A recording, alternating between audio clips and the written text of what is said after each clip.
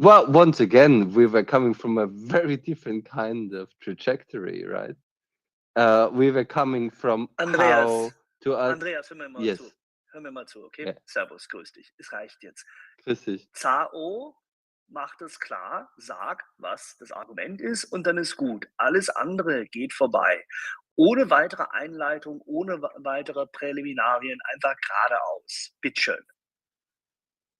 Okay. I can speak German, Axel. All right. I tried once again. Ich habe es ein paar Mal probiert, geradeaus zu sagen, Axel. Okay. Once again I tried. All right. I just one sentence before.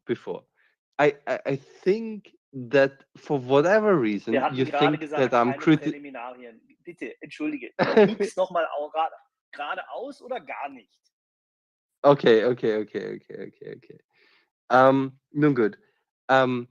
The message we get from Russia, we should, okay, to say it very, very bluntly, we should just disregard.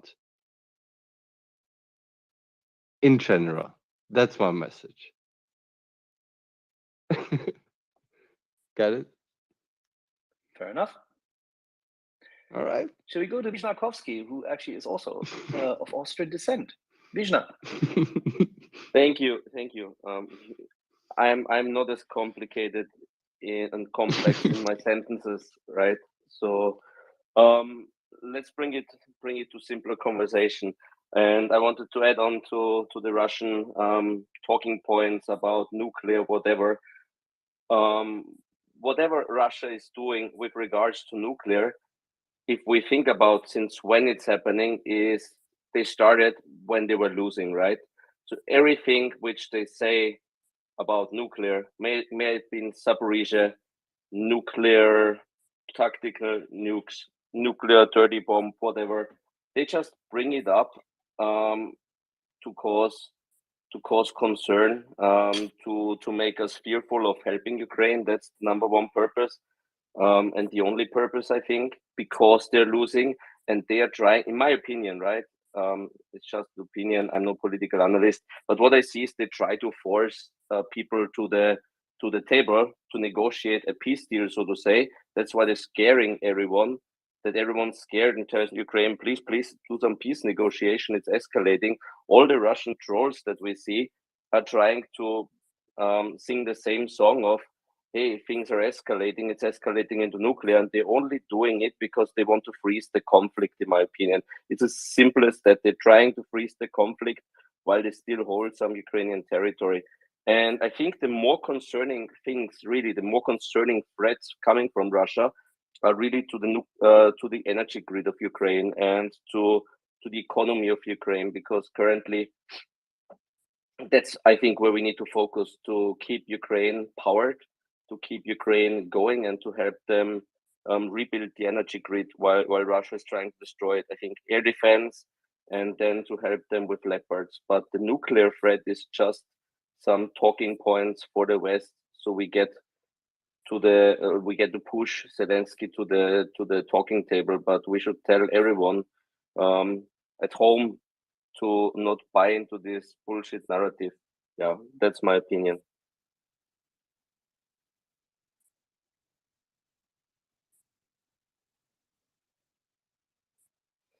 Alrighty, and in just about 8 minutes, Tim, we have a guest coming. Who will be coming? Are you talking about Malcolm Nance?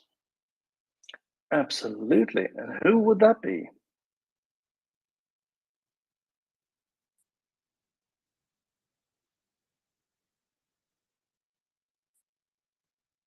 No?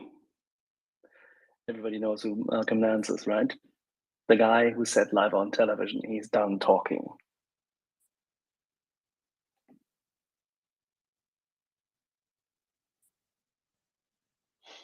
Absolutely. So, well, one of a number of former senior US intelligence blokes that you need to know about. Also a Navy man, I understand. Absolutely. And he has been not only in the Navy, but in Navy intelligence and anti-terrorism and special operations as a coordinating intelligence officer for many, many years in Moons. And having reached a certain age and gray beardedness, actually had somewhat become more of a media personality for a number of years and advised, obviously, American media stations whilst being on site in Ukraine yet again in January this year. And he will share his most recent experience. He has now left Ukraine for a tour in America. So he had to resign the commission. Otherwise, he can't leave the country, of course. And is currently en route to America and will give us a few bits and bobs of his insights, and which will touch upon the most pertinent subjects which he would have been unable to talk about whilst downrange or in theatre. So, everybody, in 6 minutes, Malcolm Nance.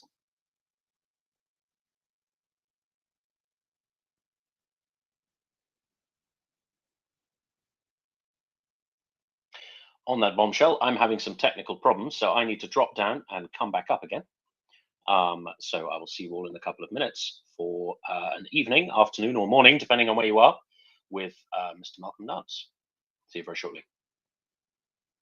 All right, no worries, Tim. Chris, please go ahead, and Tim, please come back.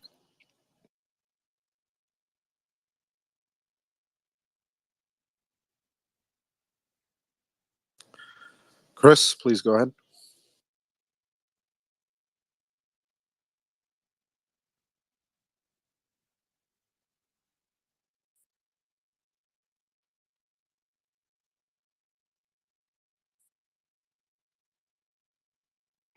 See to that whilst we're waiting for Tim to recycle and come back up, Chris also can't get into gear. Yeah, Chris, you're showing us connecting, so please leave the space, turn off your Twitter app, maybe restart your phone and try to rejoin us, because we've been trying to connect you for the last minute. With that said, we have Mix Oko. Please go ahead. Yeah, thank you. Good evening, everybody. I'm just going to reply regarding this guy from Austria. At least that all the people that can do right now is just stand up with Ukraine and help Ukraine in any kind of way. The answer is who's invaded who's. The Russian is aggressor. The Russian is killing people. It's not the Ukraine. Ukraine is defending its country. And you have to be ashamed what you're talking about, the peace negotiation. Peace negotiation, you start when Russia leaves Ukraine immediately, by peace or with the force. And don't make these conclusions in these circumstances. And I don't know if somebody's hearing me, but I'm just going to say to Malcolm Nancy, you're my true hero, and Slava Ukraina.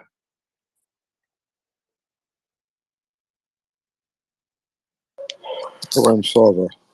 Chris, please go ahead.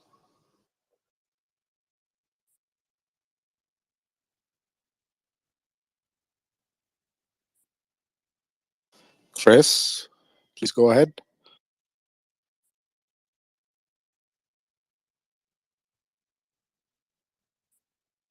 All right, Vyshniakovsky, please go ahead. Sorry, I'm there. Are you there?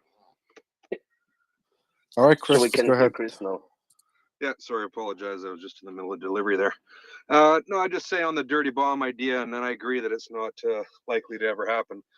But I would just point out that, Malcolm's going to come on here and talk about what the Army is going to do in preparation of such events. So, I think to suggest that it's absolutely no chance or it's not even worth talking about, I think, at the very least, it's worth talking about.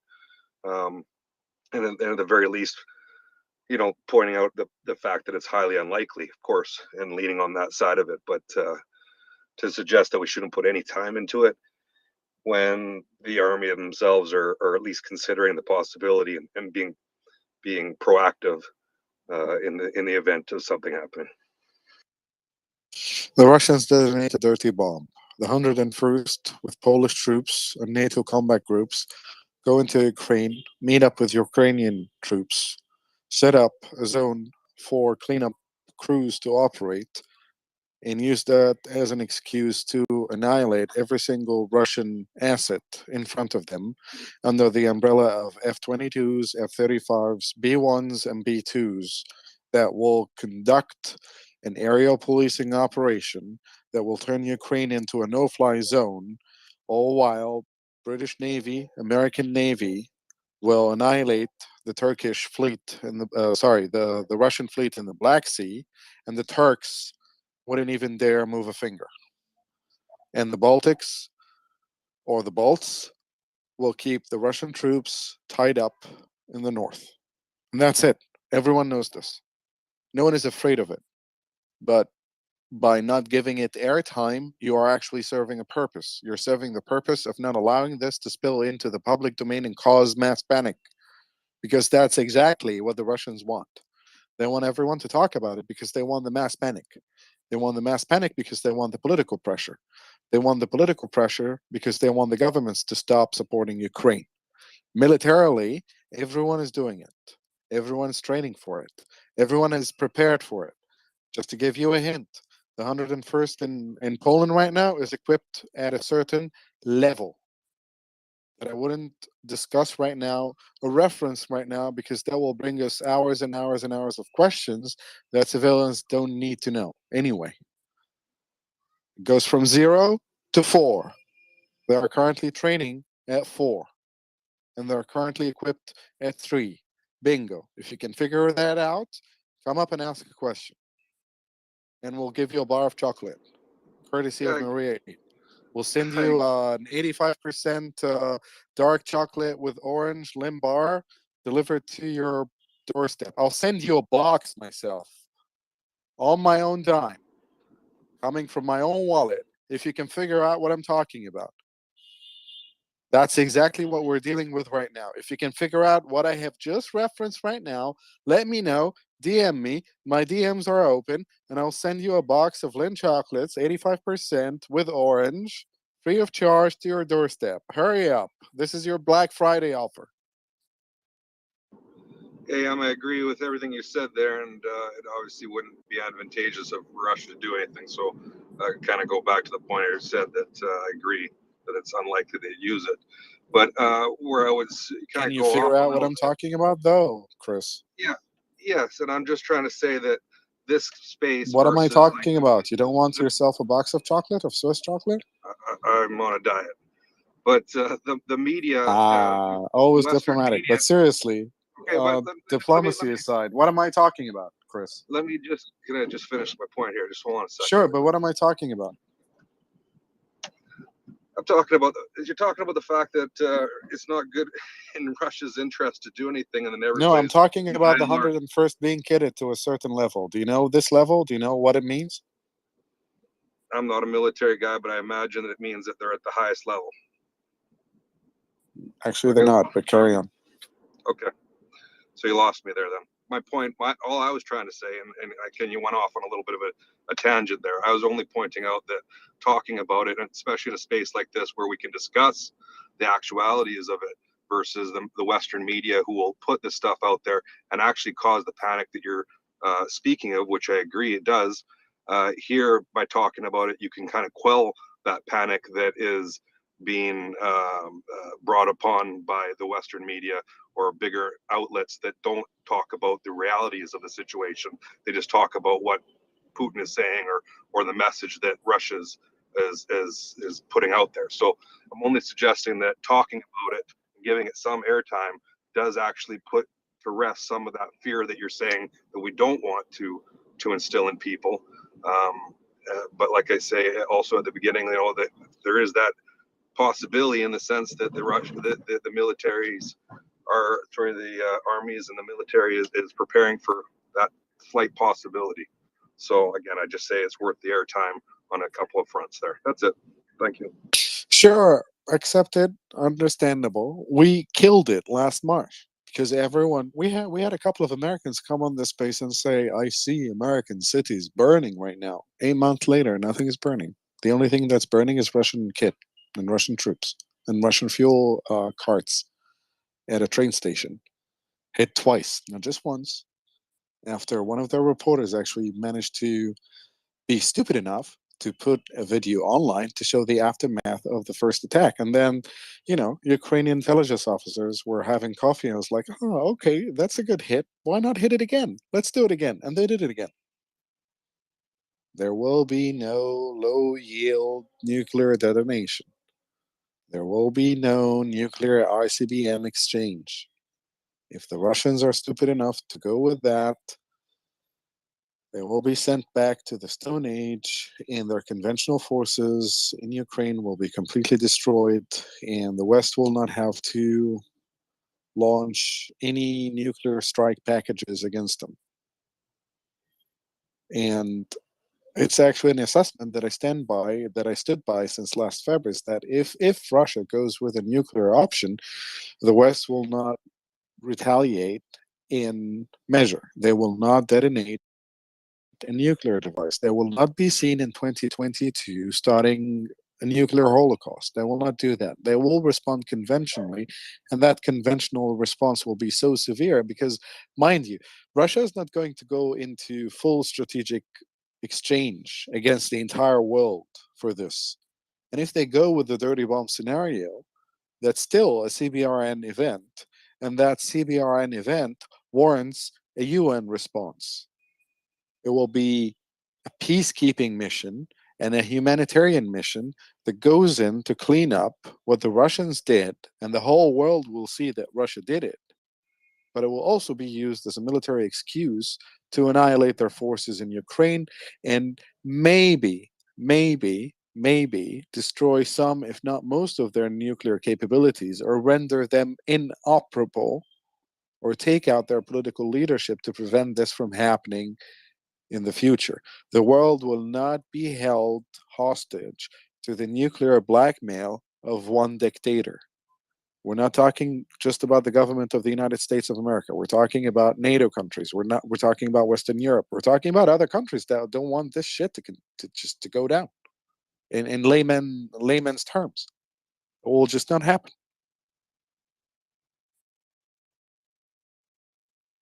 Jan Zef, please don't talk about folding machines and going back to doing laundry and folding clothes.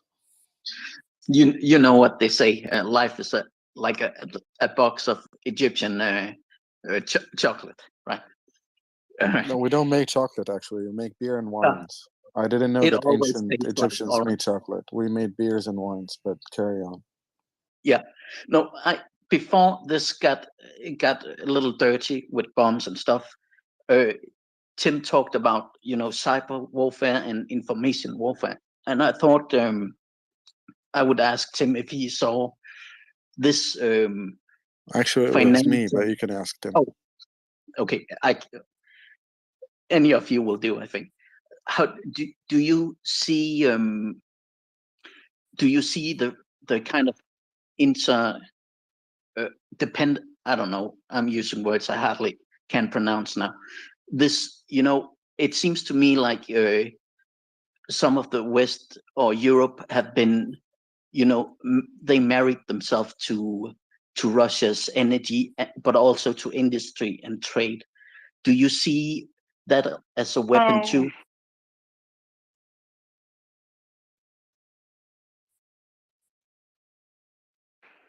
Can you repeat the question again? Sorry.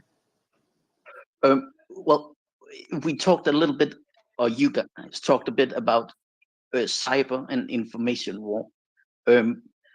This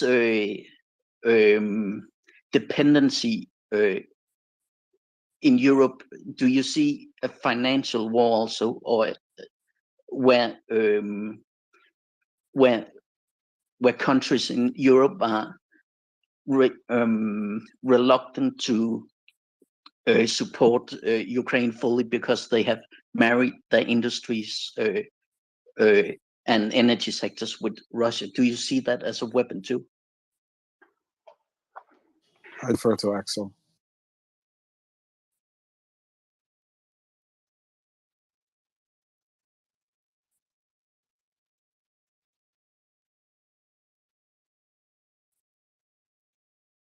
Axel, do you want to sorry, comment? I can't do it at the moment. I'm doing something else. I apologize, but I'm very busy. No worries. Yeah, minutes. well, sure. Jans, so Russians thought that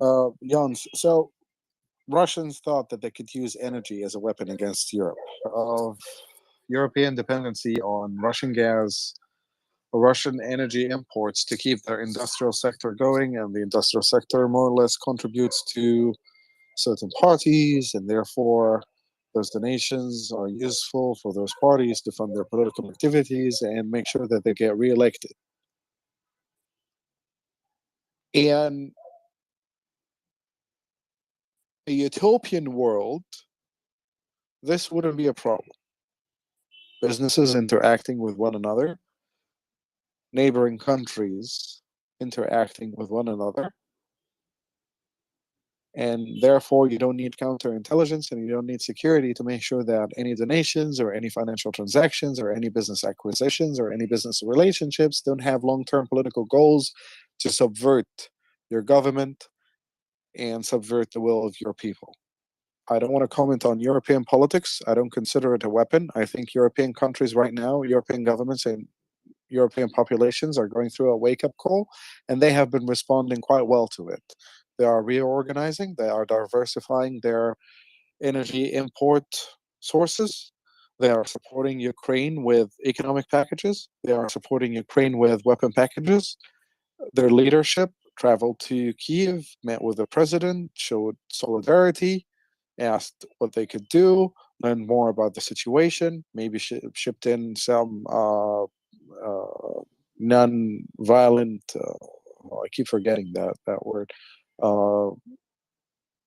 Aid that is not of military nature to support the Ukrainian effort of protecting its own people primarily and restoring its sovereignty as well.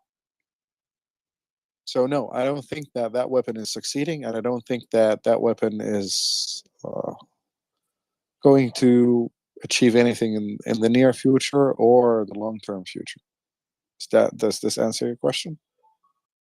Yeah, I guess the question was if you saw it as a weapon, but I also understand that, you know, countries trade. So I think it answered it. Thank you very much. Everything can be a weapon. A word can be a weapon. Satire can be a weapon. Songs can be a weapon. Print can be a weapon. Politics are a weapon. Media is a weapon. Well, it is what it is. Everything is a weapon.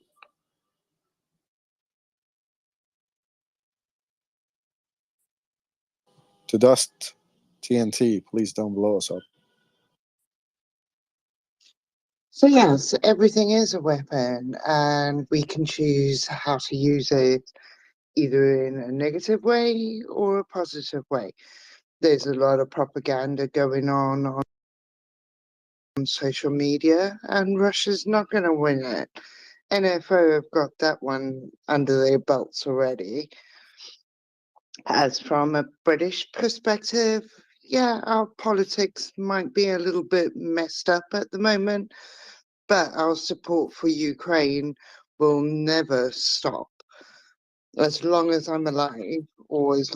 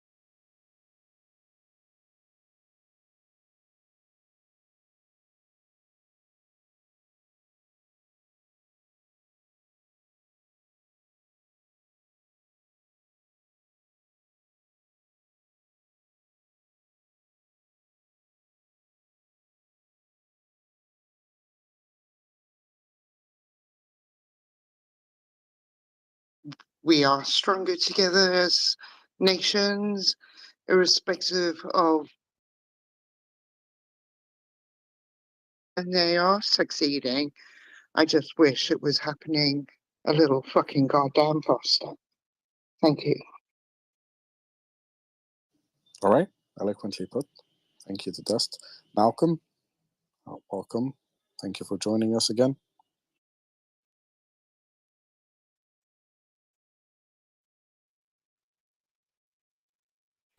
Malcolm, Sorry about that. My microphone was off.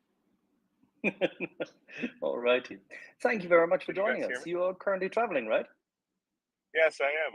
I'm traveling. I'm outside Ukraine right now. So for the first time, I can't remember, 6 months maybe. So wait, yeah. Well, anyway, for a long time, and I'm glad to be here.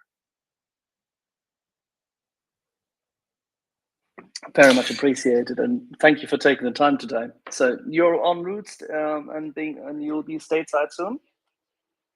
Yeah, I'll be back in the States here in a week or two, and I'll be doing a lot of support operations for the Legion and the Legion Battalion that I'm assigned to, and I'm technically on leave, but it's going to be an extended leave. We have a lot of things we're fundraising for. We have vehicles we're trying to get, and a high level of awareness. You know, for most of you who don't know, if you don't know who I am, I've been here since January 25th, which is a month before the invasion of Ukraine, and I've been home 14 days in the last 10 months. So, and I've been on the ground here in Ukraine. I've worked for all three branches of the International Legion, 1st Battalion, 3rd Battalion, which is the battalion I'm in right now, the Special Operations Battalion, and the other Legion that works with a government ministry. So, but I want to, we're here tonight to answer your questions, and certainly in the perspective of things that I'm seeing that I've left on the ground just, yesterday in Ukraine with regards to the political situation in the West and the threats that Russia is making with regard to, radiological weapon systems, atomic bombs, and things like that. And I think, I know it's a very sensitive subject, and I know that a lot of people are concerned about this. And also, we know that there are information operations that are being carried out, even on this channel, by people who have an interest in furthering the threats that Russia is doing. So I think by clearing the air a little bit, to a certain extent, people are going to say, well, what level of expertise do you have? Well, I have some.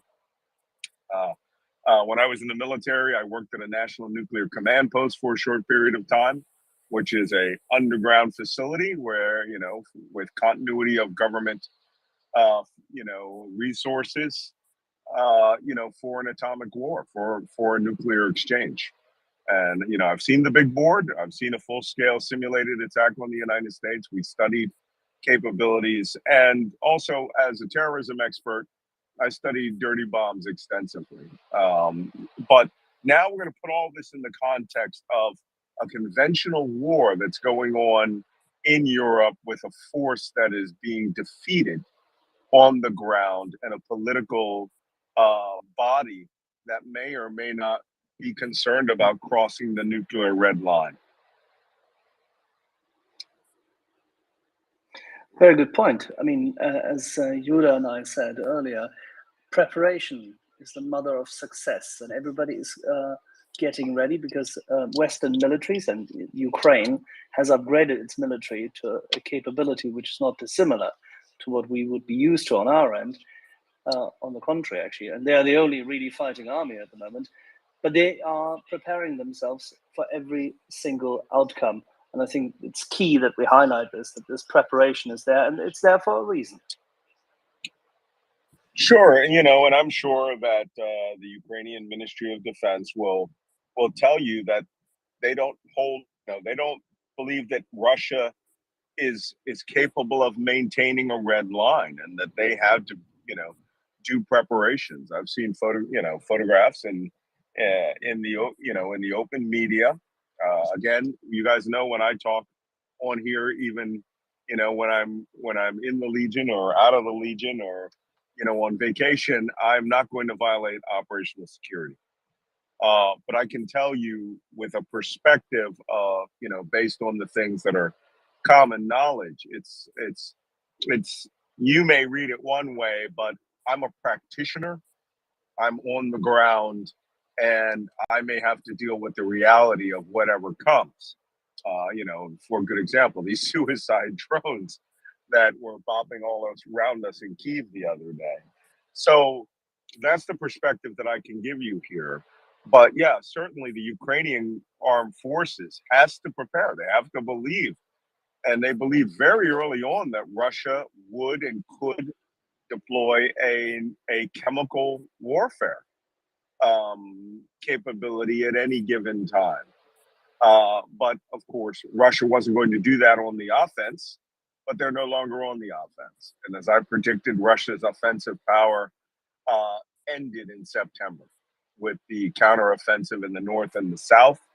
Russia has nothing to throw at Ukraine anymore. All they can do is take whatever punches we give them and eventually collapse. The question on the table is, if it appears that there's an eventual potential for collapse and Russia wants to change the dynamic of this war, what are they capable of doing? And what would they do, on a, that could impact them on a tactical scale?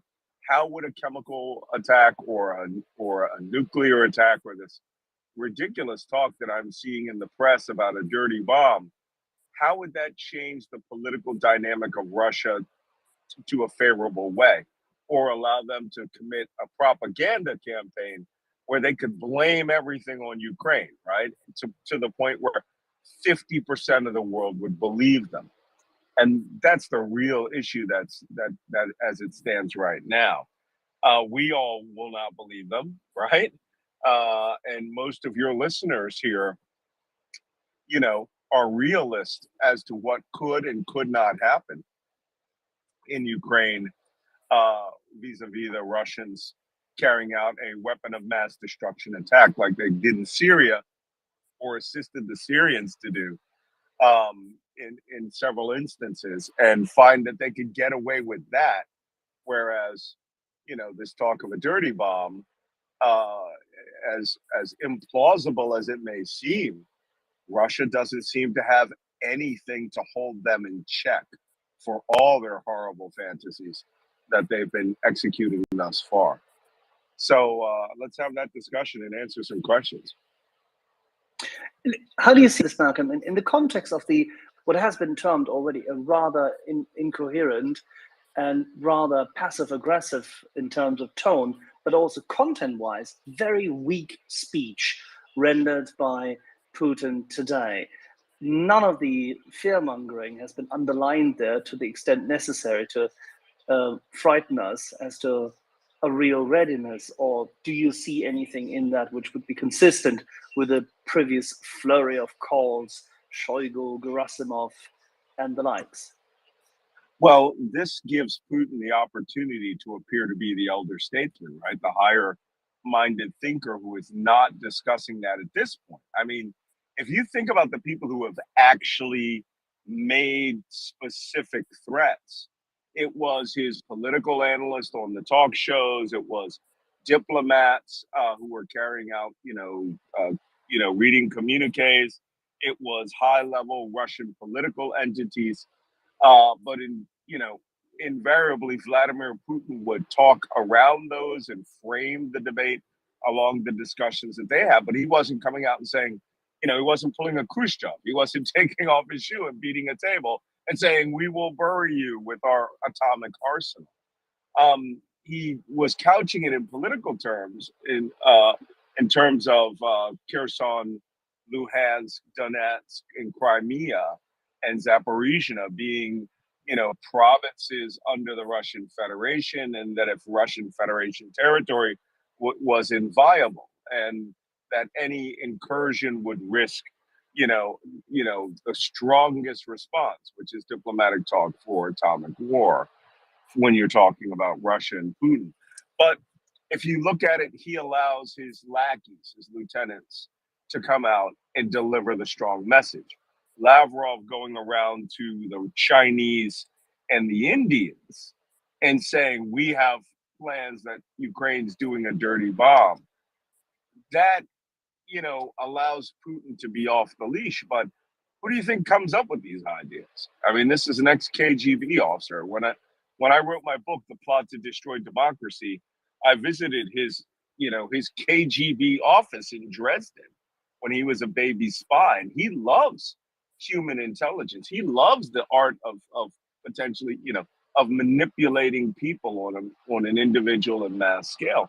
And all of this to him is just some human intelligence operation that, from with a Soviet era mindset. Because remember, this guy is a Soviet era communist turned oligarch turned dictator. So he's always going to have this mindset that, if you threaten the West, good things will come to you. But really, the context here that we should be considering is, if Russian forces are on the verge of collapse, will they decide to change the battlefield and political dynamic in the world on a level that we haven't seen since 1945? So can you tell us a little bit then in this regard about the preparations currently undertaken and how Ukraine approaches those threat levels, the statements, and the concerns at hand? Well, I can't speak to the Ministry of Defense and the Land Warfare Command and what preparations they're taking, other than the most basic, right? Which is that, everyone is issued a gas mask. Everyone's issued, we have Avon C50s. There's chem bio gear available. I personally haven't seen any NBC units in the field, but the single simplest way to describe Ukraine's preparations is to whip Russia's ass as quickly as possible, right? Yeah, as we say in tactical combat casualty care, right? The first component of keeping a wounded person alive is to win the fight, win the battle that you're in, and do it quickly so that you can carry out whatever triage that you have to. Russia understands that their forces are on the verge of collapse. There are some realists within the Kremlin who are getting the real picture. And as that impacts the Russian population's support for the war, well, that's when they decide they'll change that dynamic we're talking about, which is flip the entire table up in the air. Ukraine, on the other hand, is seriously trying to win this battle as quickly as possible and cause a Russian rout. Because, whatever Russia does, if they use chemical, biological, probably not biological, but they have that capability. But if they use chemical or nuclear weapons in any way, shape, or form, right, whether it's a very low level, gas attack or, sarin, mustard, something along that lines, or they resort to a real weapon. Well, I know that the White House has made this very clear, and I'm going to make it clear for you too. There is a very long chain when you're talking about real tactical weapons between the Kremlin ordering that and a locker opening, and that locker using special handlings, removing a device that's an active nuclear weapon and putting that onto an aircraft or a rocket, a battlefield ballistic missile. There is a very long chain for that. And we have the ability to detect that chain, right it and go. So, that's the situation where, President Biden will be on the phone talking to Vladimir Putin on the red phone, and if Putin picks up, he's going to get an earful. Like, we know everything that you're doing. Stop it. The question is, in between that, which is an actual, viable weapon system that Russia can choose, and doing something covertly, using fissile materials or just radiological debris to make what they call a dirty bomb. The Ukrainians can't do anything other than fight, right? So the question that we have on the table is, what circumstances would Russia want and need to do this, apart from the fact that their army may be on the verge of collapse? Let's say the Kherson pocket turns into men, with inflatables, water wings on their uniforms trying to cross the river, an entire, blowing the Novakhovka Dam, and abandoning their people. I mean, this is a circumstance where the war will be considered over in Russia if that were to happen in a very large way, in such a way that it appears that the Russian army in the south is defeated, no matter how many men they get back across the river. So that's where we have to go through the calculus, not a Western calculus in how we would do it. Ann Applebaum, my friend, has made it very clear. Stop thinking about Russia as a country that thinks like we do, that has a rational mindset the way we have. Start thinking about them as a worst case scenario country, on the basis of their own psyche, on the basis of their own, national,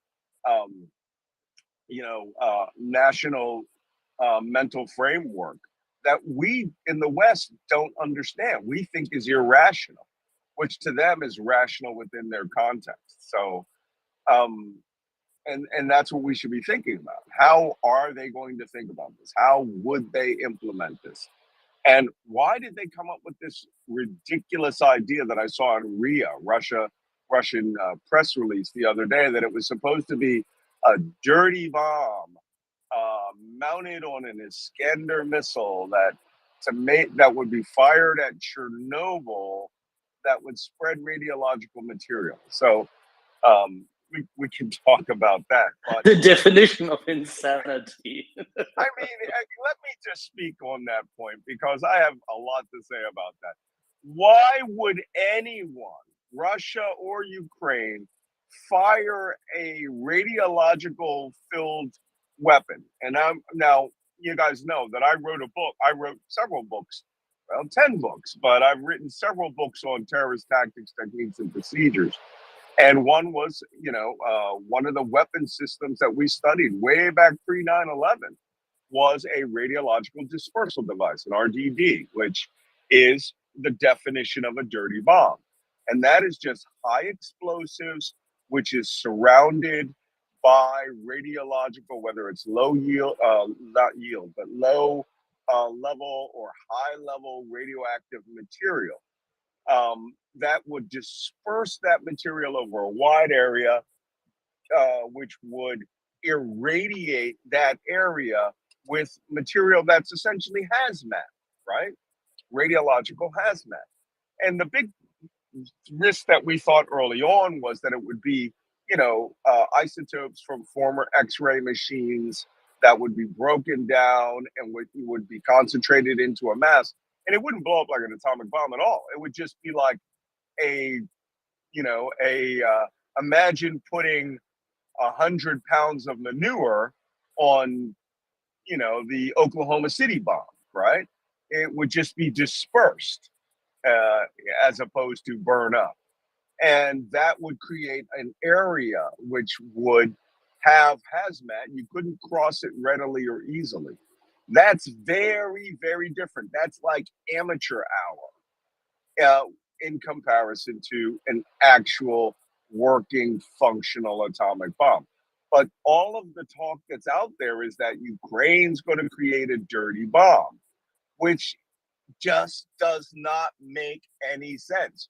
The Chernobyl nuclear reserve, which I have been to, is a living dirty bomb zone, right? I mean, you could take a bucket of that stuff and put it on a hand grenade, around a hand grenade, and you would create a dirty bomb, right? Just take a bucket of any of that material, because that's up there. And the Dirt, soldiers, tree the bark, soldiers found it everything. out, right?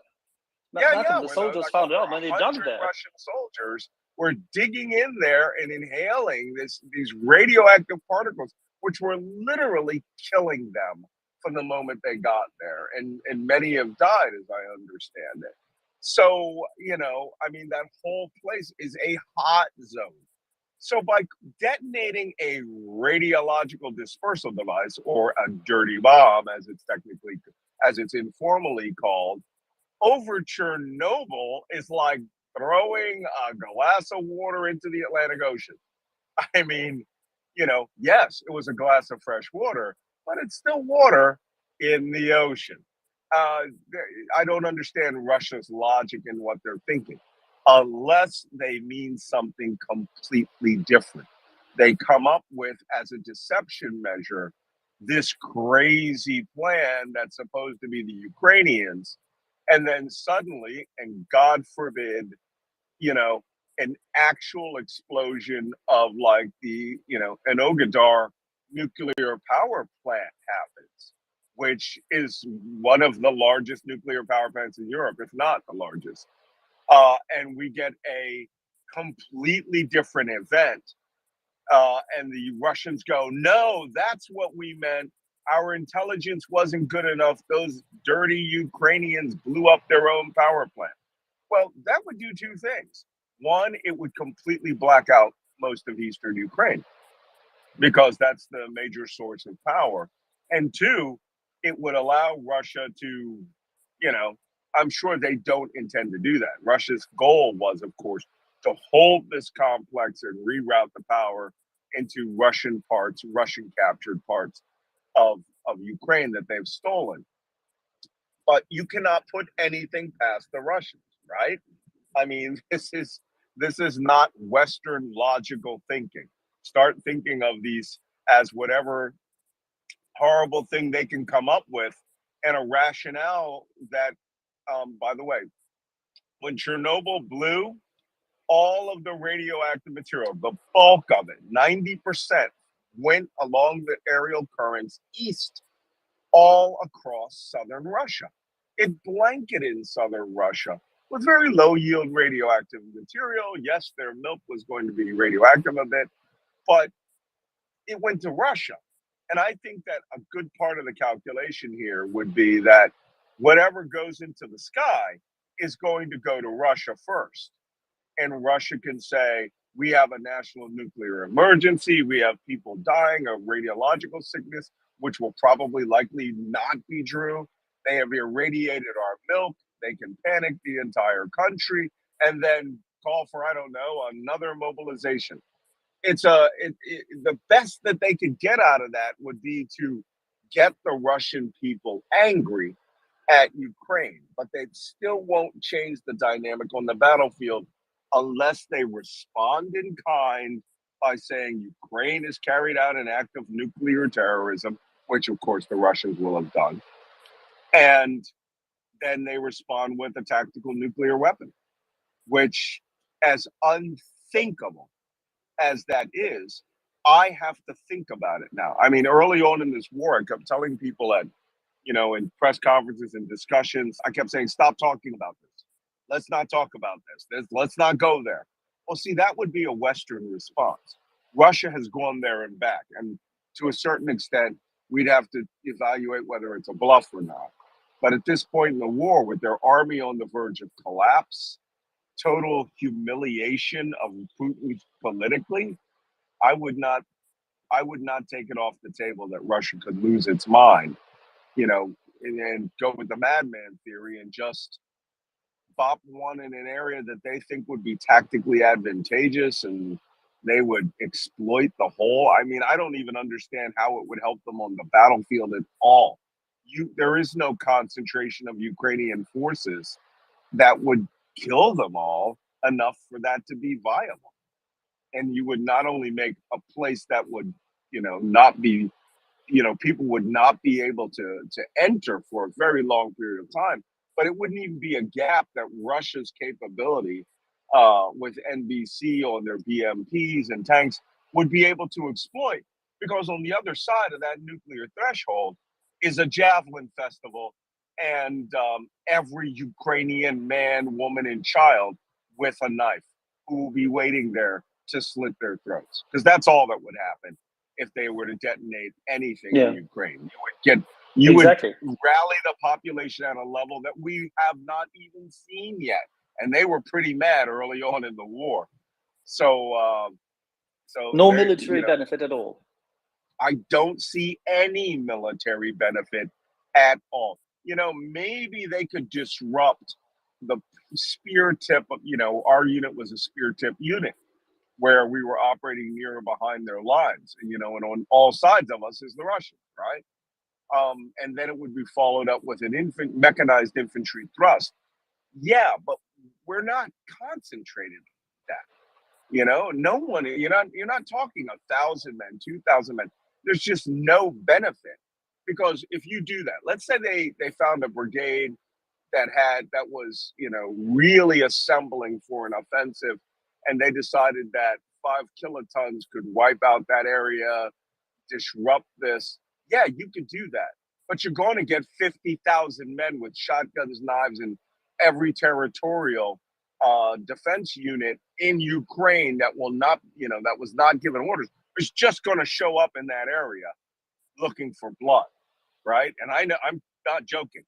These people will come out with their duck hunting shotguns, and they will just, you'll get a 10-to-1 advantage Ukraine in that area, and they'll just go around the radioactive, waste area, and you'll get an informal offensive that will wipe Russia off the map. I really do think that will happen.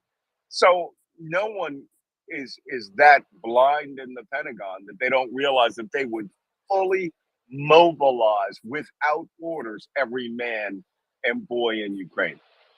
So no military advantage. Yeah, and as Ben Hodges said when he was here on the space, and then right after that in an interview, and it was not, he didn't have to hesitate. It was absolutely clear. If and when Russia were to do this in any shape or form, use a tactical nuclear bomb or impair Zaporizhzhia nuclear power plant, the United States of America would wipe out the Black Sea Fleet to kingdom come and thank you. Well, no. Let me tell you right now, it won't be the Black Sea Fleet. If something were to happen in Ukraine, whether it's, let's say it's a massive chemical attack that kills tens of thousands of people. Let's say they just, God forbid, I don't even want to discuss this, but I have to, because it's in the realm of possibility now. And I could be a victim, but let's say they were to do that and change that dynamic and think that the West will just stand back and watch. I'm going to assure you right now, and I know people who are in the highest levels of government, who work in the National Command Authority, sphere of influence. I'm a pretty well wired in person, in the national security apparatus in the United States, even though I've been absent because I've been fighting in Ukraine. But let me tell you right now, Belarus air defense would disappear in a matter of hours. There would be a no-fly zone over Ukraine that would be fully enforced by NATO, and you would have to bring in the 101st and 82nd Airborne into Ukraine to execute what would be the protection and facilitation of what would arguably be one of the largest humanitarian efforts in history. So you would just be guaranteeing, Western forces coming into Ukraine, if only to help with an exclusion zone, only to help with the the movement of people and care of people who are sick or injured by a weapon of mass destruction. And NATO's not going to put up with that. And the punishment will have to be severe, it will have to be immediate, and it will have to be conventional. And the easiest thing to do there is just make sure that every surface-to-air missile, within range of the Ukrainian border goes down, and and that Russia's air-to-air capability is neutralized.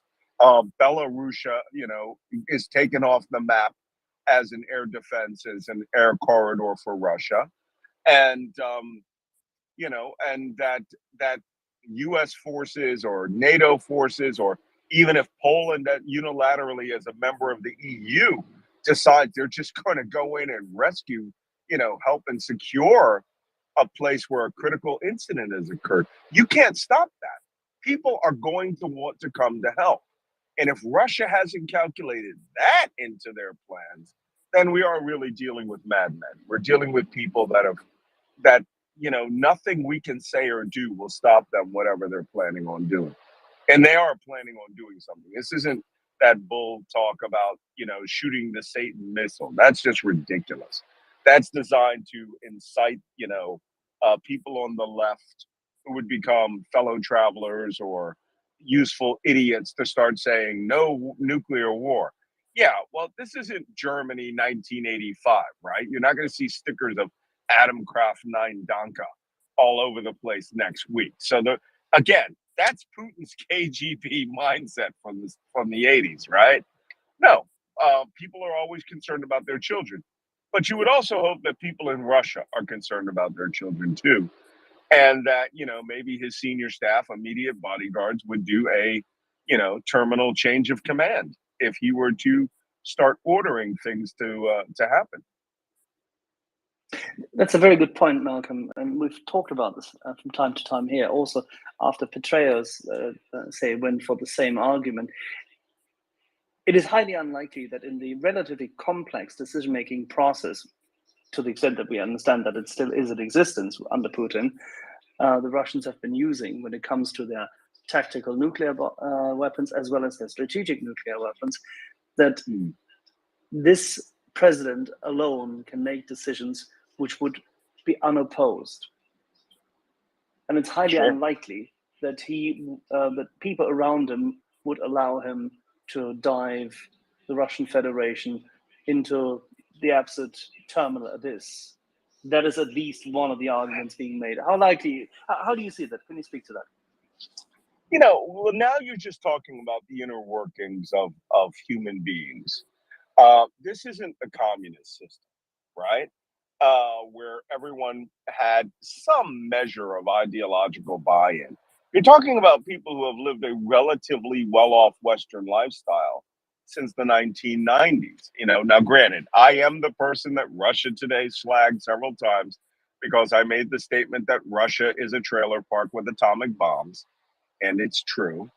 But for the most part, isn't that an insult to trailer parks?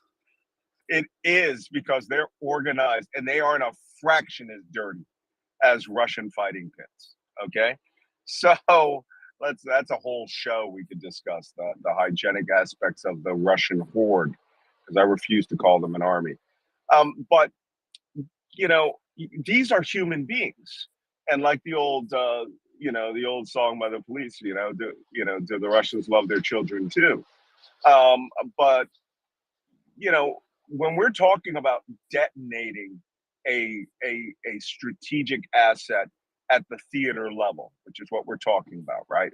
A small tactical nuclear weapon, or even a neuron type device, right? Neutron type device, where you irradiate the area with fast dissipating neutrons, and you kill the troops through a massive burst of radiation, but the buildings and infrastructure stay relatively intact. But you're talking about people who are going to be in the Kremlin, around the Kremlin, going to work, seeing that the next step after this could in fact be that a city gets destroyed and hundreds of thousands of people are killed. I kept wondering myself aloud, during when the Russian forces were collapsing and Russia was saying we have to do something about these dirty Ukrainians. Were they really talking about, neutralizing Kyiv as a city, of 5 million people? Well, no, they want the city of Kyiv. They want it cowed.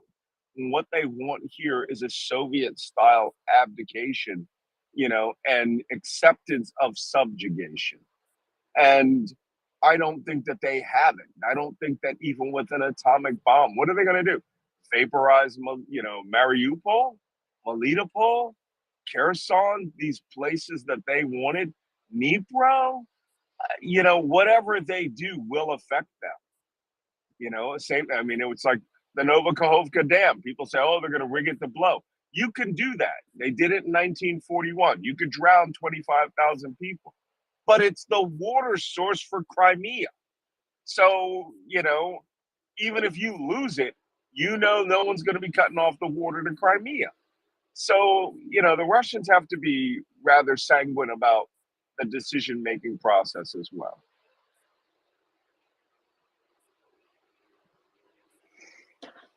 Okay, let's move from there a little bit further. Now that you've left Ukraine for a little while, and I presume you will, as you said, travel, raise funds, help the unit you've been with, and make sure that there's more public awareness also in the United States. Now that you've left them there, in hindsight, what is your perspective on the preparedness of the Ukrainian armed forces at the moment and what they need most? There are many different weapon systems, many different things being discussed. What do you see from your on-the-ground experience, what they need most, and when do they need it? I mean, of course, everything yesterday, but if you prioritize this and put it into a sensible list.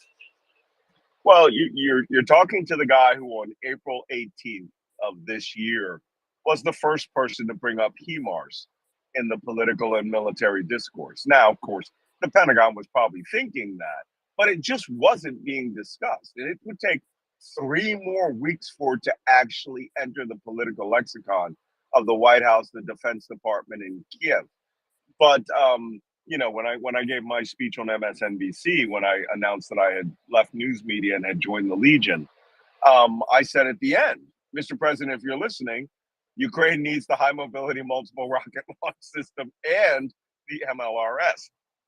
So, fortunately, I woke up a lot of political people in the United States who were like, yeah, why don't they have them? I think we are at the point now where the United States, the West, needs to start talking about the revamping of the Ukrainian armed forces. They're getting what they need right now. They'll have 36 HIMARS and MLRSs in total. Let me tell you something. When they had four HIMARS, they were surgically cutting the heart out of Russian logistics, right? It was like they were just like flicking here on the left ventricle, flicking there on the right ventricle. Now they have masses of them that each, these brigade combat elements have the ability to do calls for fire, not just from HIMARS, but from these, the German and British multiple rocket launch systems, which have 12 pods as opposed to 6 pods, right? But the same rockets. Ukraine is doing very well with those. So keeping up those rockets would be great. But I think we need to talk about next step capabilities. So there's nothing we could give them right now, maybe shy of, the A-10 Warthog. But, it's a very dense, still a very, tentative air defense environment. Russia still has good capability of shooting down aircrafts and helicopters. So, but right now, I think that they need more artillery shells. They're saying that themselves, and this is being provided. But I really think it is time to start talking next step capability, next level capability. I have no idea, and I suspect it's because Jake Sullivan, the National Security Advisor, the wonderkind there, the man who has been exercising way too much caution on this. You would hope that the Secretary of Defense, Austin, would be saying, hey, now we need to talk about getting, M1, A1 Abrams into the inventory, because the United States has an entire mothball fleet of these tanks. And yes, it requires an extensive logistics chain. Yes, it requires extensive work on these, but we've already seen the Ukrainians have the capability to upgun and use the systems that are put into their hands almost instantaneously. Yes, it will require people learning how to train, read U.S. Army field manuals and do the maintenance. But, we have the capability to create a contractor pool, in Western Ukraine that would support these systems. And Ukraine themselves has an enormous amount of manpower that are not mobilized. So I think that it's time to start saying, by the way, there's going to be like $500 billion in defense aid hitting Ukraine, and everyone and their dog is going to want to sell them whatever great system they used during the war. The Germans are looking to sell that, Panzerhowitzer 2000, our area of operations, and I love that thing.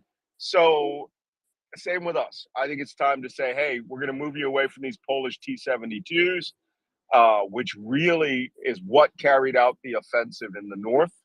And it's time to get you up to, the A model M1A1 Abrams. And let me tell you something. If freaking Egypt can operate it, the Ukrainians can operate, the A3 level. I mean, the Ukrainians are far more sophisticated than the Egyptians. We And operate there's it no and we excuse. build it, Malcolm. We just don't I operate know. it. We actually build it. And we I operate it know. quite well, sometimes more than better than your crews, but that's a different story. Oh, Fighting Ya words. Allah, yeah, supposed to have it. So, I want to see that. So anyway, I have been seeing it since 2006 until 2011, Okay. but that's a different story for a Yay. different day. And you know what? That would be even better, right? Maybe the Egyptians. Well, see, the thing is, the Egyptians now are going to stop buying a lot of Russian weapon systems. It may be in their interest to, factory build for the Ukrainians if the Americans have objections of providing their Well, mothballed. that won't happen, but we will definitely not buy those Su-35s. Yeah, and what about in the K-52s? I mean, Jesus Christ, who wants to operate those damn things anymore? We have 46 of them. We're operating I them in know. a different condition, but that's a different story. Yeah, off the carriers and stuff. So, but anyway, long story very short. We need to start looking at, and I know Ukraine is thinking about, what happens when when they've taken their borders back, there's a ceasefire. They want to transition their army, and they want to move up from M113s. M113s are just what they are, battlefield tactics, right? If they could get rid of BMPs, BMP2s, they would. But there has to be something with real fighting capability. They love their BTR4s. I've seen them on the offensive. With that gun that they have, that gun system they have, they're much more effective than the BTR-80s, the 82s, whatever the Russians are operating. But there will have to be a revamping of the Ukrainian army, and that may include, and it should include, F-16s. The entire Ukrainian Air Force should get full capability to defend their airspace and take, they've already been, armed with HARM missiles. So they have the ability to neutralize Russian air defense, SEAD, suppression of enemy air defense. And it's just Russia's long range loft capability, S-400, S-500, systems like that. It's a little bit harder. But we should at least give them capability so that everything west of the Dnieper, air-to-air and strike range by aircraft that they can easily operate. They can easily operate the F-16. If you're flying the MiG-29 and the Su-27, you're way ahead of the curve for an F-16. Whatever block that they have, sell them the same block as the Saudis. Now that brings us to the point that obviously, if and when, and you said it, Mr. Sullivan and Ron Klain can find it in them to allow the president, who evidently wants to take matters in his hands, and Lloyd Austin, who seemingly is very well prepared for it and has been pushing for it, to put the send order out and send Abrams and Bradleys and whatnot. That would obviously immediately put massive pressure on Germany to release the Leopards, meaning release the re-export licenses for everybody else. that in itself is consistent with what has been said since Ramstein 1, that Ukraine, sometime during this war, will have to migrate to different platforms. We did this with the 155 already. We've done it now with howitzers, and as you said, we've done it with the Gepards. And when I say we, the coalition of the willing has done it by means of contributing more modern gear, even if it has been designed in the 1970s. But more modern gear into theater. But those tanks will have to come, and more anti-aircraft systems and anti-air missile systems have to come. How long do you think this will take? Will it happen before or after the midterms? Oh, well, it happened well after the midterms, believe me. I mean, and the midterms will determine quite a bit. I'll be quite honest with you. You guys know I've written several books about the dangers that are being posed to the United States through this political shift to the hard extremist right. This is teetering on, the United States is teetering on dictatorship and authoritarianism. And they're not joking about cutting off all aid to Ukraine. Yes, Lend-Lease is in effect, therefore they won't be able to get away with it. But, Lend-Lease is exactly where I would say we are transferring 100 M1A1 Abrams, A model, form reserve in the stocks. We will refurbish them. We will get the European Union to help with the transport of them. And we'll carry out a mini Operation Reforger, which is, for those of you who are my age, it still goes on, reinforcing forces in Germany, where we will put them all on a row and run them over to Europe, offload them in Gdansk, and slap them onto truck, into tank transports, and get them all out to Western Ukraine and get the Ukrainians, into, over to Graftonville or someplace and start learning to operate and shoot these things. And they have experienced tankers, and tanks are tanks. There's some are more sophisticated than others, but an Abrams is not just a truly offensive weapon system; it's a brilliant defensive weapon system. It has a much greater ability to do hull down shooting at, with gyro stabilized scope cannons that can kill, fighting on the move in a way that T-72s just cannot do it. T-62s are just, the stationary targets that they use, at Fort Knox when they're training on killing tanks. So, I would think, if I were the Ukrainians, I'd say screw the Germans, screw Leopards, Leopards. We want M1A1s. Period. And if I were Biden, I'd be like, yeah, let's get that down there. And that's where the defense industrial complex will kick in and start saying, yeah, we want that, we want that Lend-Lease money, that contractor money to get this, this nation rearmed and prepared for a ceasefire. Or once the ceasefire comes and they've liberated their own lands, Ukraine is going to want the capability to defeat anything Russia throws at it, anything. And I personally think that having the equivalent of, 1 or 2 U.S. mechanized or armored divisions that would be called the Ukrainian army, right, is in our interest. So, why not give them the Bradley? Why not, upgun them to, swap out their BMPs for Bradley infantry fighting vehicles? They're all going to our reserves or going into storage. And it would be in our national interest to make them, give them all the same capability that the U.S. Army of 2010 has. And by the way, the Ukrainians, they're beating the Russians with a 1980s army. Just think about that. It is astonishing that they have perfected the art of combined arms and, say, tank warfare to the extent that the Russians simply haven't. The Russians are not following their doctrine, and the Ukrainians are very innovative at adopting what is workable for them of our NATO doctrines. And they're adapting. The Russians aren't executing anything. They are executing precisely what they built, which was a corrupt horde, which was all a Potemkin force designed to look good at defense shows. Look, I lived in Abu Dhabi for 10 years. I went to, IDEX every year. I was a speaker at them. And that's the International Defense Exhibition for the Middle East. And that's like the biggest Middle East sales show there is. And I saw the Typhoon armored car when it was being developed by, the Russians in street in Ras Al Khaimah, the armored vehicle, fighting vehicle that I've now been through a burned out one, on the battlefield. And I thought, man, it looked sexy at the time. This thing is just nothing but literally a steel coffin.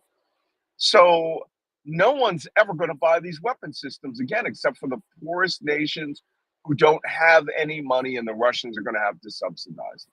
I would, the Emiratis, United Arab Emirates operates the BMP-3, and I wouldn't be surprised if they dump that in the next year.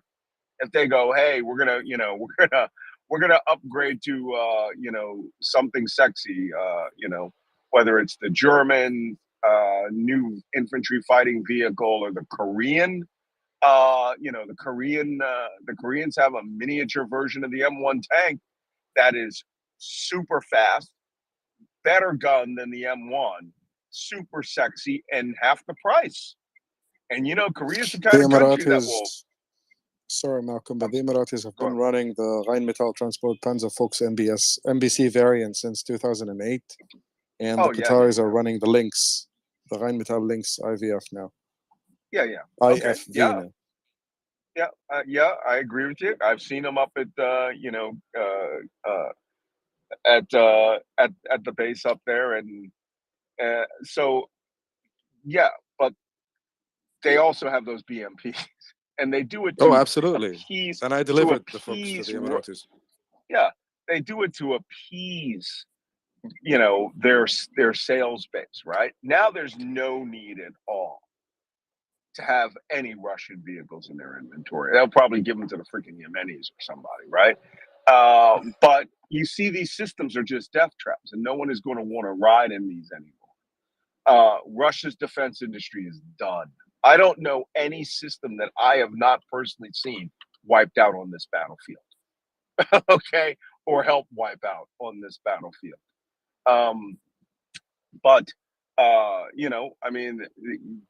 It's really a question of whether Russia sees itself as this an existential crisis. If I were Russia, I would be negotiating with the Emiratis to buy them back because Russia has nothing left in the inventory. Same way that they're trying to get Afghan mercenaries.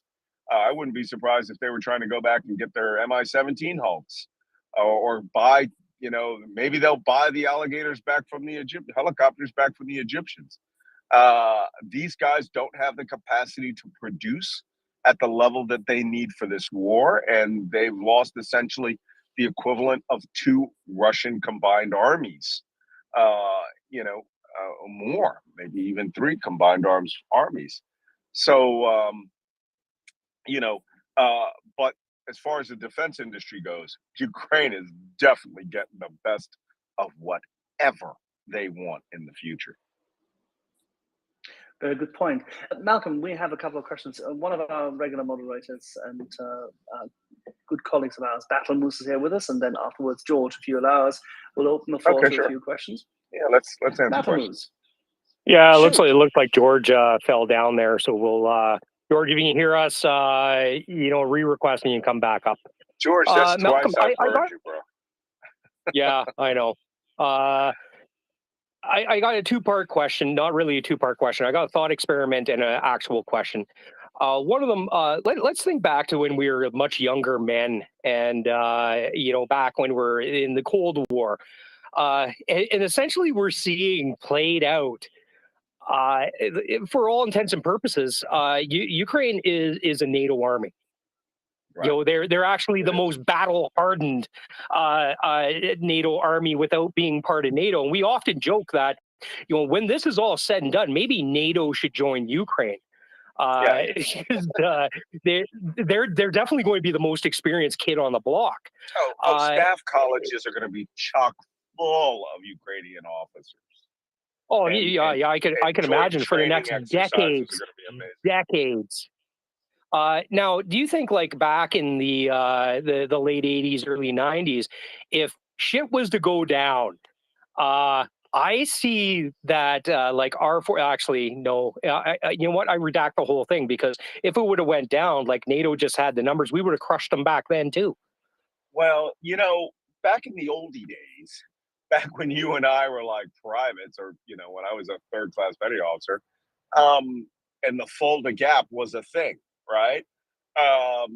Russia and the Warsaw Pact had 50,000 tanks back then. They had sheer weight of numbers.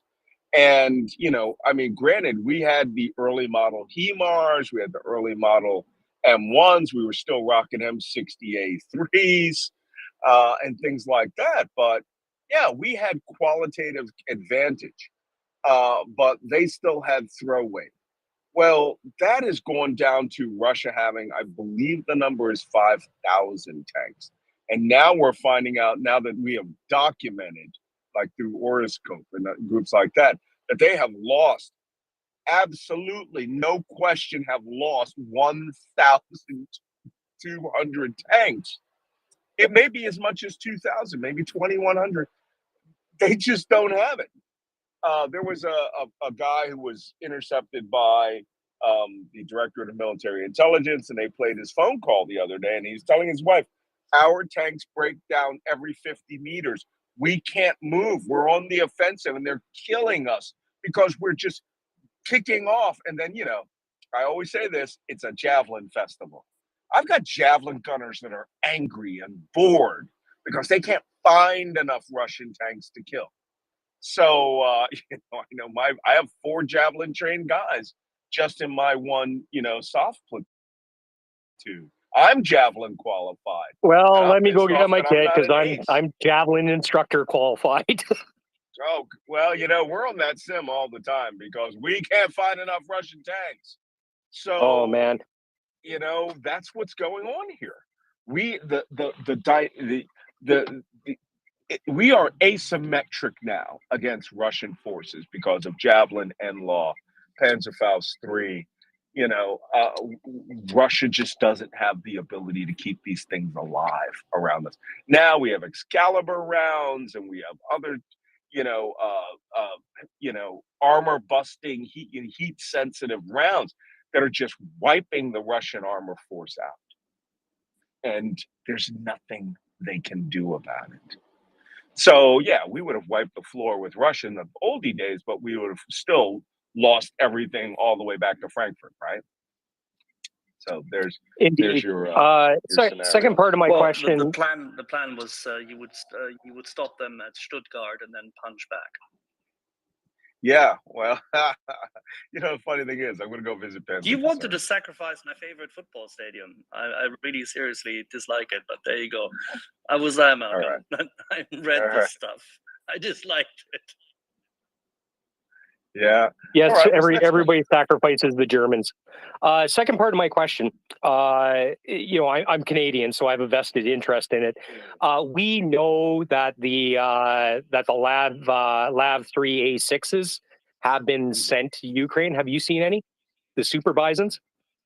No, I haven't seen any of the labs, but you have to understand how they distribute these materials. They do not distribute them in ones and twos. They go out in entire blocks. So whatever you're going to get, right? One mechanized infantry unit's getting all of them, right? Based on their table of order of, you know, their TO&E, the table of order and equipment. So, you know, if they're sending out Bisons, there's going to be a mechanized infantry battalion that's going to get all of them. You know, they won't be parting them out. Now, Gepard is a completely different animal because I've seen those, you know, in 3 different places in the country. But now the air defense dynamic has changed. So, you know, they are now guarding high value targets. And we all know what high value targets are in Ukraine, which is power plants. But they were forward on the battlefield. And unlike I said this on the program the other day, the CRAM Gatling gun that people want to send to Ukraine. The Gepard is cost efficient and round efficient in how it kills things. So it's not sending up 3,000 rounds to shoot down a mortar. It'll send up 25 rounds to wipe out an Su-25, and it will do it. So same thing with Iranian drones, right? 5 rounds, So that's how things are distributed here in Ukraine. Well, if you see one, don't tell me where or what. Just post holy pork chop sandwiches, because the Ukrainian, those are brand new off the lot, and the Ukrainians got them before the Canadian forces did. Yeah, wow, that's absolutely amazing. Well, good. Now you can have them field tested in combat.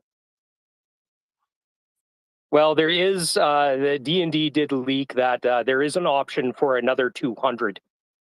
Yeah. Well, there's parts of Ukraine that is really well suited for. The BTR-4, which is the Ukrainian variant of the BTR-80, or which is a completely different front. It actually has, speaking of the Fox, right? It has that sloped angular front that the Fox, the German Fox IFV has.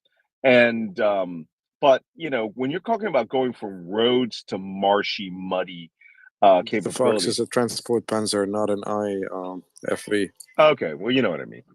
Yeah, well, unless you put a gun on top. So put a remote weapons mount on it. Everything's an IFV.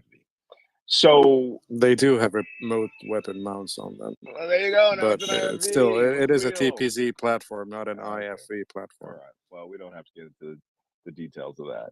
So there are parts of Ukraine that's better suited for. Maybe they're going to give it to the Marine Division or Marine Brigade. I don't know. But when you're going to see them, you're going to see them all together. You're not going to see them separated. Same with the MRAPs. MRAPs are in lots. I have not seen one in my.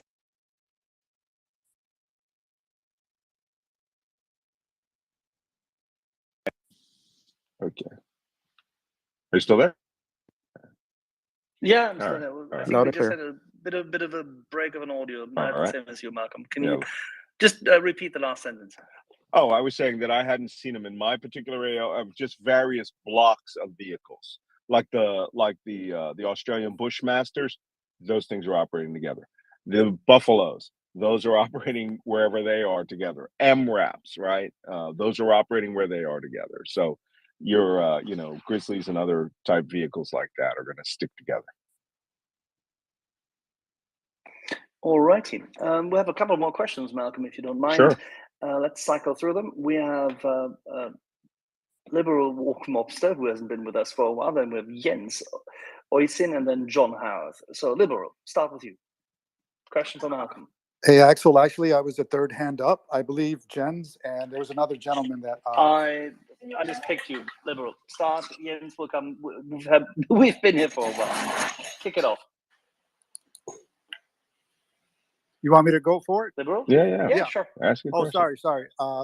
So, yeah, Malcolm piqued my interest. I'm at work, so I had to step outside. I listen. I can't always participate, but Malcolm mentioned the A10, and I was interested to hear. I know that we've kicked that can around a lot here in the space over the past couple of months. I, for one, see more benefit than not until they get F-16s. I don't see why, if we have them in storage, we can't train them up. I think it's easier to train them up, the Ukrainians up on an A10 versus the A16. But Malcolm, you brought that up off the cuff. I was wondering what your take is on the A10 and its benefits right now in this war with Russia. Well, A10's a great aircraft. I've seen the A10 in combat. It requires a relatively secure airspace, but it was designed to operate on that battlefield of the 1970s and 80s, right? The Fulda Gap, the battlefield in Germany, and designed to take a lot of damage.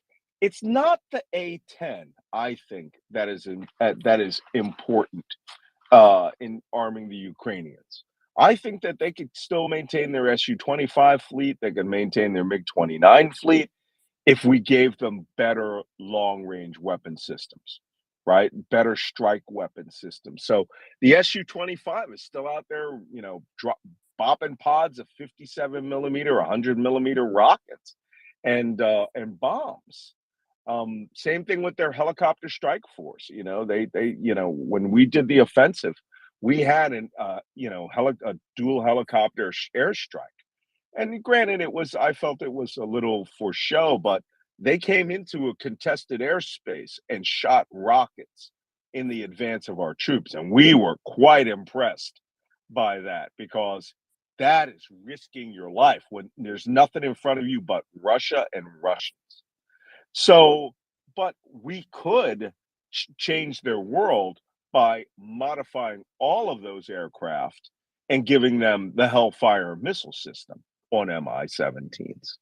Right? Now that would change everything, because essentially those helicopters would go from, bopping rocket pods to really becoming tank hunters. And so they could use that incredible capability that they have, that the Ukrainians are building, flying, 10 meters off of highways, and then, bop up and essentially have all the kill capacity of an Apache. But, it's a very advanced weapon system, the Hellfire missile. I can't see why we're not, trying to give them, I'll try to remember, the British gave them Brimstone, which was, initially not designed to operate as a ground-to-ground missile system. There is a ground launch capacity of the Hellfire. So why are we not, if the Iranians can start handing out trucks of 6 suicide bomb drones, right? Why can't we give them a launcher with, 8 Hellfires on it and an a drone-slaved electro-optical, targeting capability with a designator? Can't see why that can't be done. They're going to need it for anything further than, when they're making big pushes on places like Luhansk or Donetsk or Melitopol, or taking back Mariupol, or making approaches towards Crimea. They're going to need whatever we can give them. And I don't understand why defense contractors aren't throwing heaps of resources at this. Maybe they are, we just don't know it. There is a lot of ambiguity at the moment in that regard. I agree, and there's a very, very little legitimate information. What I've also heard, just very briefly before we go to the next question, people were going all off the rockers just a few hours ago because somebody from the Telegraph thought it's a good idea to come out with the potential that the US would send upgraded B-61-12s to Europe, and as a showcase of ballistic capabilities. Yeah, but of why? Course, to counter the narrative on the other side. Was the Telegraph? Did they have a great graphic with it? Oh yeah, I saw it. Did you see that they stole from somewhere? Yeah, of course. And they put the B-2 Spirit there. What in God's name? Okay, everybody calm down. No reason for anything. This is why people who don't know what nuclear weapons are about don't understand. We don't have to send bombers to Europe. Okay, when we flew B-2 missions to Afghanistan or wherever they went in the Middle East, they would launch from Missouri and they would recover in Guam and then go back to Missouri. We don't need to send them to England. We don't need to move anything in the nuclear arsenal anywhere. So, yeah, that's just the news media going over the top there. You should, when you're back to Washington, you should really drop by and have a word with Nick Allen, because I think you need to take him around and explain to him, how things work. Oh, they don't want to know that. They don't want to know any of that. Yeah, then they can't spin the story. No, they wouldn't know. It's awesome. We're all about to die graphics. Wouldn't be good anymore. Okay, let's have the question from Osen, then Jens, then John, then David. Osen. Okay, I'll make them short. Hey, yeah, thanks for giving me a chance to speak. I was just wondering, while there's an American intelligence officer on board, what do you think the threat from China is, or like where do they come into the whole equation? None. China's threat is to their own interest right now with all of this talk about going to Taiwan. And they don't seem to understand just because Russia is still doing trade with Zimbabwe, right, and has the support of Mali, does not mean that the rest of the world is on board with them. China is making an equation with regards to Taiwan that they can get away with it quickly and not be Russia. That's possible, but the world is going to stop buying anything from China. And you want to revitalize European and American small business manufacturing, invade Taiwan. And I don't know if the Chinese understand that or if they care. People fail to remember that China is a communist nation. And just because they have a capitalist base now with a whole bunch of billionaires, that doesn't mean that they're not going to carry out their own selfish interest when they see fit. And if they decide that they don't mind crashing the economy and remaking all those billionaires back into peasants riding bicycles. By the way, in my lifetime, I mean, not my lifetime, in the last 30 years, you had a choice between a blue jacket and a green jacket and a bicycle or going on foot. That was your choices in China. That is completely changed now. And the question is, will that society be capable of putting up with a dead stop with the entire world no longer buying their products and moving their industrial base to India or, Bangladesh or Cleveland? So, I don't know what China's up to, but it is not in their interest to do nothing. And they should continue to do nothing. But they can't help Russia. They're not going to help Russia. Good point. Jens. Yeah, good evening. Last time you visited us, I think you had to leave because you had your group had a contact. Is it appropriate to ask how that went? Yeah, I can answer. Yeah, we had a hot contact and some people were injured and they got medevaced. So, but that's all I'm going to say about that. Everybody's healthy and well now. Okay, thank you. Good. John Harv. Thanks, Axel, and good evening, Malcolm. Hello. Hi. That are being learned in Ukraine. How do you anticipate this is going to change our force design in NATO? Well, I think what's happening in NATO is now looking at it not so much as the force structure, but how the capabilities of the systems that we have. And what we have learned about Ukraine more than anything is that you had better have an extensive and deep supply base, logistics chain, and a whole boatload of ammunition. Okay. And right now, I mean, US, I know for Javelin missiles, they've increased production something like 30%. That needs to increase 300%. I know we're going to the next generation anti-tank missile, which is supposed to be way better than Javelin. I love Javelin, right? But there are intermediate systems the U.S. Army doesn't have. I don't understand why the U.S. Army isn't buying NLAW, right?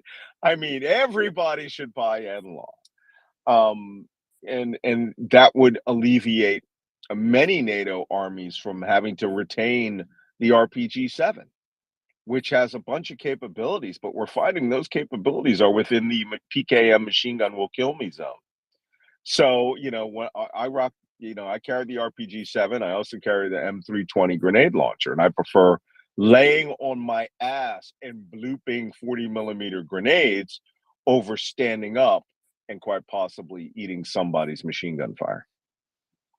So we'll see how all these things, NATO will be studying this for years. And the Ukrainians will figure out a way to integrate all this themselves too. John, do you have a follow-on? Yeah, thank you. Well, just, I mean, a comment. Thank you, Malcolm. And what's fascinating about that is that you're there on the ground. You've just come out with, in different words, the same answer that the UK MOD put out about 48 hours ago. They're doing a review of our defence review that came out very recently and addressing exactly what you were just talking about: industrial munition capacity and magazine depth. So that's really interesting that it's that joined up. And now that you're training an entire like 5 brigades of soldiers, the infantrymen and the infantrymen's battle has been corrupted with the war on terror. And I know I fought in the war on terror. I operated both overtly and in the gray zone in Iraq and Afghanistan and Libya and a bunch of other places. Believe me, the fight is very different here. I explained this to my guys the other day. They went out on that combat patrol, and I put them through an intensive training program.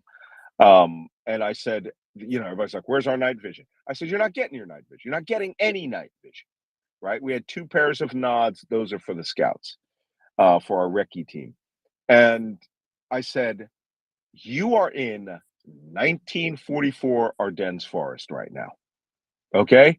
You're essentially the 3rd Infantry Division, so start thinking Rock of the Marne and start thinking dig a foxhole and wait for the Panzers to come."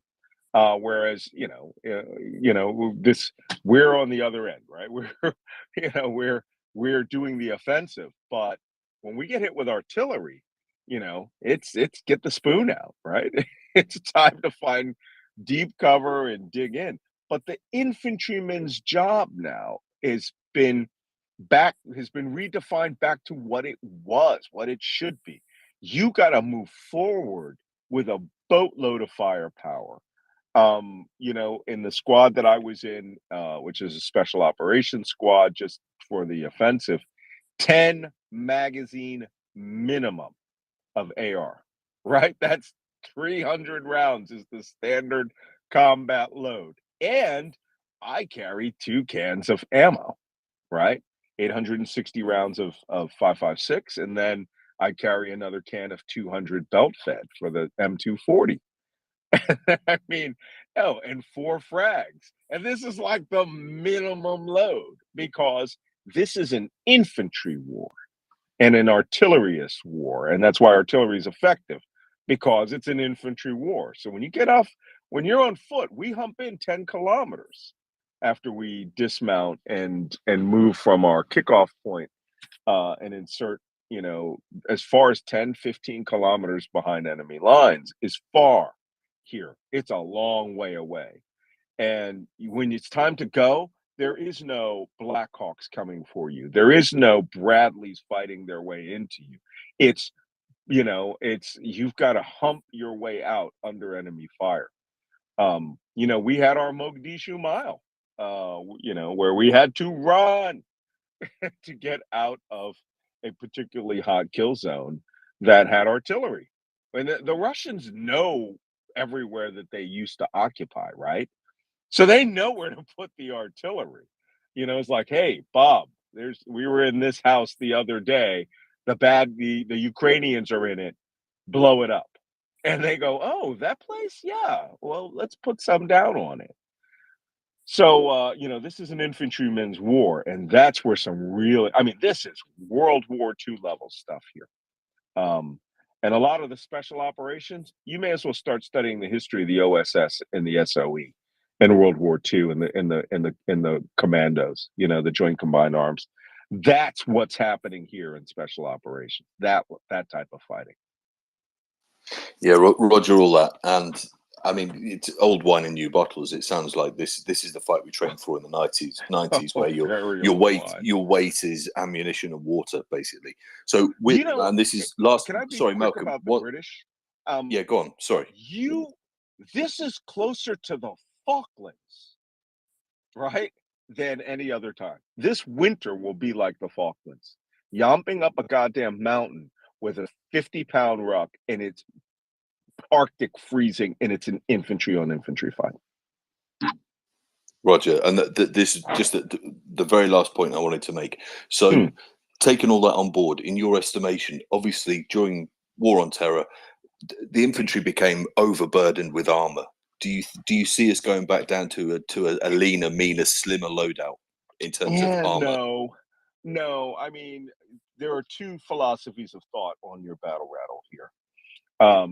I mountain climb, right? So there's alpine style where you just wear the soft, special operations plate carrier, no soft armor under it, and soft armor backer, and your sides are exposed, and you go fast and light, right? Alpine style. And then the other one is siege style, where you wear the OTV, right? The full body armor with side plates and shoulder armor. Well, when we were pulling observation posts in a fixed position, everyone was in siege armor, right? And now that we're on the offensive, virtually everybody has kicked into alpine style, the super light fit plates. I like sort of both depending on the mission. So I have two plate carriers. I have a MRAV, an old, modular releasable assault vest from the mid early 2000s. That thing's got a place here. I mean, you can get them for like $25 on eBay, right? But that's the one where you pull the tab off and the thing falls apart. If I'm going with mechanized infantry, I'm definitely going to wear that. You're in an armored vehicle. You have to dismount, and the thing may roll over. You might hit a mine. You may need to cut away fast. But 99% of the time, the piece of armor that the thing I bought home was a plate carrier by a Ukrainian company that I bought pre-war, company that went into stasis called Ballistica, and I've worn that every day, and I have a London Bridge plate carrier that's a little more upgunned with side pouches, side armor for as my backup. But an MRAV and was what I wanted for siege armor, and this Ballistica super light plate carrier for most of my operations. So it's really up to the individual.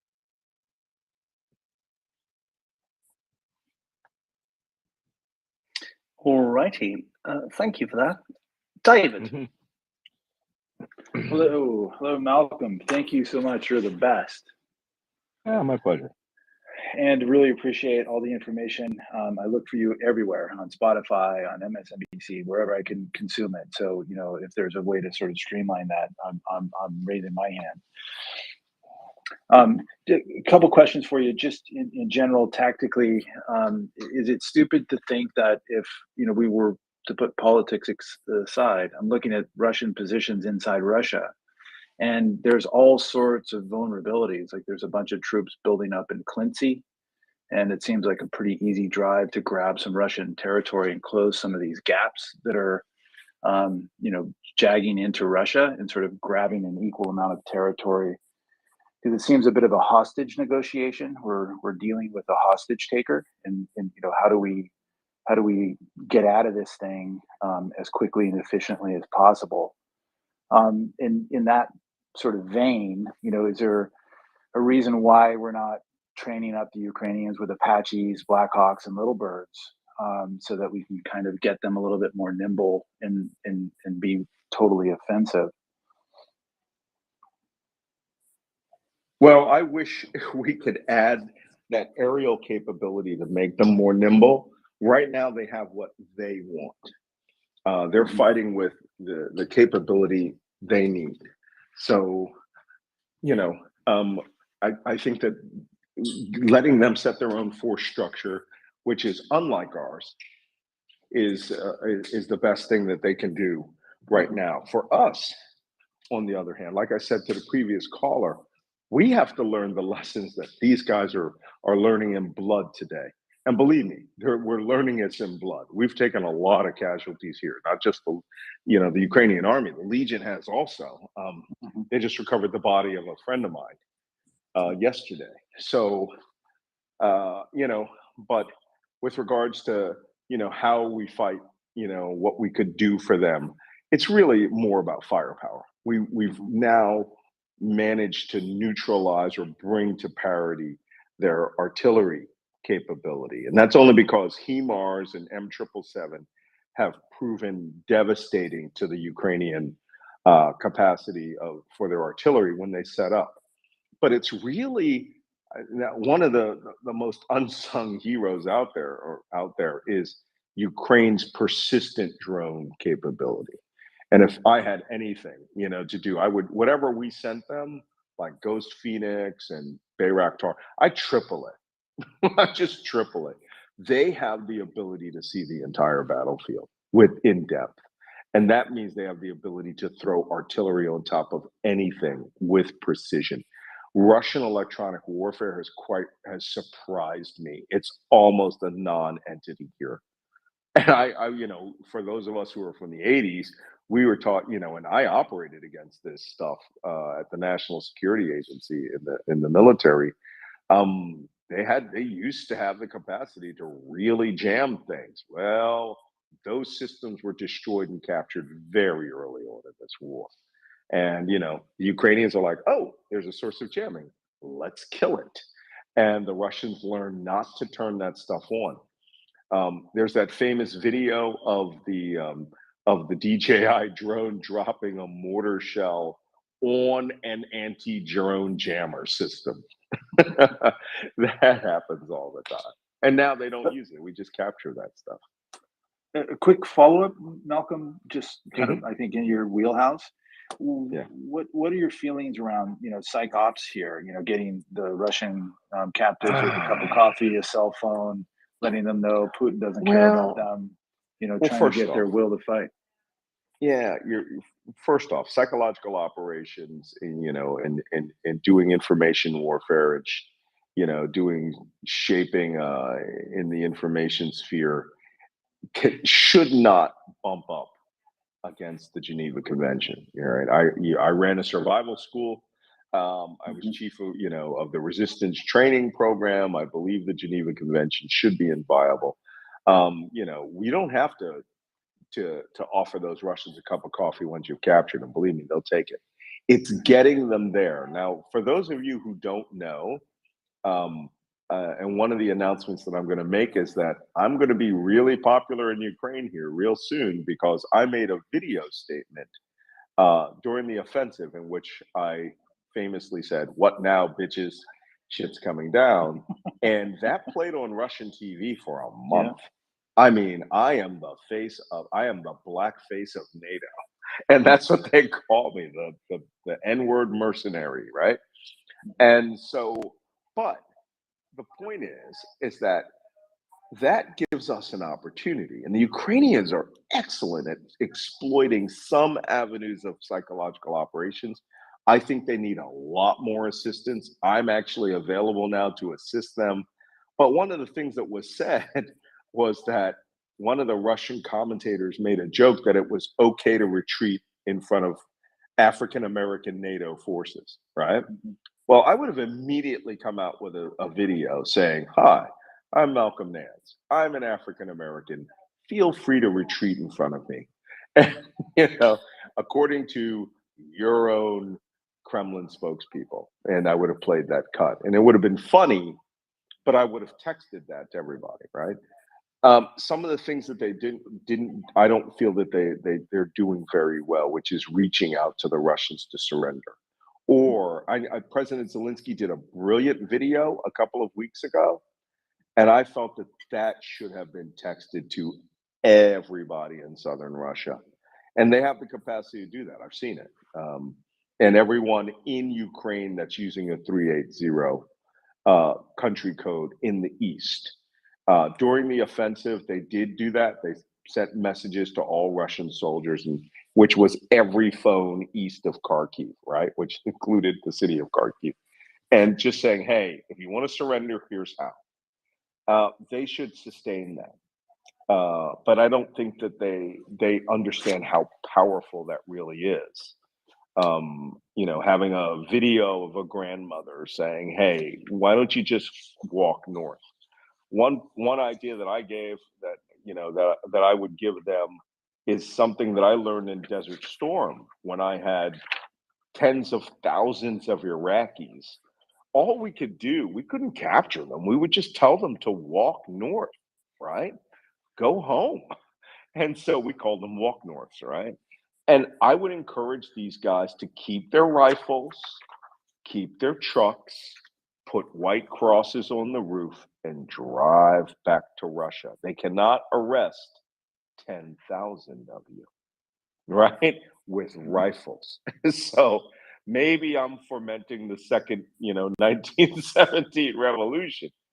They can't touch the Russian army if they all go back en masse. They can't, and if the officers get in the way, well, that's up to them to resolve that. So, but psychological operations, some areas that I feel that the Ukrainians have mastered in terms of their propaganda, excuse me, but that they could do much, much more of on the battlefield. Brilliant. Thank you, Malcolm. Thank you. All right, And let's go to now. It's not psyops anymore. Let's go to an airborne ranger, CJ. Malcolm, great to have you back on. I was unable to get up last time when you were talking a lot about artillery. So I just wanted to ask, sort of what is the state of, not the Ukrainian artillery, because we talk about that a lot in the space, but Ukrainian body armor and personal protection. We remember early on, or at least seeing it and seeing the reports that, they mostly had steel body armor and steel helmets, which I was trying to explain to the space, you needed body armor that you can wear all day because it's not always very clear when you're going to be struck. So I'm just curious, what is the state of, Ukrainian force protection and if it's gotten better since the beginning? Oh yeah, well their helmets are good. They have past G style Kevlar helmets now. And let me give a shout out. I don't know how long you were in the military, but the old original past G helmet, that thing stops bullets here. We have seen photos of those literally peeled back Kevlar. The British Army helmet from the 1980s, also very effective. I had a TC-2002 MICH, right, gunfighter that I had that was, back when it was sexy in special operations in the early 2000s. And I have people who wanted to trade an ops corps for that, right? A brand new helmet. The Ukrainians no longer use steel. They have their own armor. What you were generally seeing back in March and April were the territorial defense units who were not part of the major mobilization. They were getting steel cut armor. There is some steel armor here that's excellent. I've seen them shot, no spalling. Yeah, you're going to ring like, somebody shot you on the long distance shooting range. But these things will take M118 long rifle, 7.62 by 51 ammo, and defeat it. You will be knocked to your ass. You will feel like somebody took a sledgehammer to your armor, but you won't die. And that's the name of the game. So yes, it's hard. That steel is heavy because a lot of people were improvising it and doing like target steel in plate carriers. But the regular army now has an advanced tactical fighting vest, and most of the army has it. It's the territorial defense units that are secondary and tertiary troops may not have all of that. But we got issued the new helmets. We turned them back in because Ripley's Heroes actually gave us the advanced Polish combat helmet. That's sort of like an ops corps helmet. No, that's super helpful to know. Hey, I'll tell you one last thing. When that armor's flying, you just do not care. You just want to make sure you have armor and your helmet and that you're undercover. All right. I mean, literally, this is we don't, despite what people think, it is not World War I levels of shells flying. This is more closer to World War II, where the level of firepower that's coming at you is not as intense, but it's a lot more precise. But you just helmet, armor. As a matter of fact, later on, and as the next months go by, I'm going to play video, hopefully on MSNBC, But we got targeted by a long-range Russian artillery system that proved accurate twice. And we got direct hits from very large caliber artillery, and it blew up part of our headquarters. I mean, and I get a direct hit, on film. I have a direct hit, and all I'm shouting to everybody is armor and helmets, armor and helmets. That's all I wanted to see people in. You can be in your underwear, but you better have your armor and helmets on, because it's a splinter war, right? Whether it's wood splinters or artillery shrapnel, but that's what's going to save you. So the Ukrainians don't care about weight, man. They care about keeping their ass covered. All right. Apologies, CJ, for interrupting you. We were about to say something, but let me just briefly kick something in. As you were just mentioning Ripley's Heroes, Malcolm, and thank you for that.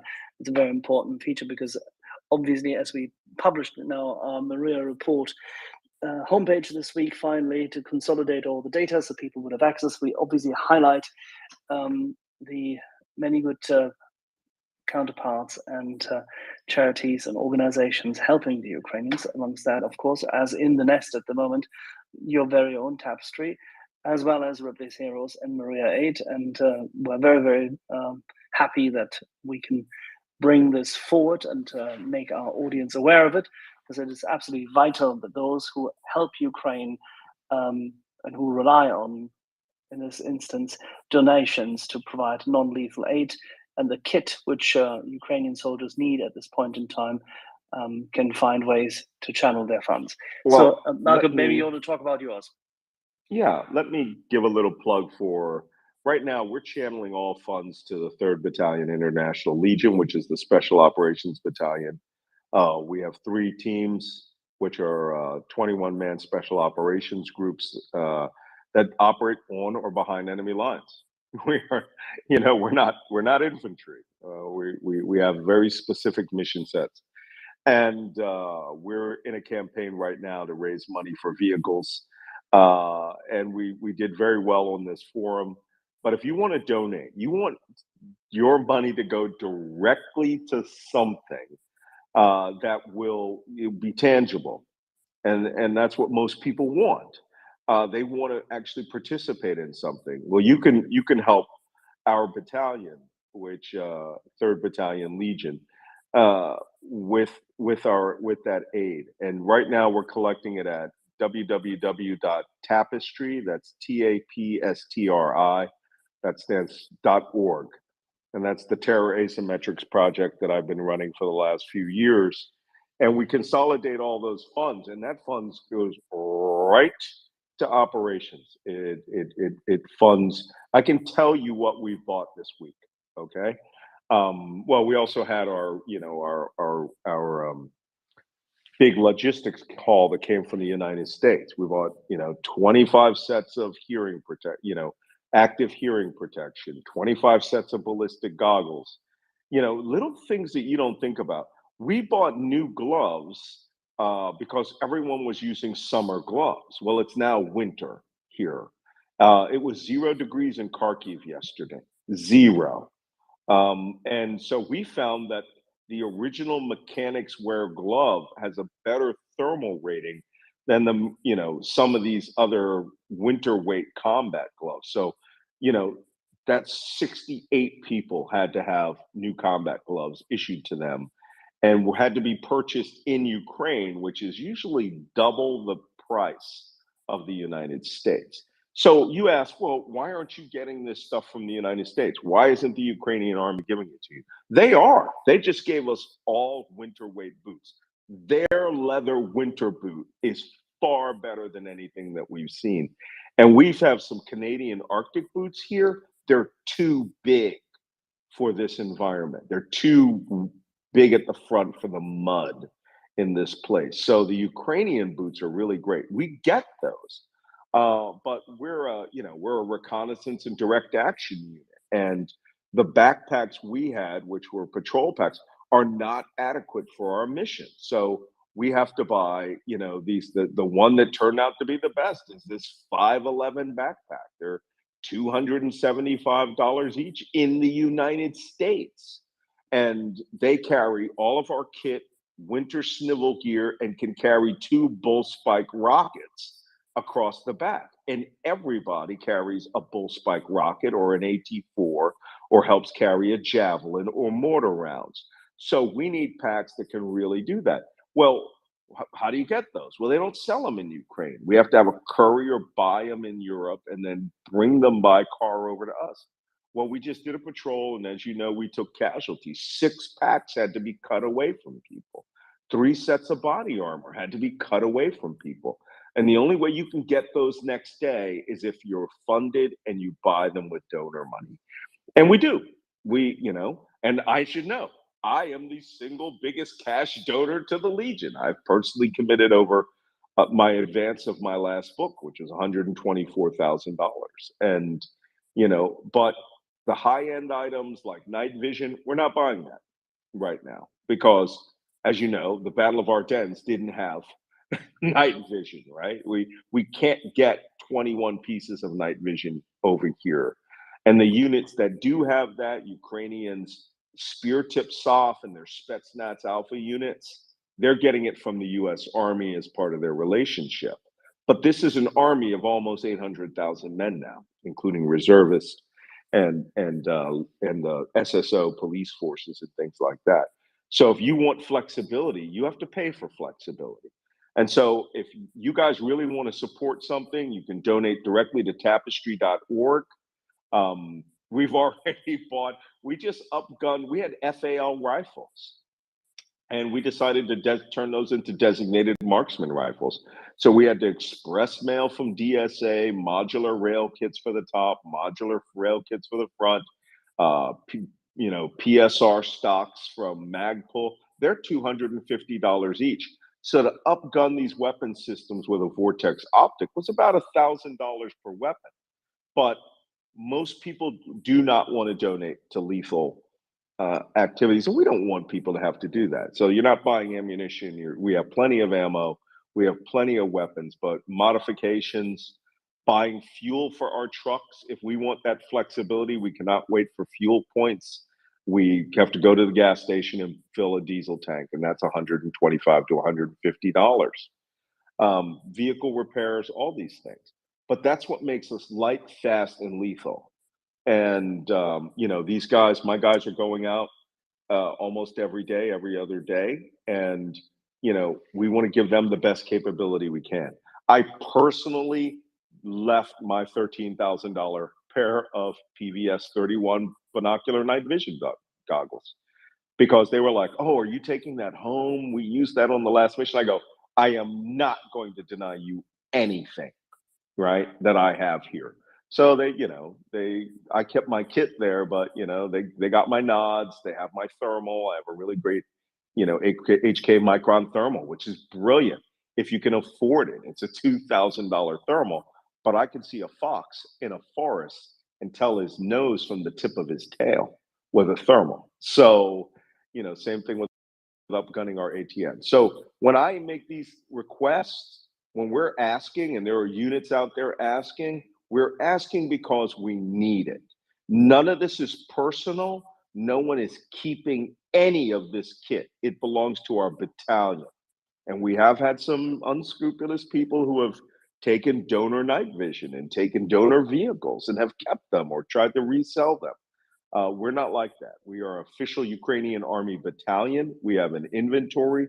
Everything that we purchase goes in the battalion inventory and will stay long after I'm gone. I mean, and I've given, and believe me, I've given a boatload. And I'm just happy to see the guys have, I'm a gear guru, right? I just cannot see my guys without the right backpack. And if you can't hump 2 bull spikes and a can of ammo and your sleeping bag and your snivel gear and 1 freaking freeze-dried meal and 2 bottles of water, because that's all you're allocated for 3 days, and power bars and ribbits, then, we should not be supporting you. And that's what donors are supporting. You're filling the gaps the Ukrainian army cannot provide because they are providing the lethality. We are providing the flexibility. So your money, $5 means something here. Okay, I'm going to tell you right now. a case of Hell energy drinks, right? Is about $15. That on one of our missions was all the food we had, was 3 cans of Hell energy drink per squad. We had no food, we had no hot water, we had water in our camelbacks, and we were like, sure glad somebody threw that in the back of the truck. Well, somebody paid for that out of their own money. Ukrainian army does not issue that. And when you got to stand these watches in the middle of the night, you're surrounded by Russians on 3 sides, and they don't know you're there, that actually becomes important. So I'll stop there. And groups like Ripley's Heroes has given the Legion 8 vehicles, right? 8 high capacity pickups. They are not a joke. They gave us helmets. They're one of the largest NGOs in the country. And everybody has hiccups, everybody has complaints, but it's a big war. Not everybody can get everything that they want. But RIP has donated night vision. So have the Estonians. So have other groups out there that give us food. I mean, 1st Battalion Legion was being fed by the people of Estonia. That just once every couple of weeks, entire tractor trailers of food and baby wipes and stuff would just show up. But someone has to pay for that, and that's what donor money is for. So, I call this the International Legion Telethon. Yeah, give to the International Legion Telethon. And when we, make our vehicles, maybe we'll, whoever the biggest donors are, we said we'll name the vehicle after you. I'll stencil that on myself. But, we have new vehicles coming with PKM and M240G mounts and face shields. So this is capacity that we want, even though our allocation is that we get, 1 used Volkswagen Touareg. Well, I can't go to war in that. So I can go to war in a technical. And so we buy technicals. We have them built. So please give where you can. Even after I'm off here, there are other NGOs that need your support, especially if you know big donors, right? Guys who are like, oh, I want to do something for Ukraine. Yeah, okay, here's something you can do. Sponsor your own Special Forces battalion.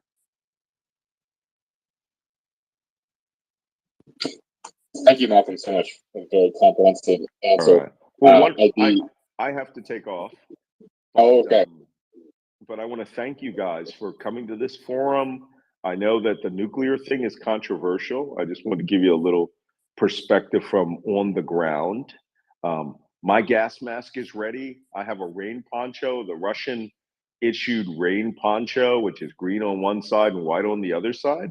Now I understand why they issue those things. They're sort of a chem bio radiation shield for, we use chemical, coal laced chem bio suits. They use a rubber poncho and it might be more effective. But the discussion is out there, and you guys need to, further that discussion. Yes, absolutely. Thank you so much for your time, Malcolm. As always, it's very much appreciated whenever you can pop by and share your thoughts. And for the audience, Malcolm's organization, Top 38, is linked in the nest. It's the first post right there, so you can find the website address and hit that so you can find his organization. And of course, I'd be remiss if I didn't mention MriyaAid, which is the organization that we support here at MriyaReport, and they're engaged in doing much of the same work in delivering non-lethal military assistance to Ukrainian forces.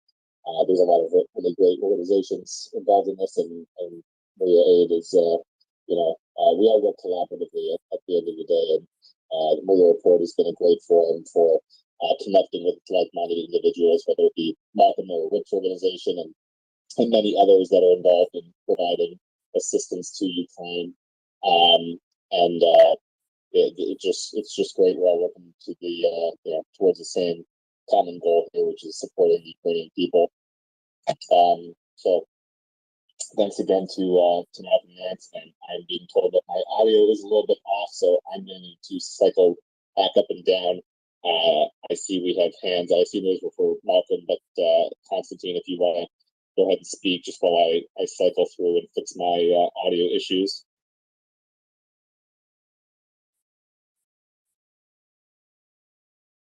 I had a question for Malcolm, but he left, so I guess it's fine. Sorry.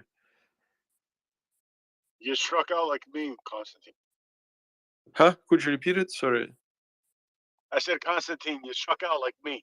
I had a question for Malcolm too, but he left. Yeah, well, anyway, maybe someone, there is a lot of people, we have sometimes from infantry.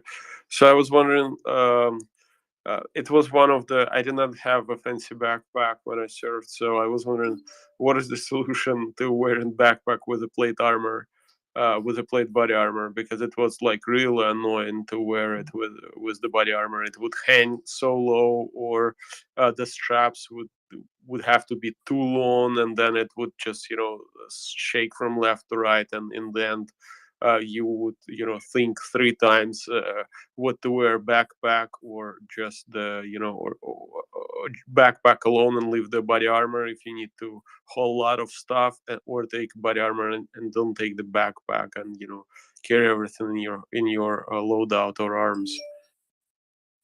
Well, the first thing you want to do is and I know it's hard, is somehow get that backpack to clip to your plate carrier in the back. But you got to be able to pull webbing to release it from the plate carrier in case you got to drop that backpack and start moving real fast. So that's one of the biggest problems, is you got to have, they do make them where you can clip the backpack to the plate carrier, but there's a quick release webbing on either side, and you just pull the webbing and then it releases the backpack from the plate carrier. I know what you're talking about, because it sloshes back and forth as you're moving, it goes up and down. But yeah, and it pulls you back like hell. Yeah, but the bottom line is, you don't want to tie your backpack to your plate carrier, because then if you can't let it go, then you're really screwed, because now you're stuck with whatever weight you have on your backpack if you have to move. One of the easiest things to do was is just to have like a butt pack or something like that, like a smaller pack below your below your plate carrier in the back. But if you don't have it, you got to make a do with what you have. So yeah, it's always a pain in the neck. To be able to get rid of that backpack quickly is key.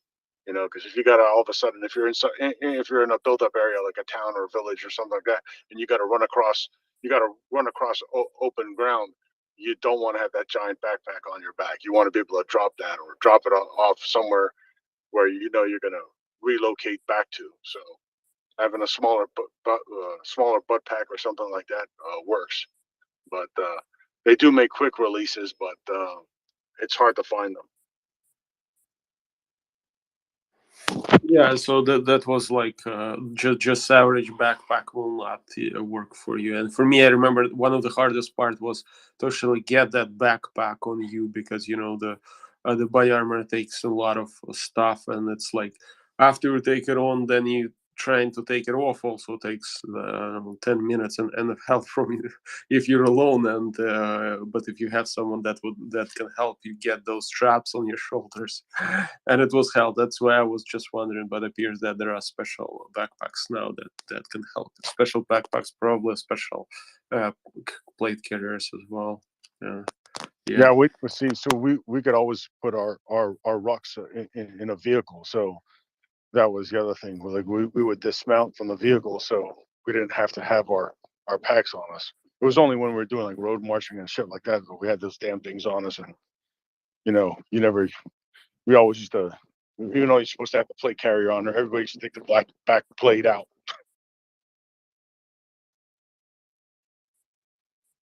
Yeah, that's a bad hack.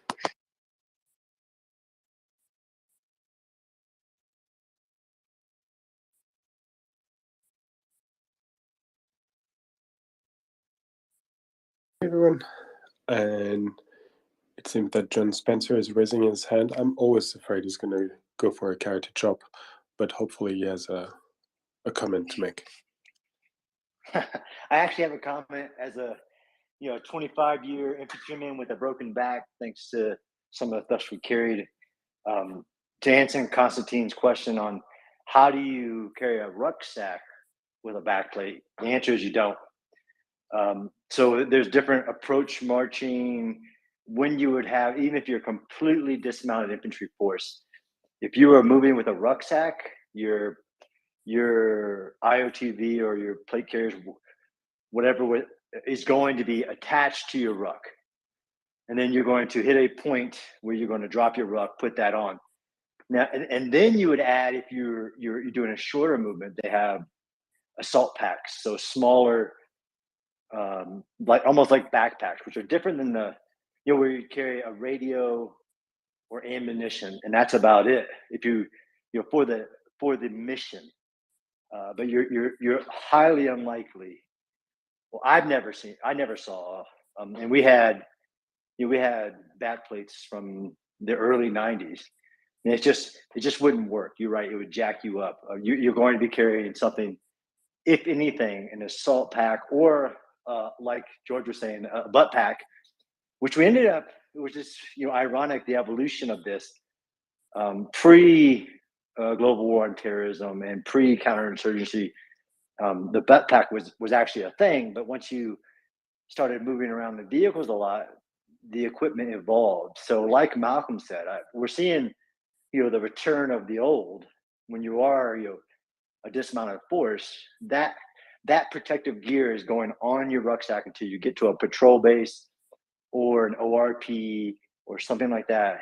But that doesn't discount what was talked about before, where you have the ability to throw your stuff off.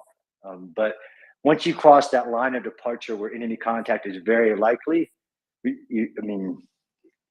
there are different ways to carry this stuff, but you would not. I've never seen.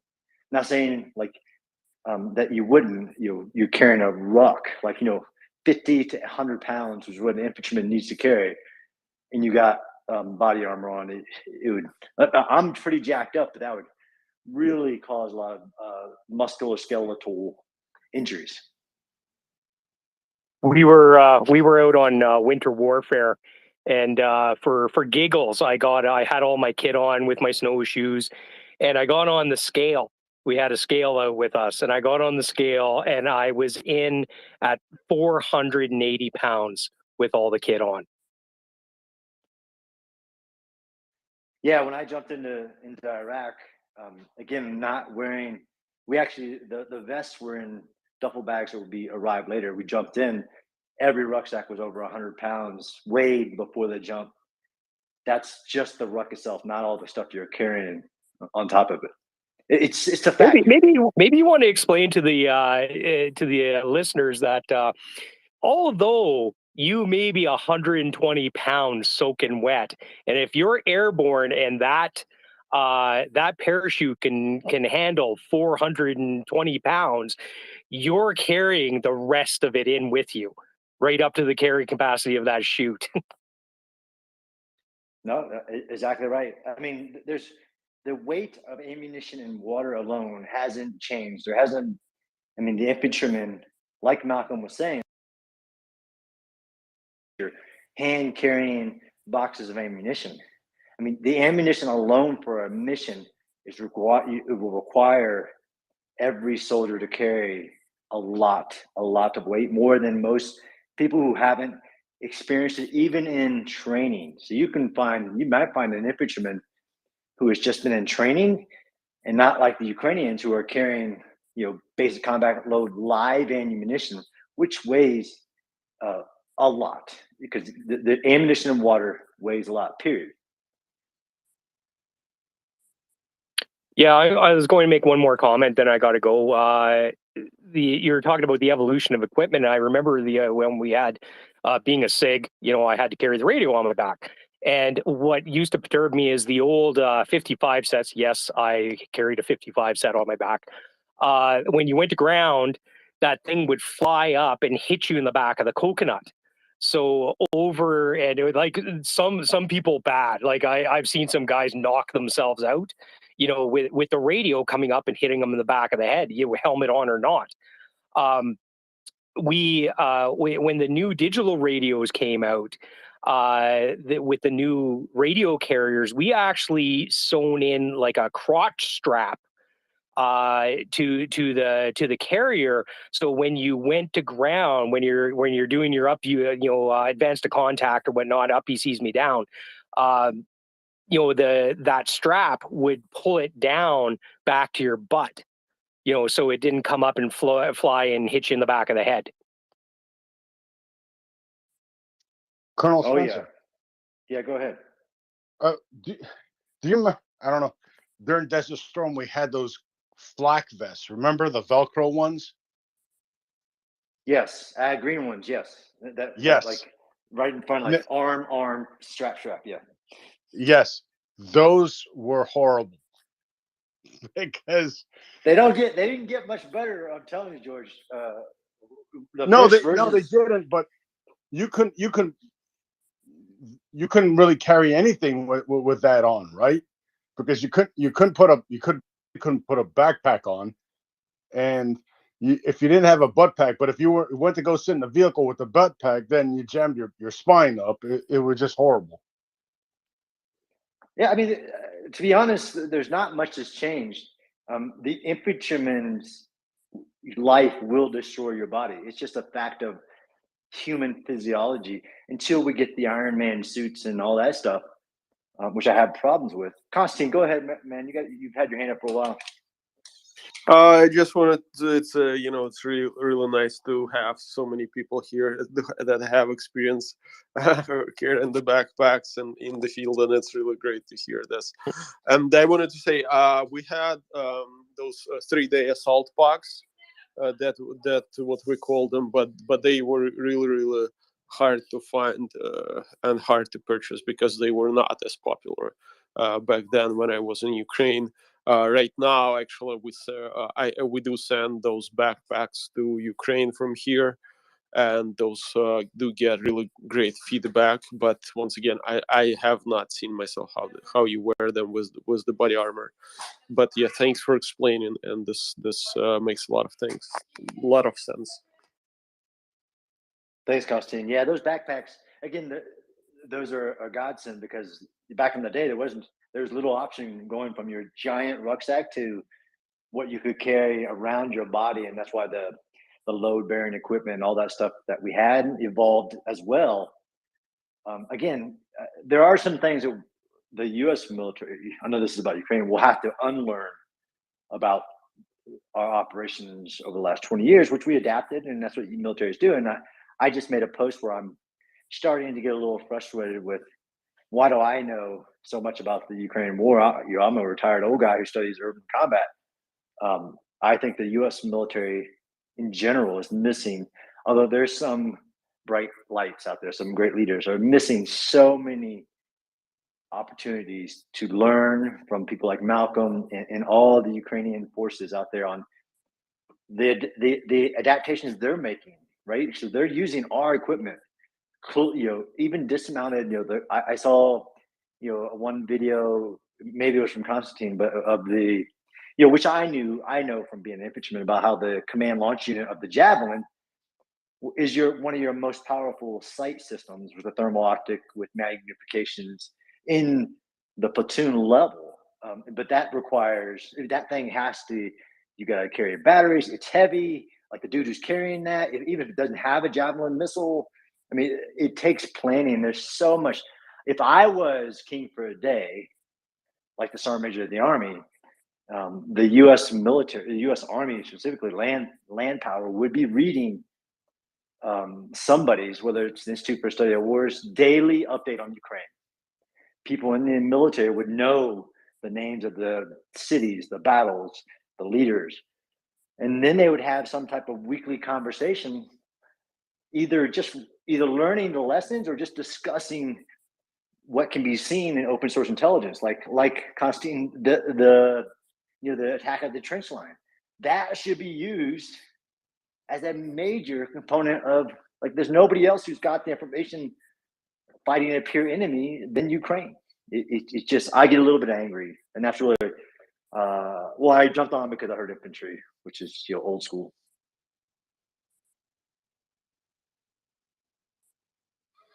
I'm just going to take this opportunity to say hello to everybody. Hello, everybody, and hello, John. George, you had your hand up there. Yeah, I was going to ask you, Colonel Spencer. I was going to ask Malcolm, but I didn't get a chance. But he was talking about things that they're learning, in this fight, and how a lot of military is going to have to reassess some of the conclusions they had made after the war on terrorism. I was just looking at even the small arms that he was talking about weapons load, right? Where back in the day we had 6 30-round magazines for your M4, and then one of your rifles you had 210 rounds, and he's talking about over 300 rounds and extra can of ammo. And I was just wondering, I know in the U.S. military we have the M240, which is 7.62 general purpose machine gun, and then we have the SAW. Do you see that changing now, especially now that your opposing force will probably, well, not the Russians, but let's say a well-equipped opposing force would have body armor and stuff like that? Do you see that changing? I know the United States is looking into adapting 6.8 millimeter as the standard rifle round for infantry, but I was wondering if what your thoughts on that would be. So there are a lot of rabbit holes actually, George, with that question.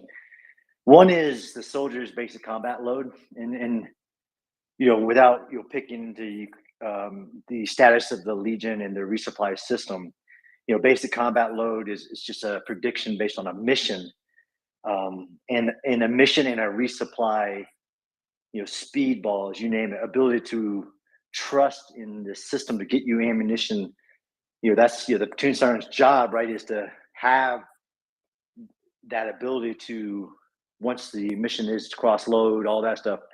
So there's a little bit of that from what I'm hearing from Malcolm. It's just they're taking what they're going to take, and it's based on the mission, right? So combat load is adjusted based on mission. I spent some time with some special people, and they take 4 magazines because they're going in for one target. They know that they trust their logistical system. I've also been a part of studies on soldier loads in Afghanistan, where the asymmetric warfare group lightened their soldiers' load by 50 pounds, then go back and visit them a month later, and every soldier had just added that weight back with bringing more ammo and more food, because there's a little bit of a trust system, a logistical aspect. The ammo question is a great question. It gets you into Army logistics, and just because I worked in the puzzle passage for a little bit, well, not logistics, procurement. So the Army has been talking about a replacement for the M4 and green tip ammo and body. There are some inherent assumptions in the thinking towards what we call PEO soldiers and the people that make these decisions that are sometimes do get you to the Bradley War, the Pentagon Wars, Bradley scene of, well, it needs to go farther. What needs to penetrate? Well, what about the weight? It needs to be lighter. It gets you into that conversation. So I have no conclusive answer to that. My biggest thought on it is a crying shame. I think a national security Congress should get involved that we do not have combat observers not partaking in the screw what Russia thinks, that we don't have combat observers in Ukraine gathering our own lessons from everything that we're, from soldier load to you name it. Before the world we live in, it used to be a very common practice for Americans and others to put observers, dating back to warfare. I mean, think about the American Revolution, the American Civil War. I mean, there's all kinds of militaries with observers on the ground on both sides of the conflict. It was just a normal military practice, but we've become something different where we don't do that. And I think it's a crying shame that we're not, because if not, then you get militaries with their head in the sand going, okay, I know that's all happening, but I'm just going to keep driving on with my modernization, my training, my organizational, not make any changes, right? We're the best. I think it is an issue. I think the M4 is a great, what we're learning again from Ukraine, and the equipping every individual soldier with the best there is important. Being able to do it at scale is also important, and that is sometimes what you get.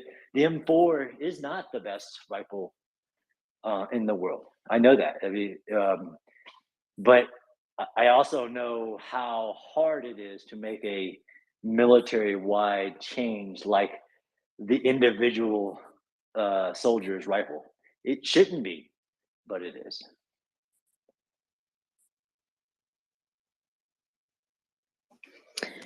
Thank you, Colonel. I was just, I'm kind of shocked too, because like you said, in the history of warfare, like, the British had sent observers to the American Civil War, and the fact that we don't have people there, actually, because there's a lot of our weapon systems there, right? You would want to see firsthand or get firsthand data on how they're working and how they're in what situations they don't work, right? 100%. And I could, if CJ was here, he would tell you that there's some virtual back and forth and things like that, but that's not what I'm talking about. Every bit, it's just a long list. I should write a paper about it. Somebody actually sent me a draft of, because I went to Nagorno-Karabakh, right? So I'm one of the few. When I went to Nagorno-Karabakh, in between Azerbaijan and Armenia, as I went through checkpoints with my blue passport, although I was next to the Russian checkpoint near the city of Sushi, I didn't go through that when I went through the Azerbaijan checkpoint. I was told I was the only.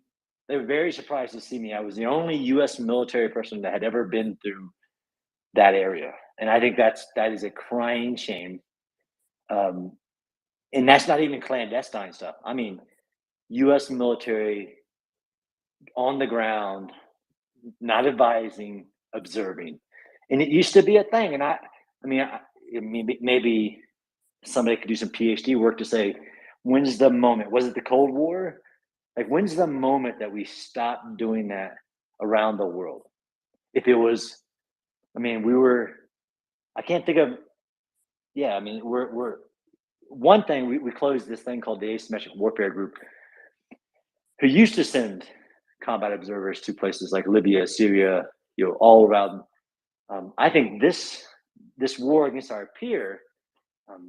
Why is it taboo to have Americans military on the ground as observers? Like, why does Russia get to say that? Yeah, that's an escalation.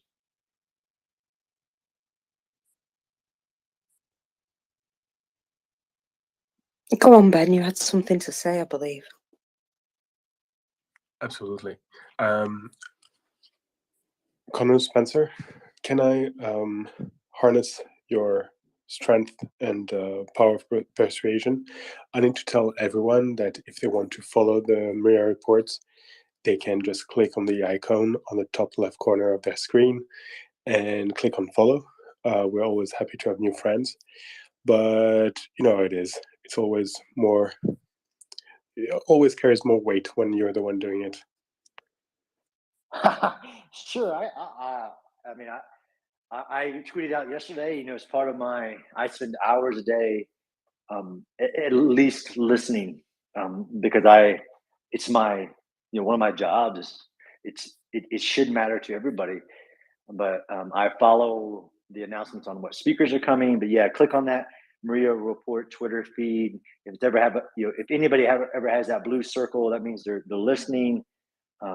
Retweet when big people are coming, and this is where you should be coming for your daily information.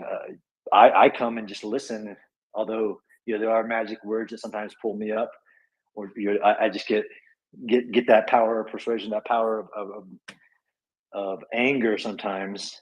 But you're not. I mean, there's nowhere else.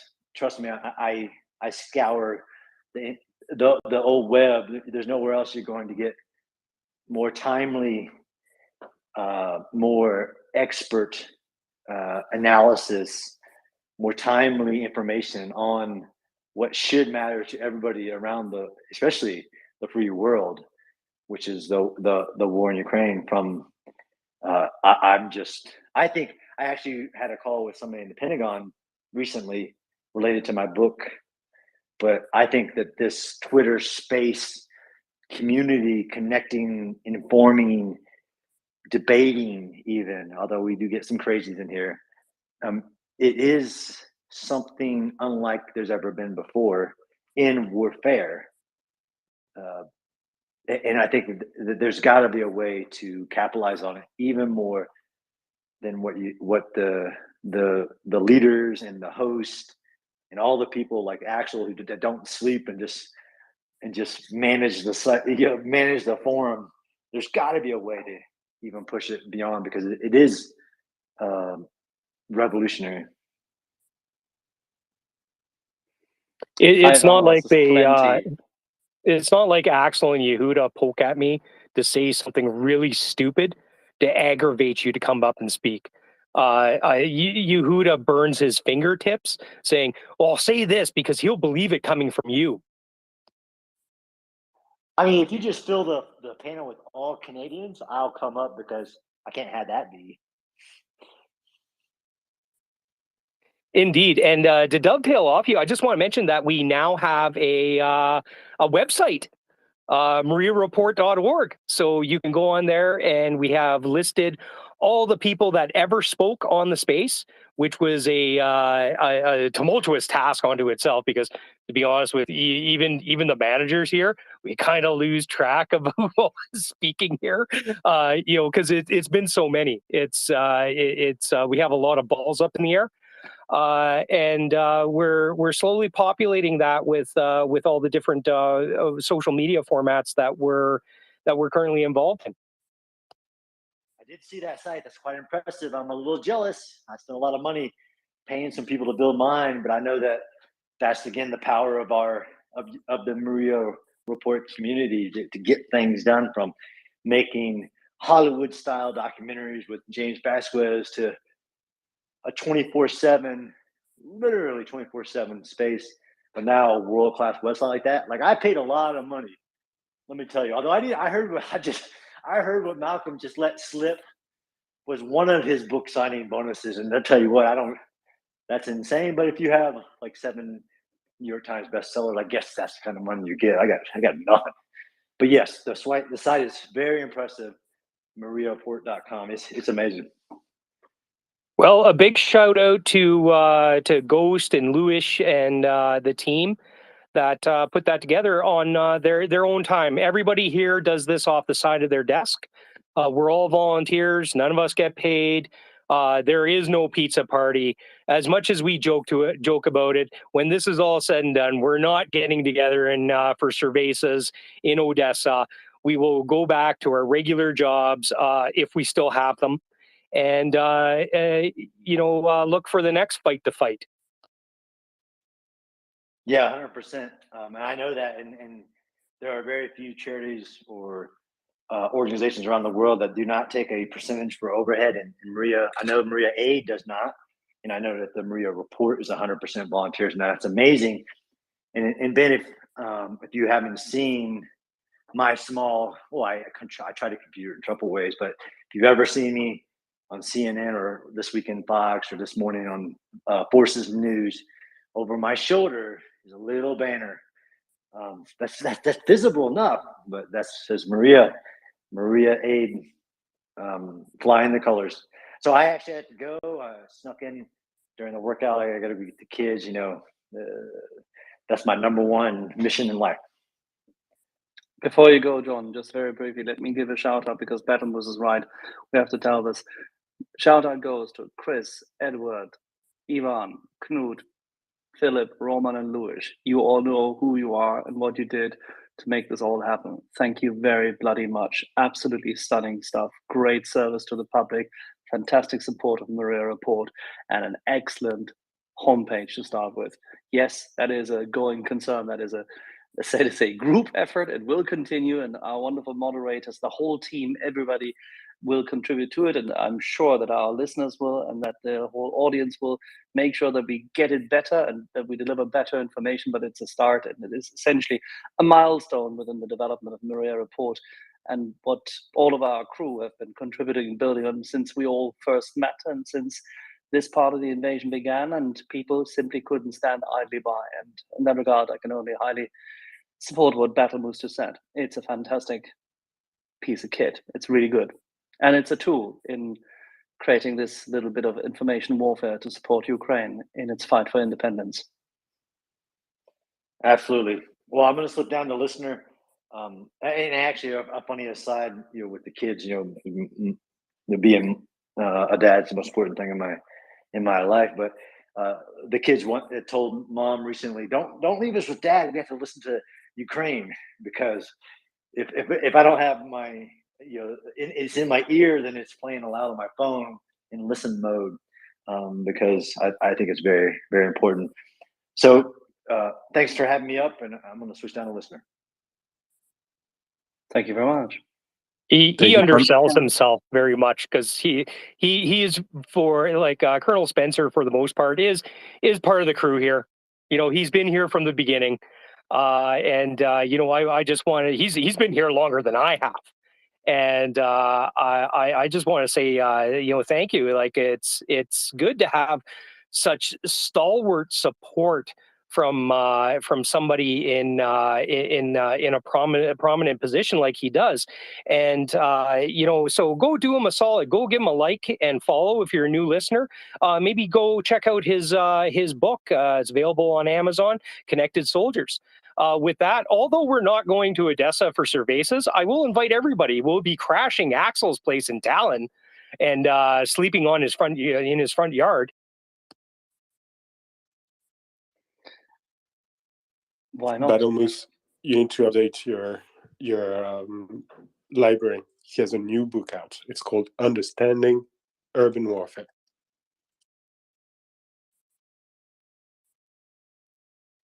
I didn't know if that was out or yet. It is out. It is out. It is ordered for me, and it will make a fantastic birthday present. No, not birthday. Christmas present for you. Send me your address, and I'll get you your copy. Will be my present for you. Okay, John, go away. Say, well, best wishes to M777. He has a son who throws the ball like a piece of artillery, and please raise those great Americans for one more generation. All right.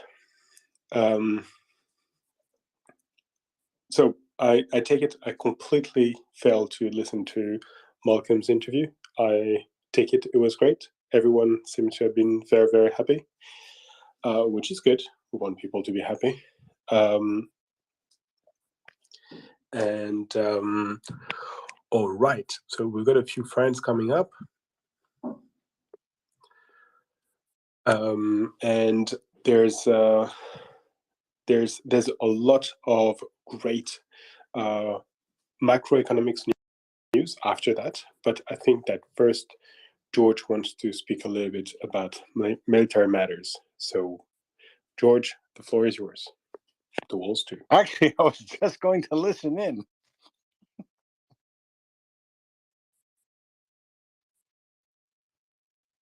I was just going to listen in, guys. I was waiting to hear something. Any actually military updates, if anybody had them. Wait, George, tell us a war story. Tell us a time that you converted the slop they feed us in the field into a feast. Okay, the only crazy story I've got with that is after after the combat phase of the ground war phase of Desert Storm was done, my company gathered probably about 30 of us and told us that we were going to stay behind in this small base camp in just inside Iraq, and we would be a escort force for mechanics recovering broken down U.S. and Allied equipment, from 7th Corps. And during our little jaunts into the desert from this little base, we came across a T-72 that looked like it had just rolled out of the assembly line. I mean, this thing was immaculate. It was just there, abandoned by its crew. So we would take it joyriding. And one day we took it to this phone bank that had been set up just across the border. It was kind of toward Kuwait City, but anyway. And we ran into a British unit, and there was I believe he was what I guess our equivalent of a full bird colonel, and he wanted this tank. So we traded the tank for what was a case of steaks. We went back. The mechanics jerry-rigged some grills together. We broke up some pallets and for wood, and we made steaks, and pretty much that was it. The only problem was we hadn't had anything like solid meat except for what was in MREs for, at that point, it was like at least 5 months. So most of us got deathly sick from it because our stomachs were just not used to eating that type of food. But at least it went down well.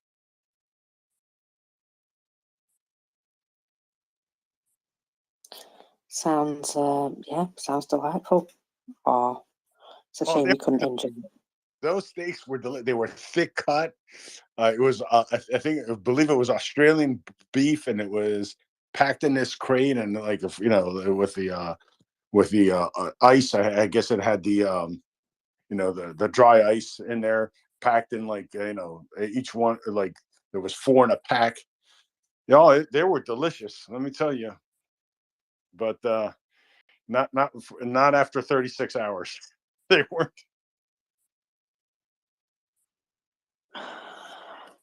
Well, TMI. Thank you. Thank you for that.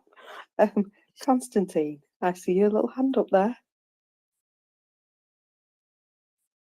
Hi, and I think we have Colonel John Spencer left the space. I had a question for him, so I'm gonna step down to listener as well. Sorry. Okay, no worries. In that case, Claudio.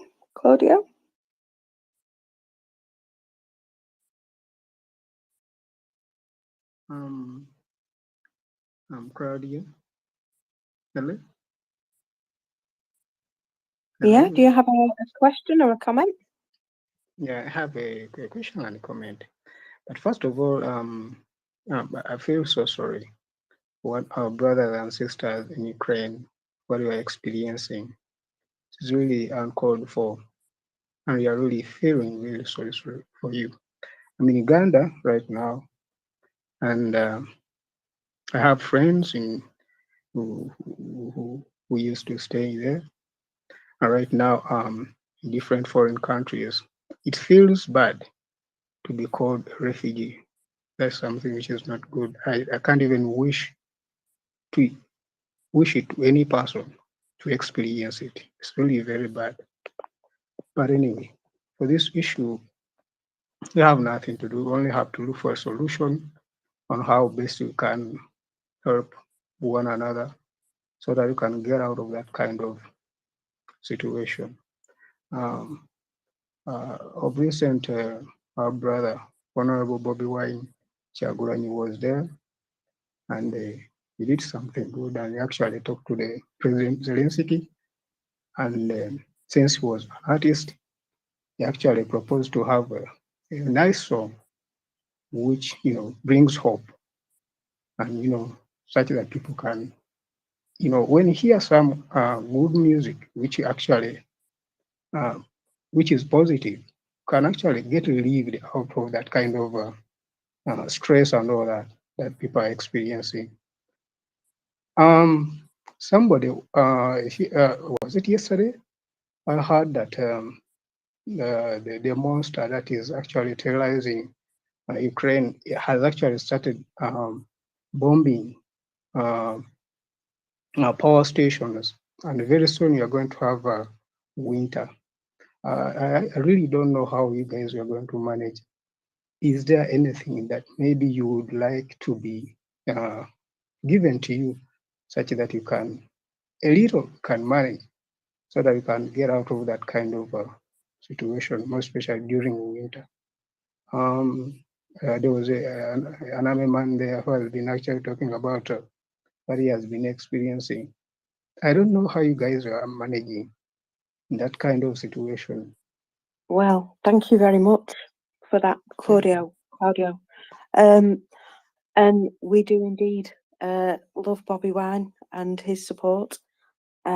So yeah, if you know him, get him to come and talk to us here on MriyaReport. We'd be very happy to speak to him. With regards to the problems with the power, yeah, they are indeed targeting power stations and hydroelectric power as well. And there is about, I believe, 30% of the grid is currently down, and it's causing all sorts of problems and blackouts. But like Zelensky himself said, without heat or without you, without light or without you. And I think that's how they're going to manage. Maria Aid, if you want to donate anywhere, Maria Aid is a good option. They make sure that people are getting warm clothing. They're also making sure that they're getting people generators and ways to access the internet and all sorts of other things that they may need. They're even looking to source, anything that the Ukrainian people and forces ask for. They've even been getting people in touch with Congress in America to try and get some more assistance with regards to this. So they're doing everything they can, and any additional help is always very welcome. So thank you very much for that, Claudio.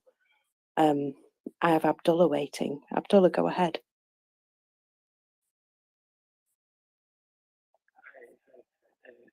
Thank you so much. Just wanted to share some good news coming from Grozny, Chechnya. Apparently, the Don himself, General Kadyrov, the commanding general of the Chechen TikTok army, has admitted to a mass casualty event. Abdullah, I'm so sorry to interrupt you, but I for one cannot hear you. Like, is there any way for you to try again? Hi, can you hear me now?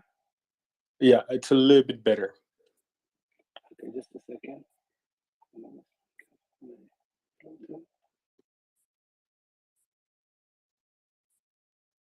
Okay, we'll come back to Abdullah very soon. We'll stay with our friends in Africa. Where's Ola? Ola, ¿qué tal?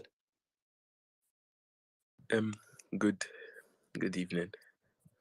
I hope all is well. I had a question about two things. You guys remember there was this British guy in the East who made videos with Aiden Aislinn, and my question was, I was thinking, what can the British government do to him? Is it possible maybe he can be charged for something and get arrested when he comes back to the UK? Or maybe, and secondly, I saw something over the weekend regarding Kadyrov's children and the owner of the UFC, Dana White, and I don't know how they made their way to the US. I don't know how true it is, but I saw something like that. But I really want to know what can happen to the British guy who was taunting and he did that to Aiden. What can the British government do to him?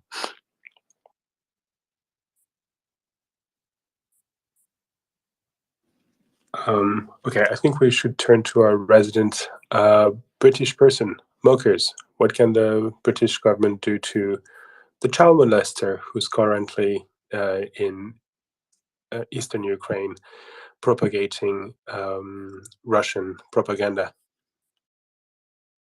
You mean that Phillips fella? I will not pronounce his name. Yeah, okay, that fella. Well, he can't step foot back in the UK again without being picked up and carried off to the place of the police.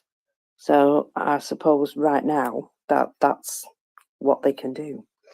I don't think they're going to be extraditing him from anywhere, but you never know. He might just trip upon a grenade or something, hopefully.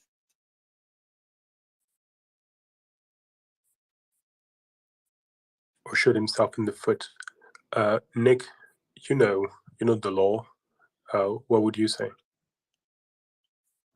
I think that's about right. If somebody wants to leave their country and work for another country, then while they're over there, the British government, as far as I know, doesn't very often go in for Mossad-like operations. So I think they'll let him stew in his own juice, and at some point he'll get bored, and yeah, screw that guy. But I don't think there's much that can be actively done. But sorry, I have a quick one. Does he have a search? Is he wanted by the British government? I imagine so. There are rules about going overseas and taking part in military operations. And actually, at the start of at the end of February, there were some interesting discussions about whether British people should actually go and fight in Ukraine. But they'll find something. They'll find something to that he'll be doing that is illegal, giving succor to the enemy in time of war or similar.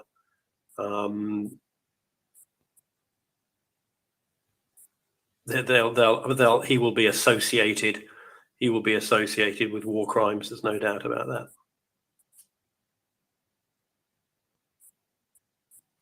I believe that is indeed the case.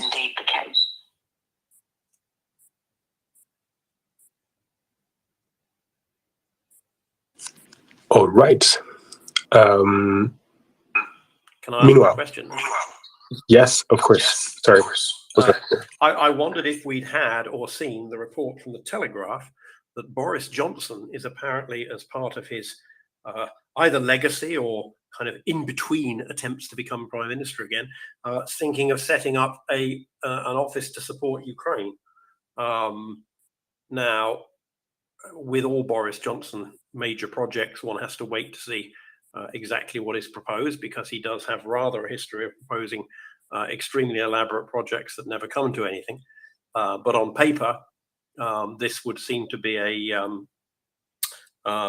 if he can get it together, that would seem to be a pretty solid piece of support for Ukraine, particularly with his support and friends in the United States to keep the certain parts of Congress on side, depending on what happens in the midterms. So, but I want, if people that hadn't seen that, if you put Telegraph and Boris into Twitter, into the Twitter search, you'll find the beginnings of this story. And again, it's Boris Johnson, so literally anything could happen. But even those of us who are, I think, highly Boris skeptic as a prime minister, will have to admit that on Ukraine, he's been absolutely a leader. And if he's going to continue to do that in his, let's say, temporary retirement from being prime minister, then maybe there's some possibility for good there. He certainly is a figure who commands attention.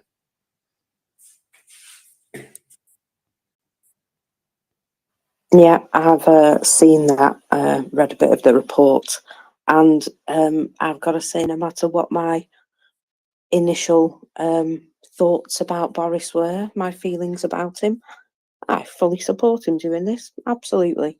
Go for it, Boris. If that's what you want to do, I'm quite happy to support that. We've got Chris with his hand up, so go for it, Chris. Hi, yeah, thanks for putting me up. I don't know much about the Boris thing. It's the first thing I've seen about that, but I was just interested who one of your previous speakers was talking about, and he's subject to a complete worldwide asset freeze already, and that's been in place now for a while. And if he steps foot in any country which the UK has friendly relations, he'll be picked up and he'll be back in the UK, and he's done for. If he comes in anywhere close to he's basically got the same sort of restrictions on his movement that you'd expect from any of the sanctioned individuals who are within the Russian hierarchy or Belarusian hierarchy. So he's finished. He's absolutely finished, and we'll get him. We just have to wait. So I just wanted to clarify that. That's good to know. It's always nice to hear that. I wasn't sure. I knew he was wanted, but I wasn't sure what level. So thank you for clearing that up. Ben, do you have anything for me, sweetheart? For you in particular, if you're implying things that go boom, no, sadly. I've got a few interesting subjects to talk about, but maybe after Matt, for instance, who came up on the panel, says his piece. Hello, can you guys hear me? Yeah. Wow. I'm not sure what I have to say is really on the topic you guys are on right now, but I did have a question. If it's a question or comment about Ukraine, go for it. Okay. So actually, I've been living in Ukraine for like the last 8 years, and I left on like February 22nd. And sorry, I'm a little bit nervous. I didn't expect to be called up actually. And I'm back in the States, which is where I'm from. And I because of the pandemic for the last 3 years, I've been doing like speaking clubs with people online, just free speaking clubs for people in Ukraine. And yesterday, I was talking to them, and someone from Dnipro said, like he is a little bit depressed because he feels like there hasn't been a lot of movement lately. He feels like he's worried that it's a frozen war. And I listened to MriyaReport, so I kind of know like it's Ukraine has what's the word? They have the initiative, and I didn't exactly know how to explain it to him, and I wish I had some like concrete points to make, but I really kind of froze in the moment, and I was hoping like if somebody had told you that they're worried that it's becoming a frozen conflict, what points would you make to them to kind of prove that it's not, like that's not the direction that this war is going in. All right, I'm so sorry. I'm really nervous. I'm going to mute my mic. Thank you very much. Thank you, Matt. Well, you can always tell that person that if it was a frozen conflict, there wouldn't be a railway hub currently burning, I believe, still at Chatarsk. I think I actually said that right. And there wouldn't be all sorts of other things in the rear blowing up on a daily basis. That's all shaping exercises. That's all shaping in order to then advance on the battlefield. There's no point running in if the enemy is fully supplied and waiting for you. It's best to sow a bit of chaos first, I think, and that's exactly what's happening on the battlefield. So don't ever feel that they're not getting anywhere, because they're working hard every day to make it easier and easier to advance. And you've got to also say that, you know, the Russians get a vote as well. They are fighting back. So, you know, you can't just rush in and risk people. You've got to make sure that you soften them up first. And that's exactly what they're doing.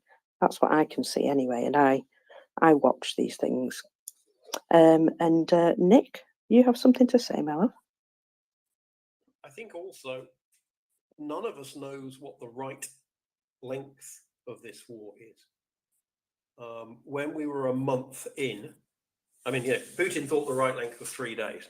When we were a month in and Ukraine was pushing Russia back, maybe it was going to end in 2 months. The longer it goes on, the longer it's probably going to go on. There are interesting rules in that allow you to sort of estimate how long an event will likely continue for, given how long it's happened. So, but we live in a world where things have a shelf life before they just become part of the background noise that hardly anybody looks at. I remember the Iran-Iraq war, which I think lasted something like 7 years.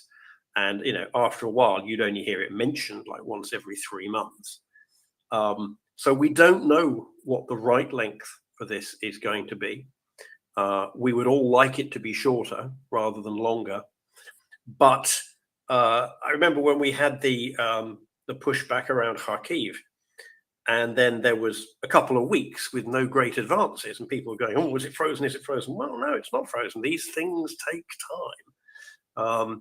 And so this is going to take however long it takes, regardless of people's ability to remain interested in it.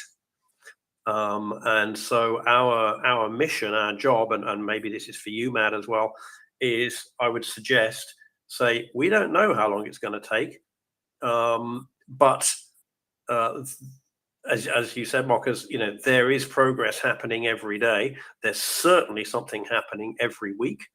It isn't that Putin has dug in and said to people, well, you're not going to shift me now. So, you know, we might as well kind of stop and pretend that everything's going to come to some kind of settlement. Things are still moving, but push for coverage, push for people to think about what's going on. And there's always something that we can amplify, even if it isn't Ukraine advanced 15 kilometers today.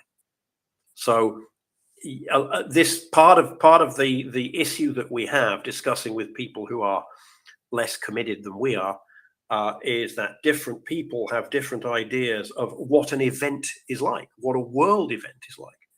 We had COVID. We didn't really know how long COVID would last. The pandemic is formally still ongoing, but I think for most of us on a day-to-day basis, COVID is more or less over, and that took about 2 years. Nick, will Nick, the war Nick, take as long as COVID? Or Nick, I'm sorry. You need to speak up. Oh, I Like, I can't can speak hear any the louder. feedback. My own feedback a lot better than I can hear you. Okay, then I'll turn maybe what I'll do is if I turn my volume down, but I've pretty much finished and I've forgotten half of what I just said, so I hope some people heard it. Okay, thank you very much. Yeah, no, not frozen conflict at all. As Mocker said, nothing is less frozen than a conflict when your enemy has his pants on fire. So yeah, not happening. You can reassure your friend. It's not going to be over in a week, but it's not going to be over in 10 years. So, you know, somewhere in between. So Abdullah has his hand up, but we're lucky to welcome Wasil. He's a lawyer from Ukraine. I think it's the first time up. Usually try to raise your hand so we know that you want to speak. But since it's your first time, we're going to make an exception. Fantastic. Gilles, привет. Hello. Привіт всім. I'm a lawyer from Dnipro city, from Ukraine. Do you hear me? Loud and clear. Yes. Yeah, I want to say some words about, first of all, about blackout, about our speech of our president, which say we can be without light, we can be without warm, but we don't want to be with Russians. It's totally right. We support our president. Everybody who I know, we really support president in his words. In Ukraine, we say this words is baza. In English, I think it will be it's basically basic. About frozen war, yes, it's in our country. I think we have some things about such situation because it's almost 8 months. But I think it's not frozen war. It's a very warm war, and we all believe that we will win this war. We are very grateful for, I think, maybe Western people, Great Britain, NATO, United States of America, other many countries which support us, Norway, many countries. I will not say about all, but it's really really important for us to see that world is supporting us. Thank you very much. We are very pleased about that. And I am hearing your MRIA report maybe several days, 3 or 4, and it's really important too to hear another opinion from another people, from another maybe another country. It's very important to hear and to hear support from you. Thank you. Thank you, Basil. And thank you for letting us know that you can hear us, because ultimately, while we're trying to talk to one another and give information to one another about Ukraine, educate ourselves, maybe the main task of this space is to let the Ukrainian people know that beyond the corridors of power, the regular people of Europe, of America, as well as Africa. You heard somebody from Uganda, somebody from Ghana speak just minutes ago. We're all thinking about you, and we're all supporting you. And as our friends in Liverpool say, you'll never walk alone. Can I ask you a few questions, Vasil? Yes, sure. It's no problem. If my English will be enough, I will try to answer. Fantastic. Your English is more than fine. It's at least as good as mine, and some Irish friends are saying that it is excellent. I was wondering, what sort of a lawyer are you? I'm a chief of my company, attorney company. We are working in civil cases, most of all in civil cases. I have my partner, which is practice in criminal cases, but our company, first of all, lawyer firm, is about civil cases. We take part in administrative courts, in arbitrage, in disputes with companies. Okay. Well, also now we are helping our our army. We support our warriors. They also have some low questions, and we help them. We take no money for this. We are working pro bono when helping our army, and every month we send, I think, for our film, not a small amount. It's approximately 1,000 euro to our army to support. Fantastic. Can I ask you a few questions about Dnipro and the business and legal environment at the moment? Yes, of course, it's no problem. Fantastic. By the way, if anyone has questions for Vezel, either come up on the space or on the panel, or send me a DM. Vezel, so first of all, are the courts still functioning? Are they still open? Is the legal system in Ukraine functioning? And to what extent? Is it functioning at 100%, 50%, 25%? How are things going on that level? I say in Dnipro and not territories, occupation territories, and not territories where war is going, is very, very hard, like near Kherson, Mykolaiv, and other some city. In our city, judicial system is working 100%, maybe more, because some courts which were in Donetsk region, they don't hearing they don't have any hearings, and our courts in our region are hearing that cases, take that cases and hears in Dnipro region. That is why our system in our region is working more 100%. And hearings is every day. I have yesterday hearings. I will have on Maidan hearings, and also in Supreme Court.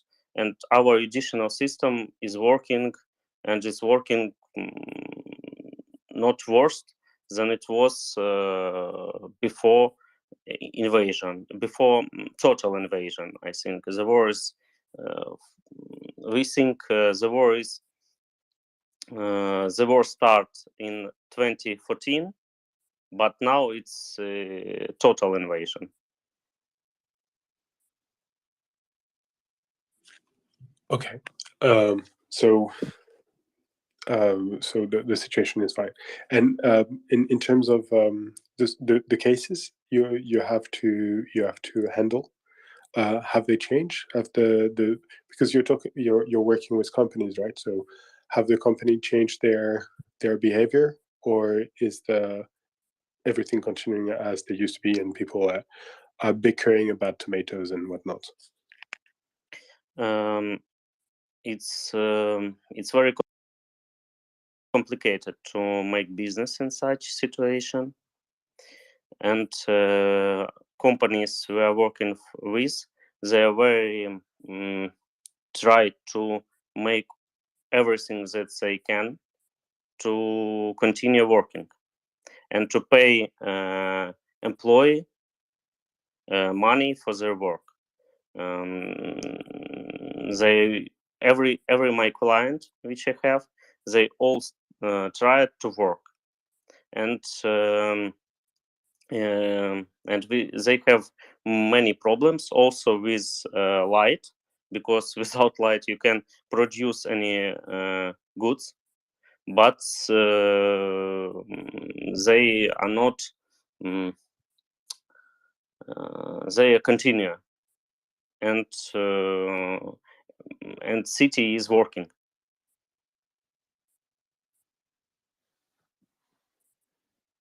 Okay, fantastic. Well, I was getting ready to ask you how bad the situation is, and how do you hang up, and how heroically do you manage to make the whole situation, the life go on But if you're telling me everything is fine, that I mean, I'm so glad to hear it. I'm a bit short on questions as a consequence. But let me ask you something about electricity. How's the electricity situation? Do you have a lot of blackouts? And does it affect your daily life? And please don't answer if you think that it is in any way an information that you don't want to pass on to the other side. But if you can talk about it, can you tell us a little bit? Look, I think we are everybody. We are will that we will win this war, and that is why such complicates which we are had now. It's not so big as our warriors that are fighting. That is why we don't say any bad thing about our life, because we understand that for our warriors it's too much complicated than to us. About electricity, yes, we have some blackouts. Approximately, it's maybe 4 hours in a day, maybe more. But everybody trying to be ready for this. I booked batteries for my telephone, for my notebook, for my another gadgets, and also I have bought a portative sun, small sun. I don't know how to say, but it's can charge a battery. What? You mean a solar panel? You're using a solar panel? Yeah, for 100 watts, and it can charge battery. Everybody are trying to be ready to this, and that is why I think everything will be all right. We have to do everything what we can to help our warriors to win this war.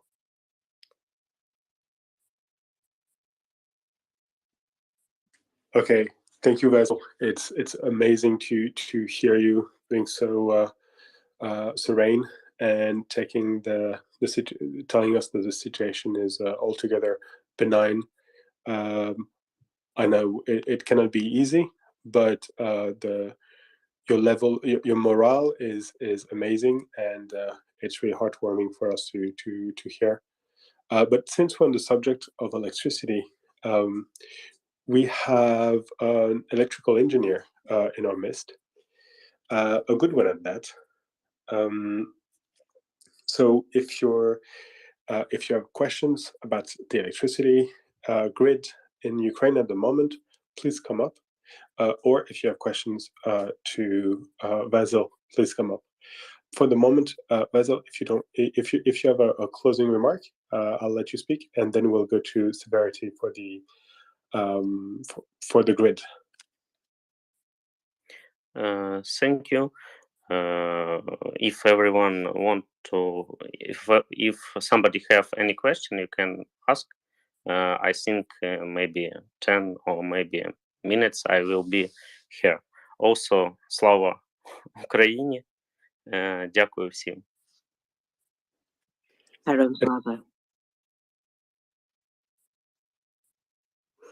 Go on, Severity. Evening, guys. To Vasily especially, Slava Ukraini, dude.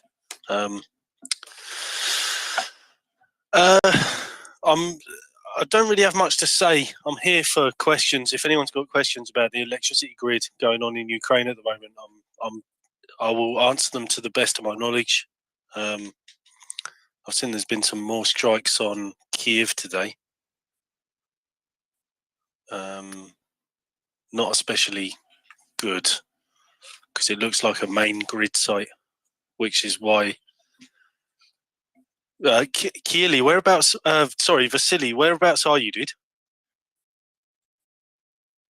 He's in Dnipro. Can you repeat, please? I don't understand. Hello, I have a question for Vasil.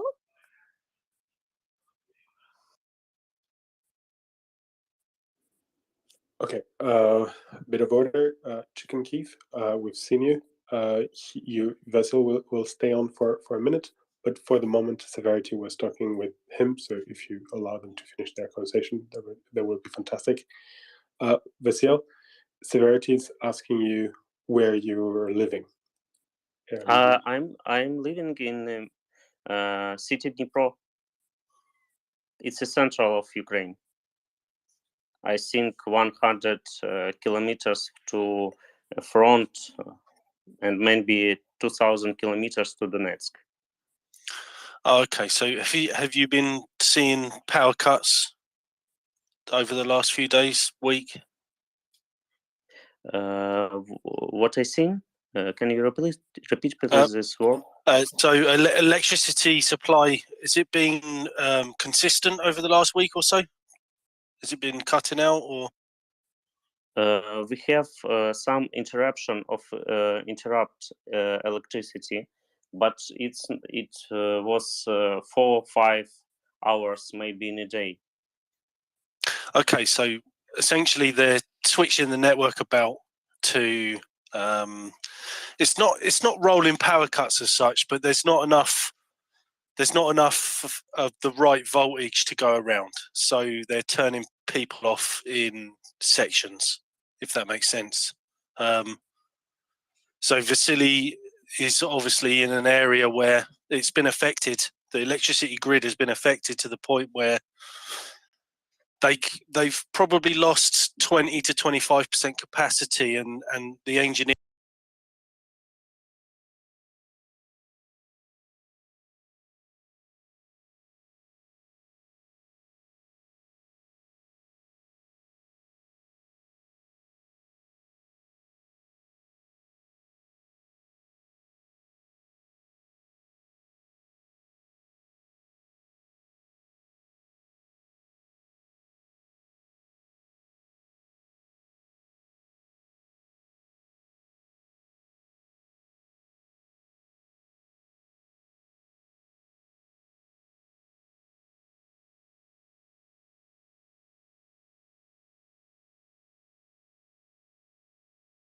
keep certain areas on for certain amounts of time. So obviously, I mean, it goes without saying.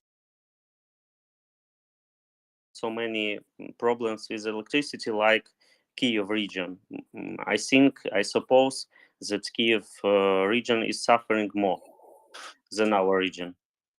I mean, certainly from what I've seen, the Kiev region and Kiev essentially is receiving extra attention from the Russians. They are going to struggle going into the winter. I don't want to sugarcoat it. So, I mean, they're a big city. They've probably got 10, 12, 15 sites that are of vital importance. And at this point, it seems like they've lost 4 or 5. So what we're talking about is a high likelihood of rolling blackouts, but limited to Kiev city. Certain areas will go off for 3 hours during the day, and then again 3 hours during the night. And industry will be shut down, it will be relocated, etc. I mean, especially as the capital city, it's going to be extra targeted, you know. Now I know Ukraine certainly is intercepting a lot of the stuff that's coming in, so hopefully as the percentages of intercepted stuff that goes up, the impact is going to go down. But the problem being is that this stuff's really hard to replace. I've spoke about it on the space before, where and they're going for the big stuff. So you're talking about transformers. The big transformers, they're hard to replace. There's only ever a few spare in a country, and that's what they're targeting. And as they get taken down, it's not It's not a simple fix. So what I'm essentially getting at is that prevention is far better than the cure in regards to the large urban areas. Yeah, I think for sure. For example, our thermal power plant was attacked by Russians rockets. Yeah, I think it was maybe 1 week ago, maybe more. Also, yesterday, our city was attacked by rockets too, and one pregnant woman were killed. It's a tragedy for us, and her husband was harmed. Now he's in he's in hospital. Such situation. So Russian rockets and not Russian, Iran drones. It's a very big problem for us. But Vasily, I can't really offer you any more than my sympathy, dude. I feel for you so much. Thank you very much. It shouldn't be happening. It really shouldn't. I don't know what to say. If I had my way, would be fully in. It's okay. Thank you very much. It's okay. Severity, if you can wait for a minute, I've got a few more questions regarding the grid, but I think Chicken Keef had a question for Vasily.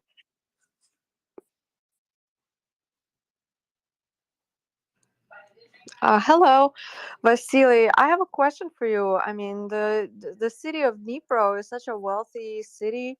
I'm wondering, what are people like Mr. Kolomoisky doing? Are they helping the army? Are they helping with refugees? Yeah, correct. Our city is, I think, is a wealthy city. Also, I think I am too, not poor. And I know many not poor businessmen from our city, and many of them are support in many ways. I don't. I can't say actually what do Kolomoisky, because he, I think, more than 8 months is on west of Ukraine in Karpaty mountains, and I don't hear anything about his help Ukrainians. But there is another businessman. Kolomoisky is an oligarch. It's not a simple businessman. Other businessmen are helping army and helping refugees too. They give money or they buy some supplies which are needed.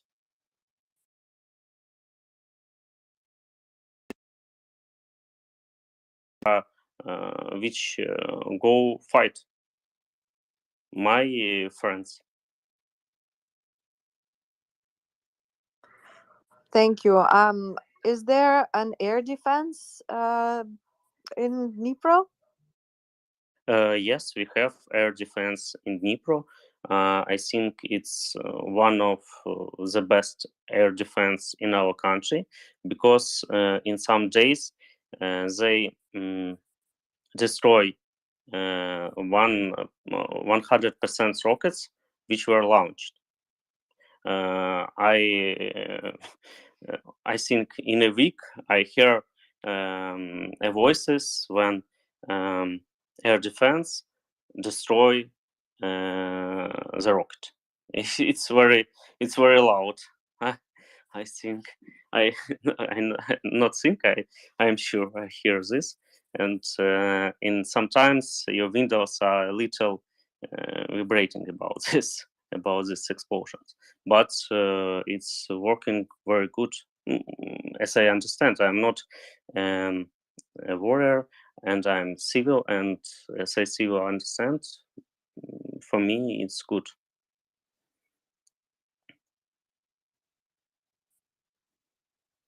Thank you very much for that. Thank you. You're welcome. Nick? Is my mic working better now? I restarted the app.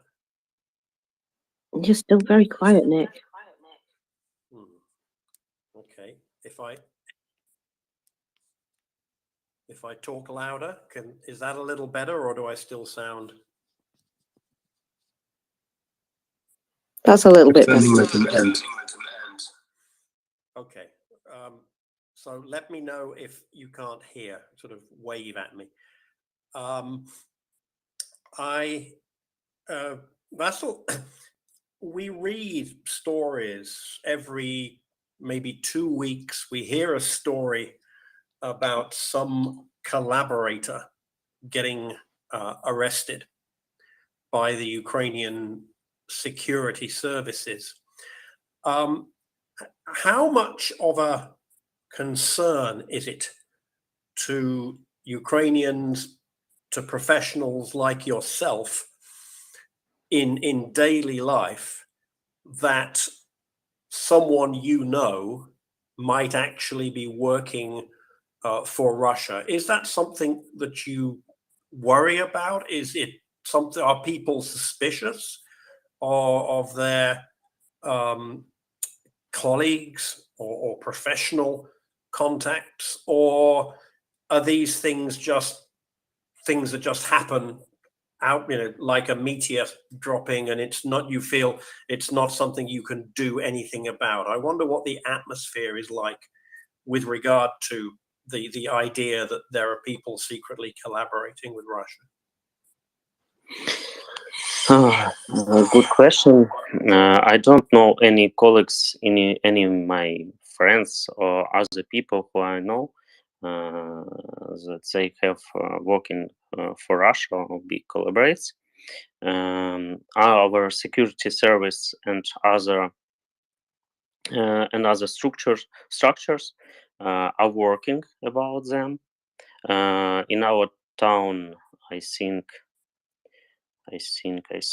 last one, maybe a week ago, was that one of them was arrested, but it's not too many people.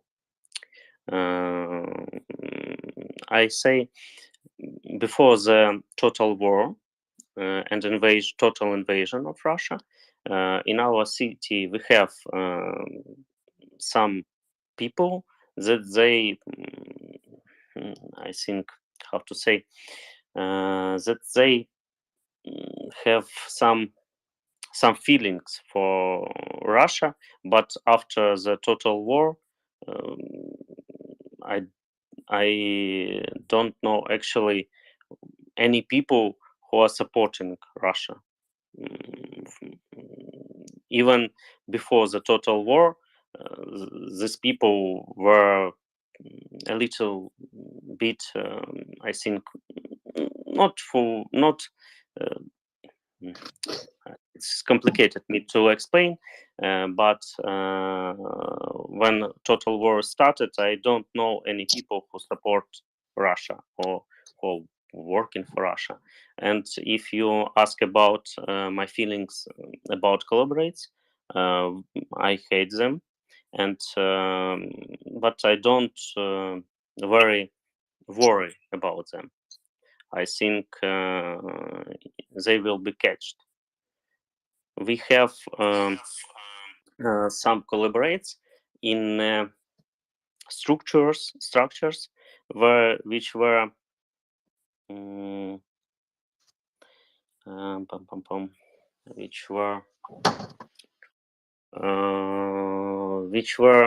have some 1 second.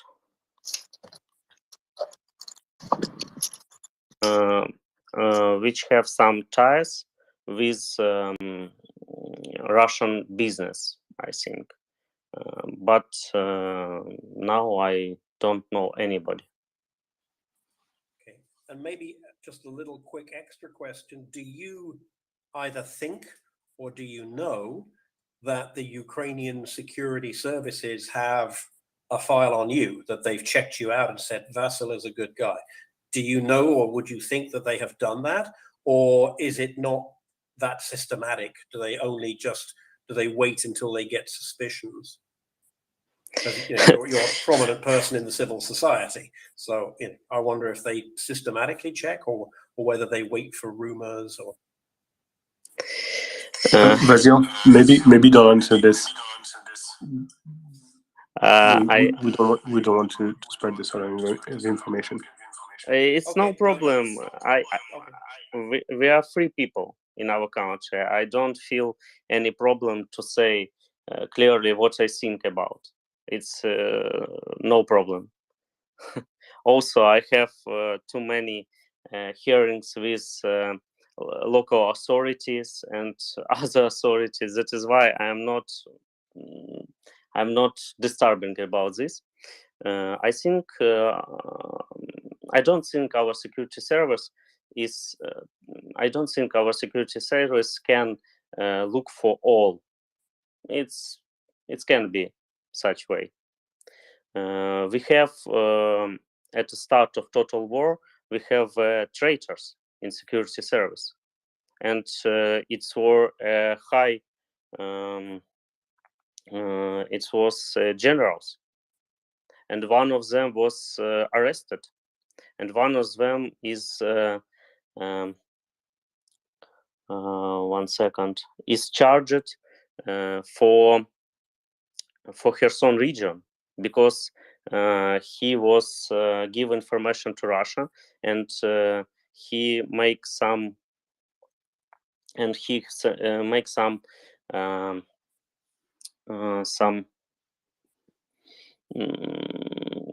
he helped Russians to take Kherson. It will be simple to say that. And about me, I don't worry about this at all. We have a freedom in our country. We can free speak what we want, and it's not a problem. Fantastic. Thank you for that. Those just wonderful open answers. And just it's fantastic to have you here. Thank you. Thank you too. You're welcome.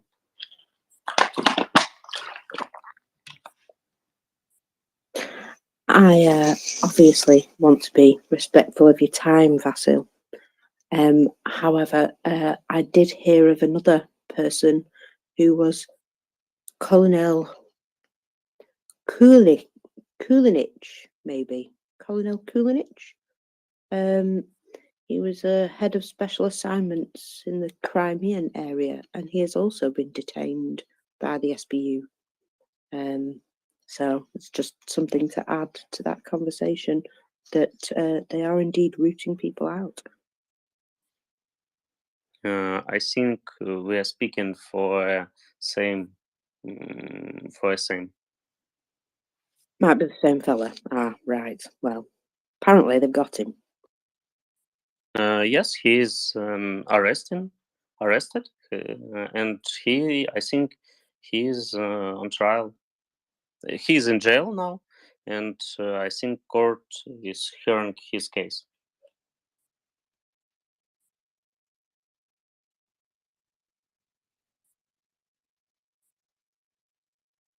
All right. Hopefully justice will be done. Either way. Richard, you came up. Do you have a question for Vasil? Hi, good evening. How is everyone? I hope you're all well and you can hear me. Yes. Excellent. Yeah, thank you. It's been really just informative to listen to everybody speaking tonight. And as always, the MriyaReport, or I call it MriyaReport. I don't know if that's how you say it, but It's always very informative. I listen to it quite a lot in my own time. I just wanted to go back to the point that you were talking about with the electrical issues that Ukraine is suffering. Because obviously they are taking the full whack at the moment of, outages because the Russians are hitting, designated points to try and disrupt that. I suppose because obviously I'm a fella, I have heard some stuff today, which has been really interesting to read about, and that's come through St. Javelin and a couple of other places that most of us know about, and that is the fact that they've been doing some quite hefty raising of donations for generators for Ukraine. Over the last couple of days, and I think quite a lot of generators have actually already made it into the country or are on their route currently into the country. So obviously, hopefully, they should make their way to different places around Ukraine to, I'm guessing they'd be designated points for civilians, and obviously for military use. It's probably going to be a big spur of them going directly for military support, for people to use in whatever manner that they need to use it in. But I just wanted to add that because I have heard about that today, and I think the units that they're using at the moment are, I don't know whether they're running on diesel or petrol or whatever that is. But I think one of the units I found out, I think is 1,600 euros. I think that might be a bog standard one. But yeah, I just wanted to throw that in because I found that really interesting today. And the fellas are trying their best to get loads of funds together and try and get, support to Ukrainians that have got no power. So I thought I'd just throw that in. Thank you for listening to me. Thank you, Richard. Marcus, go ahead. I was just going to say I'd seen that as well today.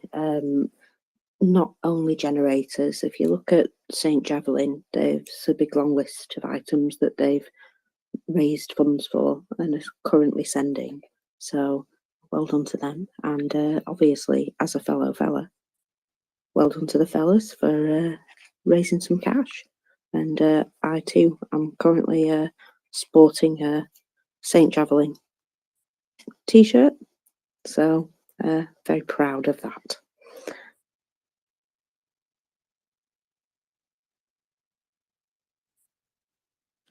All right. If there's no further question for Vasil, I have got a few for Severity.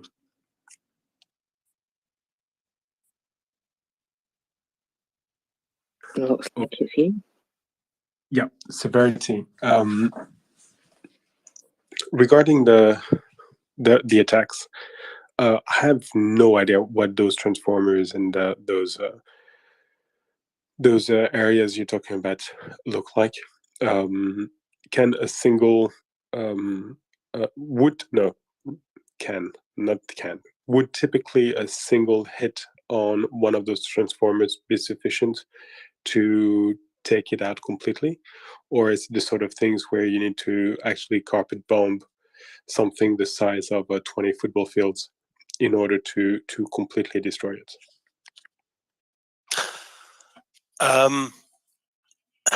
An accurate missile attack on one of these facilities is more than enough.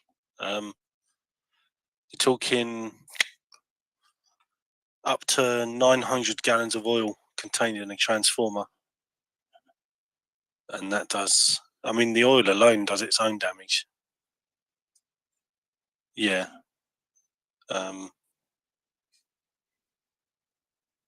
It's not good.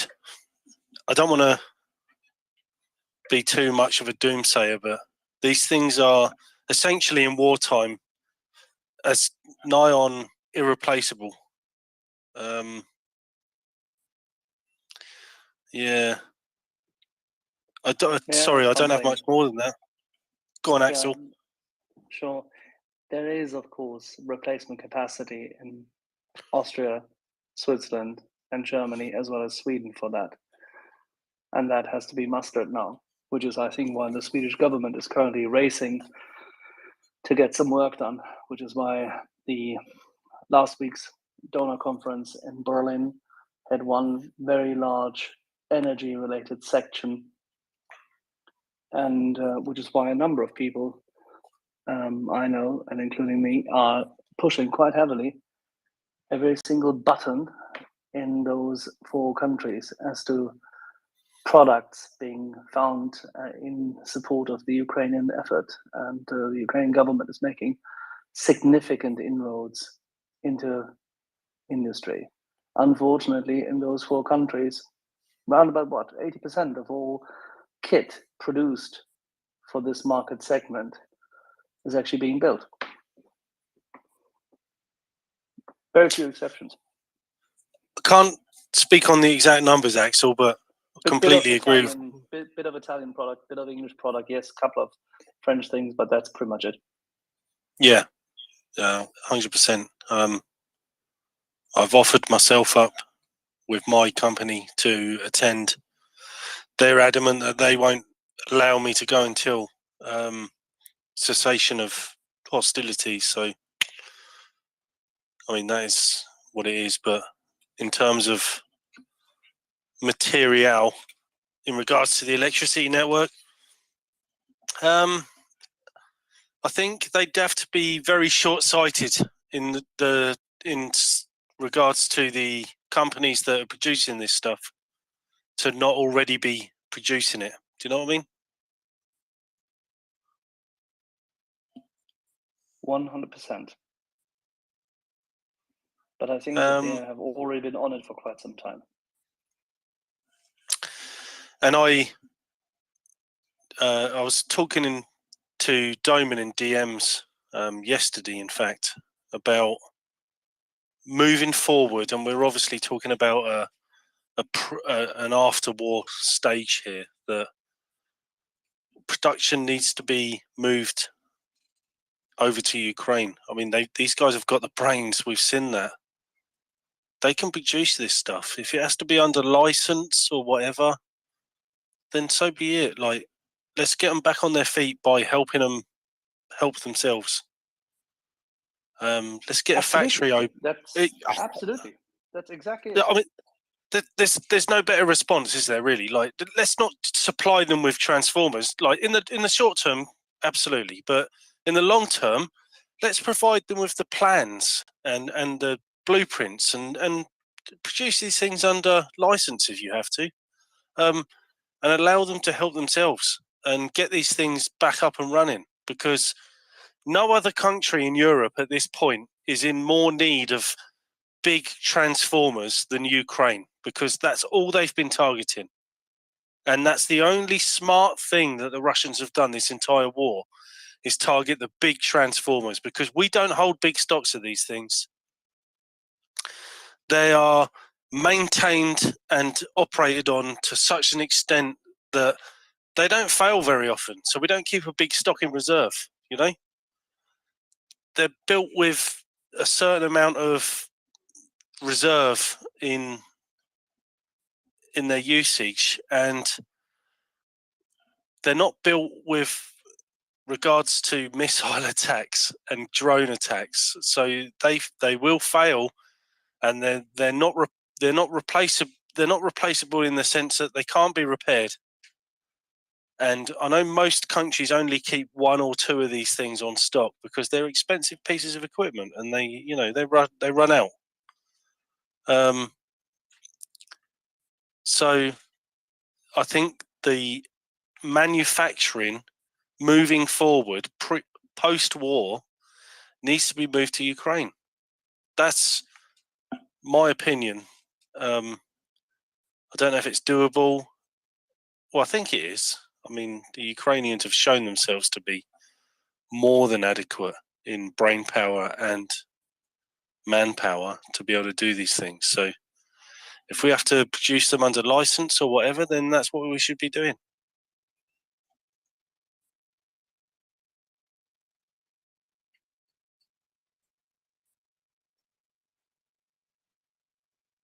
I think you will see exactly that.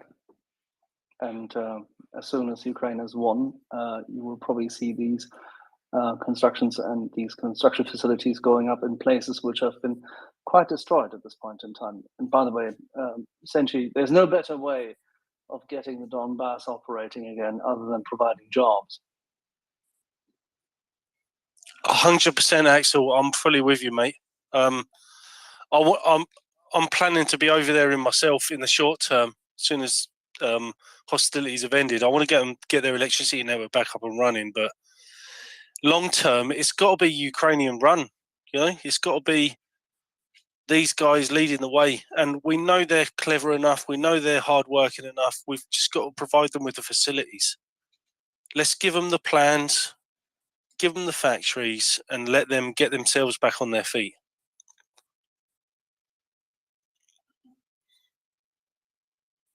Amen. Thank you. There's a number of hands, but I'll take the opportunity to ask you a very silly question, Severity.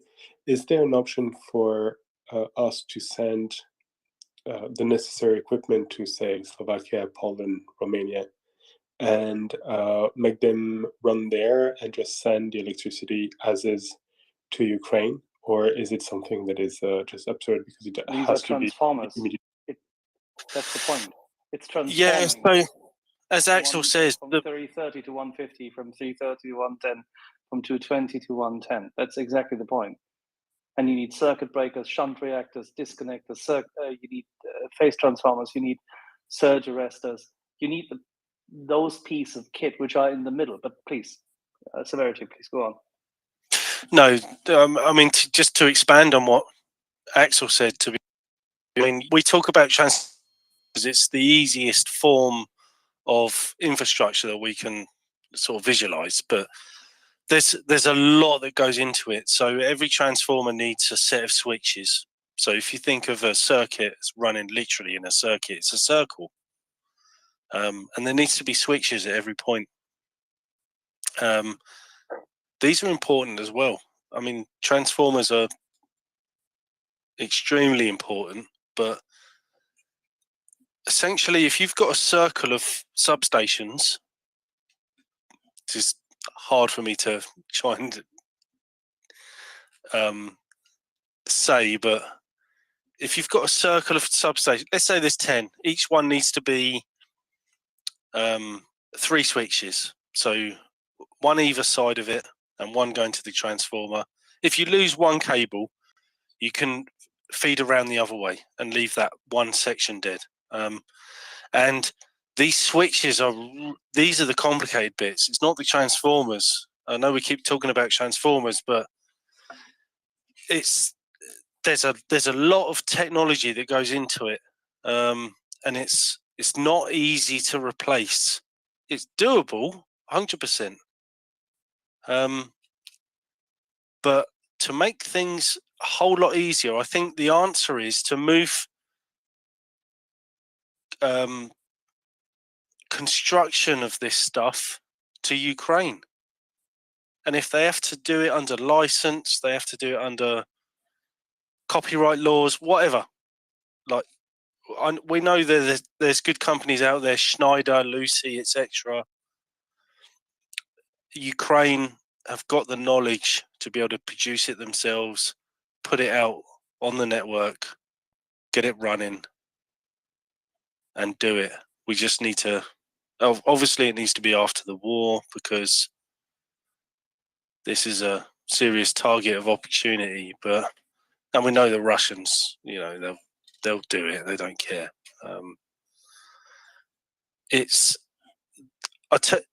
I'll use an anecdote that I've used twice already on this space. The UK lost a 400 to 132 kV, that's 1000 volt, 132,000 volt transformer in the south.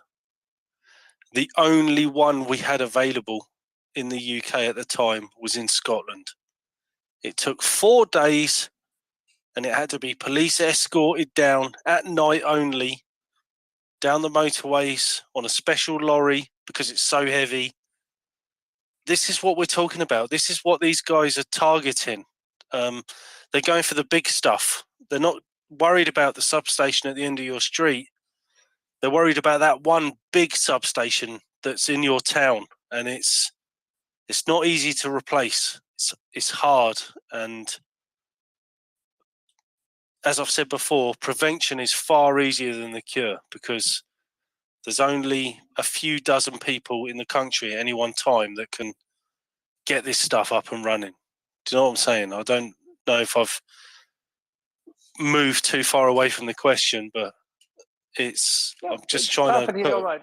It's exactly the point. This is absolutely relevant. It's much easier to send IRIS-Ts and anti-missile defense systems into the conflict zone and prevent high-value targets from being acquired and then destroyed. No question about it.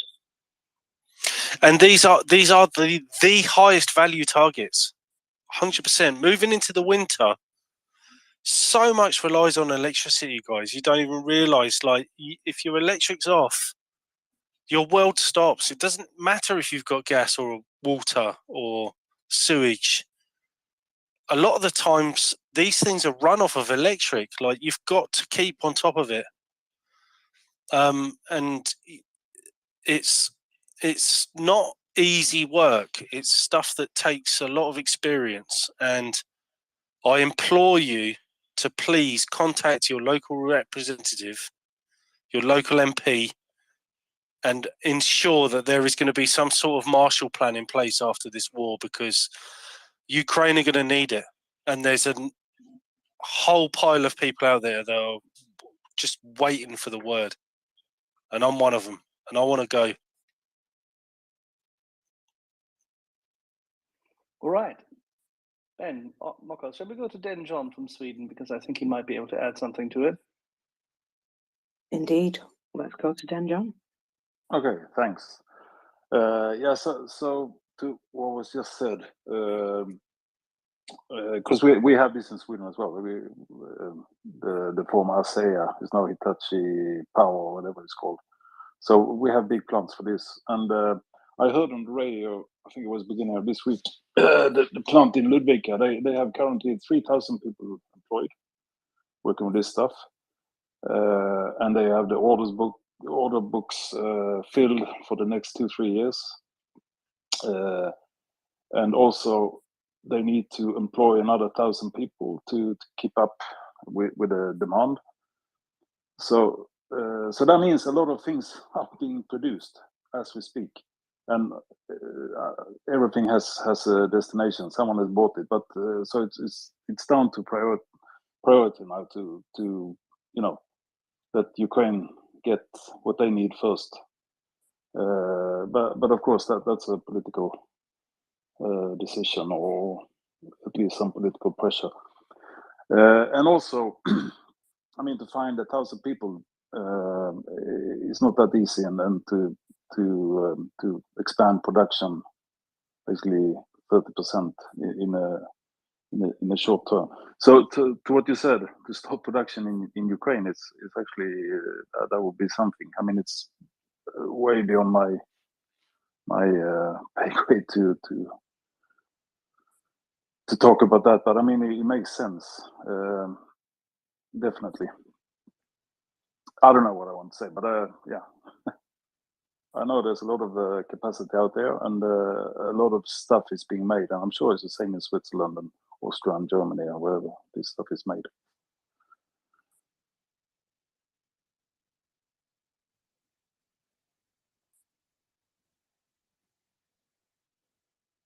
Thank you for that.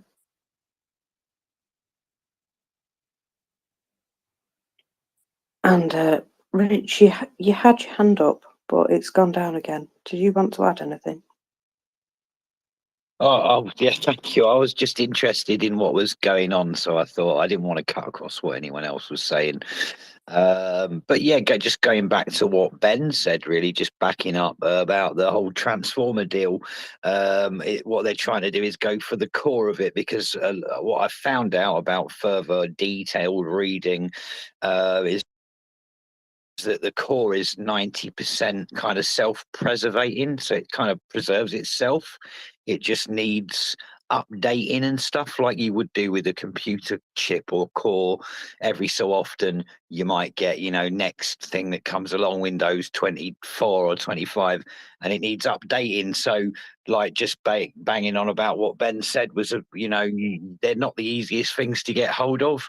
And I was reading into it, the fact that most average transformers and cores of transformers actually have a life expectancy of between 30 and 50 years. Some of them go as far as 60 years. And actually the Japanese have got that one down to the T. So maybe we need to get some Japanese into Ukraine, because they're the ones that can really do like miracles with transformers and cores of transformers, because they've got them lasting for 60 years plus.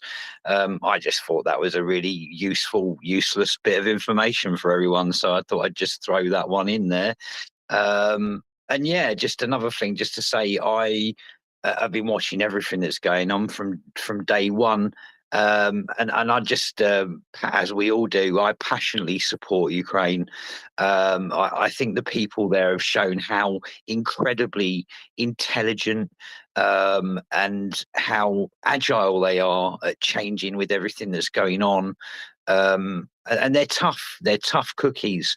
And they're a well-respected around the world people, I think, now, after seeing everything that's going on.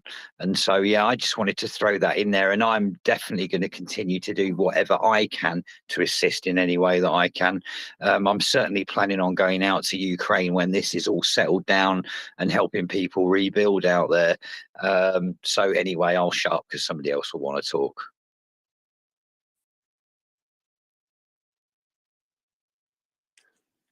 Fantastic. Thank you, Richard. I'm sure any help will be welcome. Severity, your hand is up.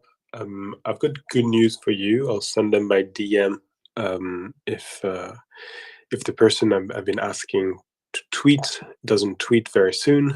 But yeah, cheer up. There are good news. But for the moment, Severity, the floor is yours.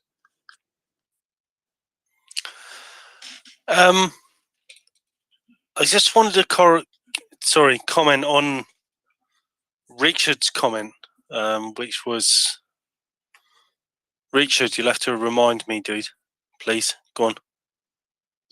Yeah, sorry. Was it about the Transformers, the life expectancy and stuff? Oh yeah. So the life expectancy. So my brain is literally a fireworks show. So the life expectancy of Transformers. I actually replaced a Transformer today that was dated 1952. That's crazy. And it is crazy, but they're far better than the ones that we're putting in now. So I just wanted to comment on that, because yeah, we're talking what, 70 years, and it's not unusual for us to join on cables that are, say, pre-World War II, 1930s, so pushing 100 years. Wow, and that's the state of the UK electricity network, dude. So good luck with your electric car. That's all I want to say. Thank you. That's news to me. Amazing. Thank you for that.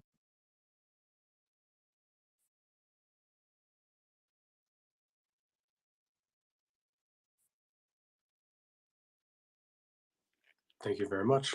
John, and then we'll go to Henrik. Yeah, I think some of the electrics in my flat might be that old. I just wanted to thank Severity for his contribution. There's so much expertise on this space, and there's all kinds of different people. But I've heard you speak a couple of times, and you certainly bring a new perspective, which is the kind of practical, professional side of that area that I don't think people are fully aware of. And you know, it is the vulnerable people that suffer when that kind of thing goes. everybody suffers, but vulnerable people particularly so, obviously. And I just kind of wondered, is there, if you were writing to your MP or maybe to a journalist, what would be, often it's like one or two key points. You may have mentioned it already, I've been dropping in and out, but just whilst there's so many people on the call, there's obviously a pending humanitarian catastrophe potentially, and is there any kind of like international organization at the moment, or what would it look like if there was one, like an NGO? If you think about, you know, famine, there's loads of NGOs working that field, or medicine, but this wholesale destruction of a country's infrastructure we haven't really seen before. So it's I guess it's a different type of NGO. But I principally just want to say thank you for what you said, because it's absolutely fascinating and really well informed. And yeah, thanks.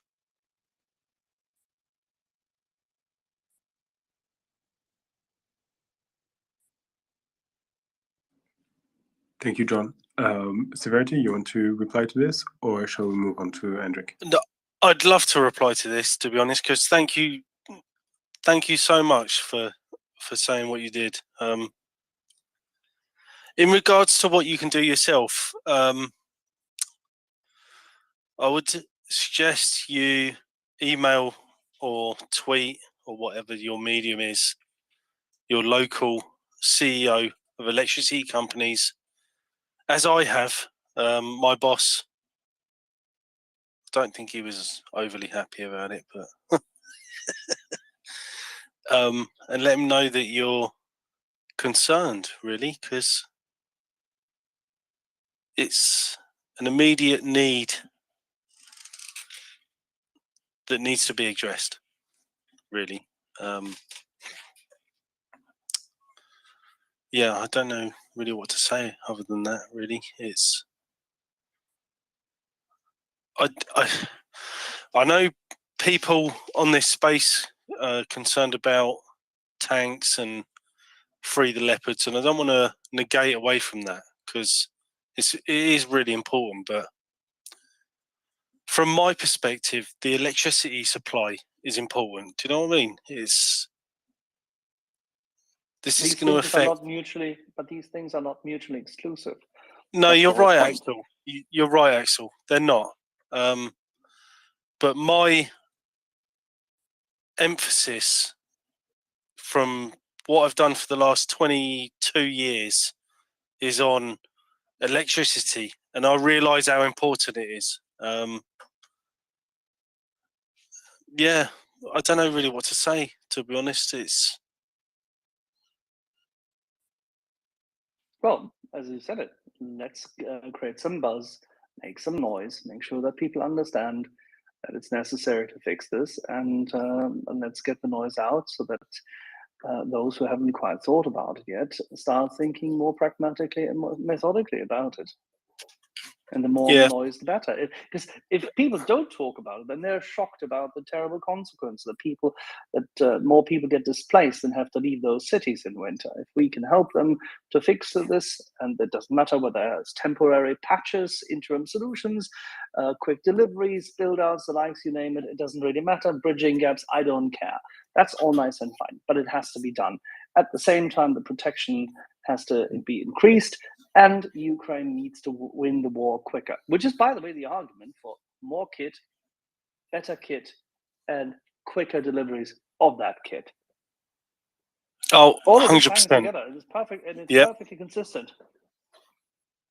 Free the leopards. You said it. Free the leopards. Axel, I'm fully behind you, dude. Like, we can talk about infrastructure all day long, but let's win the war first, yeah? Let's get the main factor out of the way. Russia. Fuck off back to your own borders. Excuse my French. 100%. We can worry about infrastructure afterwards. And I'll be there to help.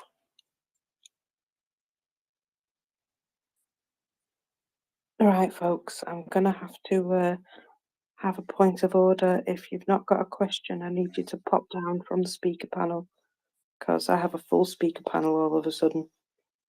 Thank you very much.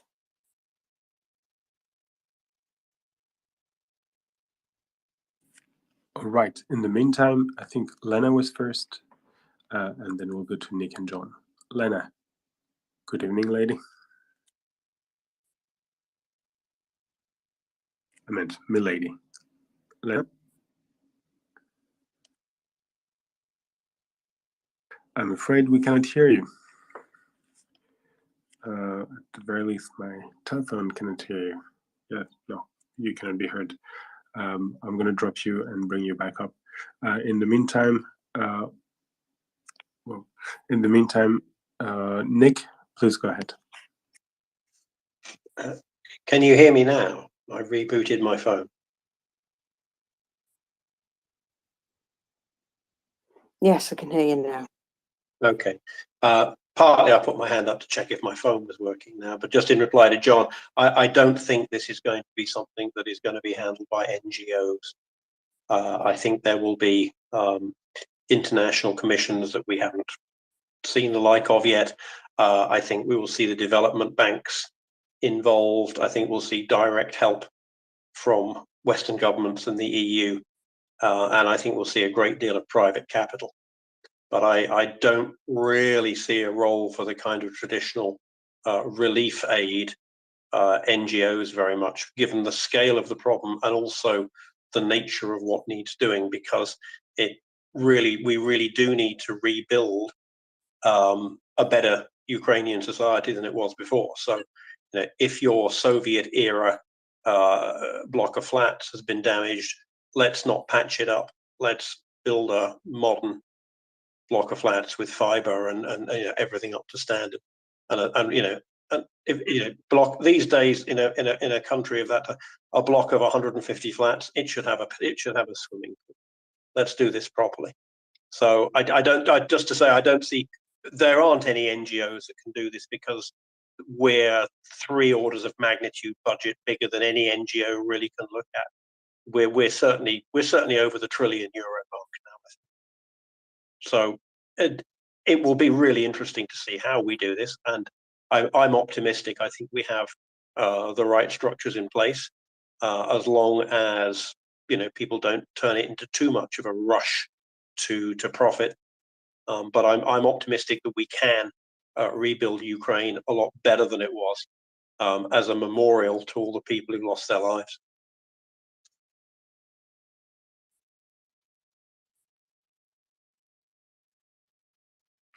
Amen to that. Lena, second time's a charm. My lady, please go ahead.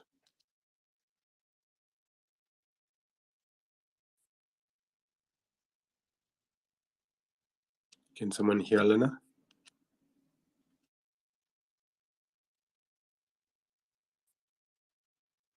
Nope. We cannot hear Lena. Okay, I'm gonna drop her again. Meanwhile, Hendrik, please go ahead. Yes, I would like to say that I see a wonderful opportunity for Ukraine right now as an energy supplier to most of Western Europe. We have seen basically that they have the capability of managing nuclear power plants. They have the ability to maintain them, to improve them. And seeing how much of the grid has been lost and so much has been damaged, I think it would be smart to really take a European view and have Ukraine be a power supplier to the Western areas of Europe. And that way they could have the improvements pay for themselves and serve as a base for the whole country to be raised up.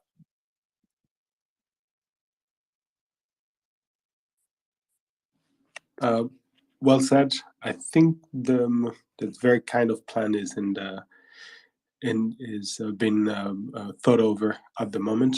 Meanwhile, before we try again with Lena, I'd like to direct your attention to the Nest, where Dylan's mom has, I've put Dylan's mom tweet about the effort that has been done by several European companies, Italian, German, Polish, I think the other one, in order to bring replacement immediately to our Ukrainian friends. They are being thanked by Ukrenergo, yeah, don't hesitate to have a look. That shows that despite the onslaught of the Russians, Europe is standing by their friends and is sending them what they need to keep going. So there's great pictures, a very touching thank you, and the realization that the Ukrainians are not alone. On this note, Lena, please go ahead. Maybe a fourth time would be a charm. Can you hear me now? Loud and beautifully clear. Oh my God, finally. Thank you, Ben. So what I wanted to say, I completely agree with what you guys are saying, that there is no one NGO who can handle it. But I think it would be a combination of effort. It would be a combination of coordinated governmental effort because of the huge cost of that restoration that needs to be done. And NGOs who have a goodwill, and that's their modus operandi and their reason to be, so to speak, to help to rebuild the country. And it has to be driven by Ukrainians because they know what they need and know how they want to have it done, and they know what didn't work in the past. So it's, to me, when we had a meeting with NGOs last week and discussed how do we approach that, it's basically building strong civilian corps, sharing experience of a similar rebuild and similar situations in the countries where disasters of similar magnitude or like serious disasters happened, and applying that in Ukraine, as well as supporting them any possible way we can. And I think another important notion is that kind of disaster is paralyzing. So it makes you feel so small and look at it and you hesitate to think, what really can I do? But basically, I think the main premise is that you are the only person who actually can do anything. Because if everybody thinks that I cannot do much about it, that's how paralysis starts, and that's how society becomes inactive and passive and builds inertia. So calling a representative and actually pushing for a air defense, because it's important to preserve at least what is there and to preserve people who are there, is the key, and not allow it to be destroyed any further. And then to support those people who are on the ground, as well as organizations who selflessly collect funds right now and distribute all that assistance, and already are working with procuring building materials, finding modular home manufacturers. If you guys have any ideas on in-kind donations, building materials, anything, please just message me, and I can direct you to people who actually can help with that and participate in that effort. But things are being done, and people have good intentions in their heart, and I don't think it would be driven specifically by the funds and by the for-profit organizations, because the motivation is slightly different there. It would be definitely driven by Ukrainians because they know their needs and they know the direction they want to go.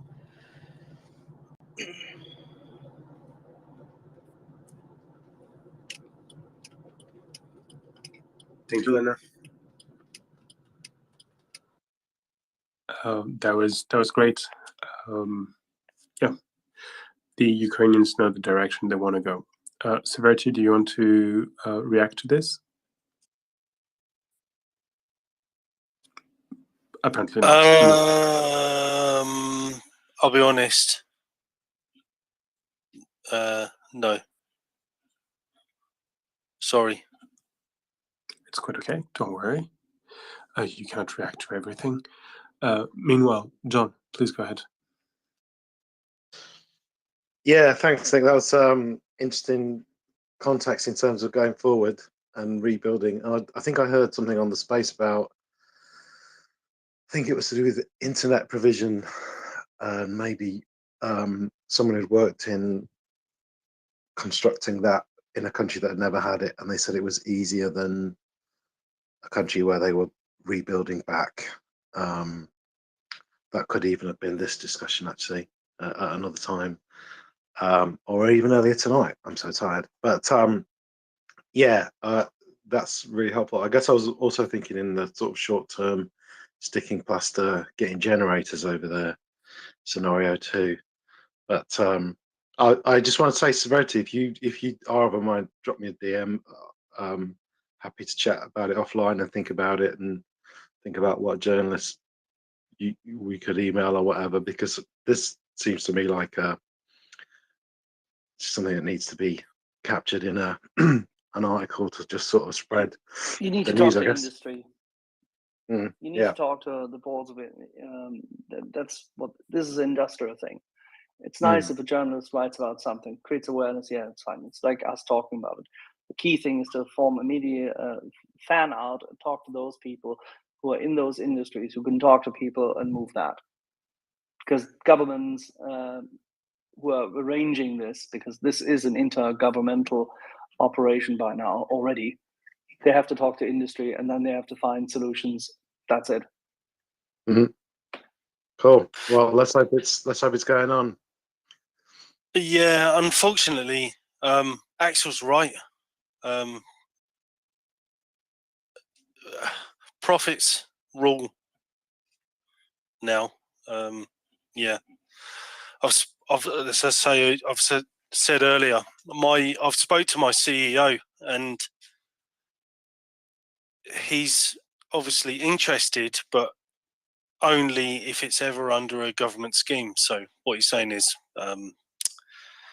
if it doesn't cost him anything, which is, yeah, take what you will from that.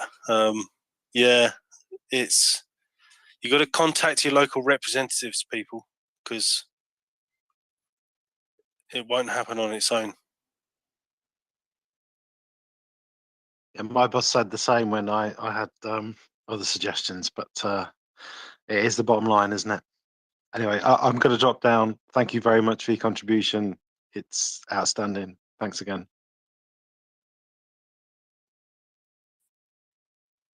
Well, thank you, both of you. And also, I'm going to say thank you to everybody for a great conversation. And I'm off to bed. So, good night, all. And I will catch you very soon. Nighty night. Night, Muggers. Thank you very much. Hope to see Ta-da. you tomorrow.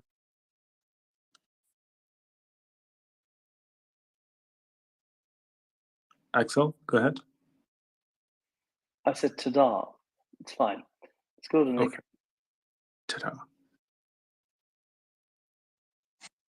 I'm wondering who the speaker was. I think he's dropped off now. Who said, you know, let's plan for Ukraine to be an exporter of energy to the EU. I think it's a fantastic plan. We've seen that Ukraine, the grid works. The integration of Ukraine in the EU grid works well. For quite a large part of the war, Ukraine has been exporting power to Europe because they haven't been consuming it themselves for their own industry. But it also occurs to me that Ukraine has no problem at all, either mechanically or politically, building nuclear power stations. And so maybe they can help the more squeamish European countries about nuclear power just by, you know, exporting that feeling of ickiness that that the people who put Atomkraft 9 Danke stickers on the back of their cars. I saw one the other day. Just amazing. We're still doing that in 2022. But it would be a huge win. We could decarbonize Germany, and Germany could pay Ukraine a handsome fee for doing that, and they wouldn't have to get all icky about having their own nuclear power station. So that looks to me like about a 5-way win.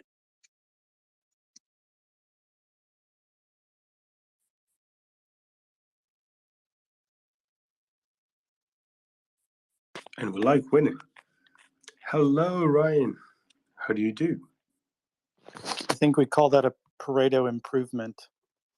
I'm doing splendidly well for Thursday afternoon or evening.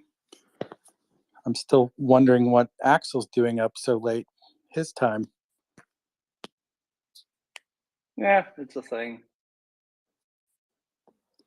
Axel is a citizen of the world. It doesn't have he doesn't have a time zone. I always thought people that long in the tooth turned into pumpkins after 1 a.m. We call it senile bed flight.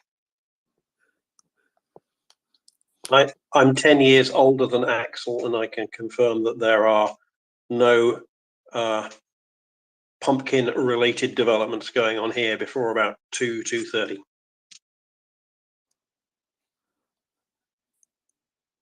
So what can you tell us about the French Revolution then, Nick?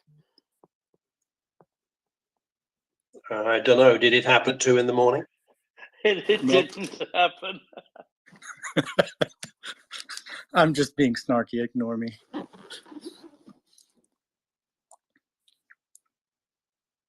I guess I can't give Axel too much stuff for being an AARP member. I don't even know if that exists in Estonia.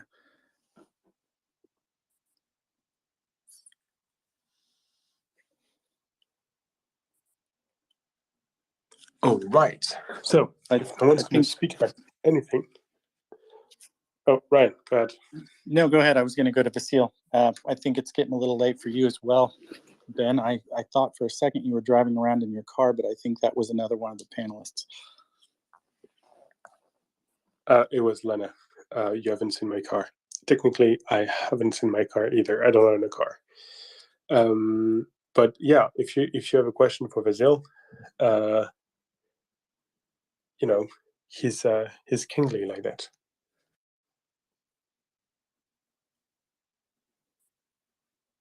Vasil, you had your hand up. Go ahead. Yeah, I want to say, do you hear me? Yeah, loud and clear. I want to say, yeah, we have 4 nuclear plants: Хмельницька, Рівненська, Південно-Українська, and Zaporizhzhia nuclear plant. And also, I want to say that I go to bed, and good night to everybody. Thank you for your support. Good night.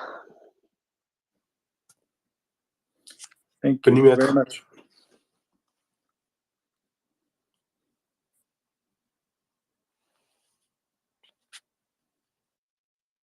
Oh, right. So, oh my God, but Ryan, it's you. You know what? I've got a few questions regarding oil. Would you be in? Are you in the mood? I will do my best. I'm never in the mood to talk oil, but I'll make time for you. Oh, all right. I'll be quick then. I won't be. Take all the time you need. I'll be here for at least the next 3 to 5 hours. Oh, right. So, I read somewhere. No, I've listened. Oh, yeah, I've listened to a fantastic podcast. It was on the Columbia Energy Exchange, something like that. Okay, I hate to be sponsored to talking in a good way about Columbia, considering that not one but 2 of their professors were participating to this conference that was also attended by none other than Vladimir Putin. I don't understand why those people are not fired, but that's a completely other issue. Yeah, no, there was a fantastic speaker, Amartya Sen, and she was talking about the future of Russian oil export. And she mentioned that the Russian oil export could be divided in 2. We're talking about oil, crude and gasoline. And she said that, well, crude, even if there's the price cap, maybe it will continue flowing. There's not really a way of putting an end to it. But gasoline is a completely different business, because at the moment, Russian export of gasoline mostly goes to Europe, and the 2 main markets for Russian gasoline that, well, sorry, the two main markets for Russian crude, which are China and India at the moment, would not have the possibility or the interest to make up for this and to buy much of Russian gasoline. What do you say of this? Is it important? And what could be the impact of not being able to export your gasoline for Russia? It'll drive their refinery businesses into bankruptcy, much like a lot of the refinery businesses in the United States went bankrupt during the pandemic in 2020. I suspect India and China don't want to import refined product from Russia, one, because it would cost them more, and two, because they have refining capacities already in existence in their own market. I noticed that a couple of months ago, one of the back doors that Russian petroleum products was ending up in American consumer markets was that it was being purchased by the Indians as crude and then refined into diesel or gasoline or kerosene, and secondarily imported into the US as the refined product. I don't know what capacity Russia might have to find new buyers for their refined products, but if Europe was their former number one consumer of that and they're no longer interested in purchasing those items, I don't think they're going to find readily available customers in countries like China and India. The refinery process has, some undesirable effects environmentally speaking, and those are not nearly as heavily regulated in developing nations like India and China, so they can get away with doing their refining there and not have to worry about EPA or other issues that you would run into similarly in Europe. And I don't know that they're going to easily find a replacement for those customers. So it's one of those more complicated facets of the oil and gas business. People, for some reason, think this stuff just comes out of the ground and goes straight into a car, but it's extremely complicated, and there are many different facets of the energy business, both transportation, production, refining, exploration, you name it. It's not nearly as simple as the average layman would presume, not knowing what all goes into getting dead dinosaurs out of the ground and turning them into the plastic products that we all need and use in our daily lives, or the gasoline or diesel fuel that we need, or the jet fuel that we need to travel around the world or get products delivered where they need to be. That's one of the primary drivers of global inflation right now, is fuel prices got out of whack, and the refining capacity of fuels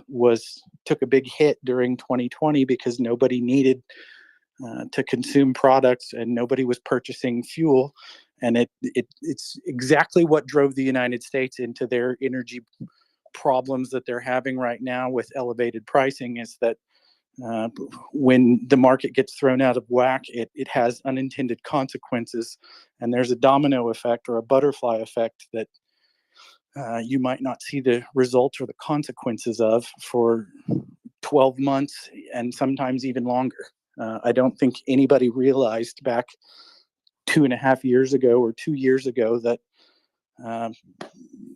a drastic decline in demand for gasoline meant that prices were going to be elevated for years to come, because it was going to cause refineries to go bankrupt. I think similar things will happen in Russia. I don't know what capacity the Russian government has to prop up those industries, given that they're so busy trying to conduct this genocidal war in Ukraine. So hopefully it will lead to a catastrophic collapse of the Russian economy over the next year or so.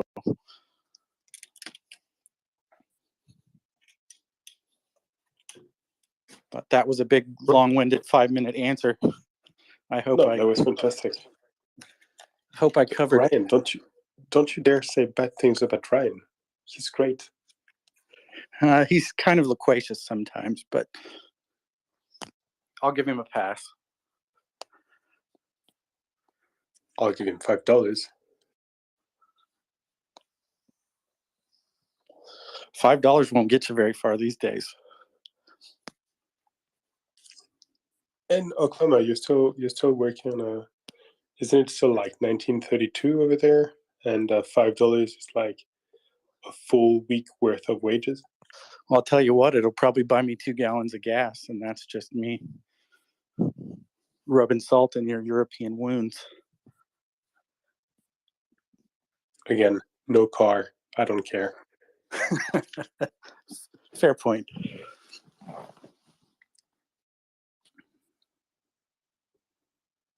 Okay.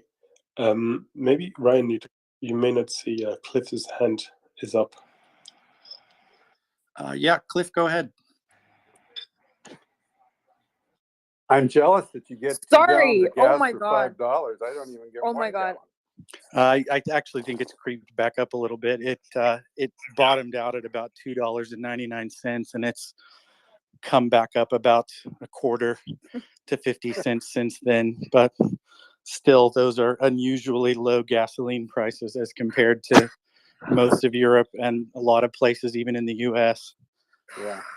So I raised my hand with a couple of comments. One was for severity. It looks like he's gone away, but it sounded like I don't know. I'm reading into what he said, but it sounded like he's an engineer, and it sounded like he's chomping at the bit to do something. And so if he's listening, my thought was, maybe to be forming a network of brain trust to lend a hand or a brain when it's time. And Engineers Without Borders or whatever could be ready to go when and if, or let's say when it's time, and they're called on to do some consulting and do some quick design or whatever's needed. My other thought was, they're talking about nukes and being the power supply for Europe. They can certainly do that, but once they build the network, build the network, and they will come. Remember earlier on in the war, there was photos of that big solar farm that got thieved by the Russians. There's no reason that there can't be a lot more solar as part of the whole supply situation, and I think Ukraine's in as good a position to supply Europe with solar as anybody. Okay, those are my 2 comments besides the gas. I'll check out. Thanks, Cliff.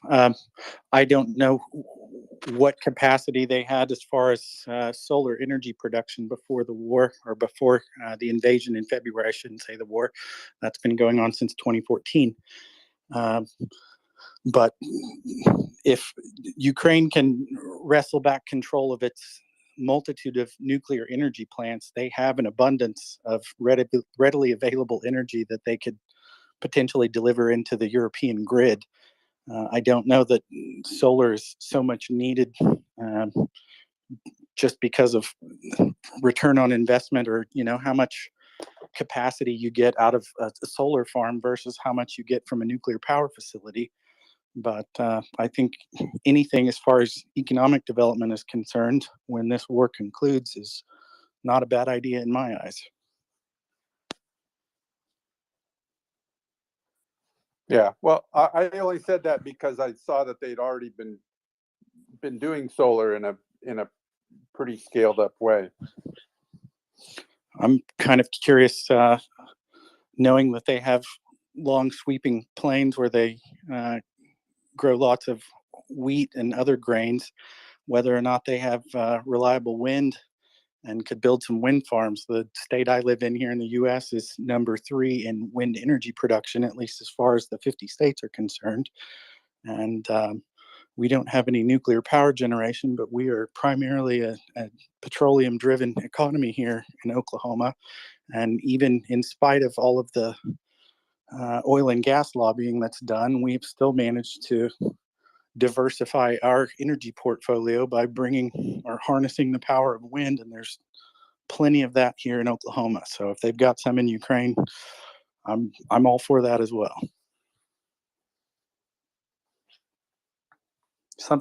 Anything that generates jobs for Ukrainians and tax revenue for the Ukrainian government sounds like a splendid idea, in my opinion.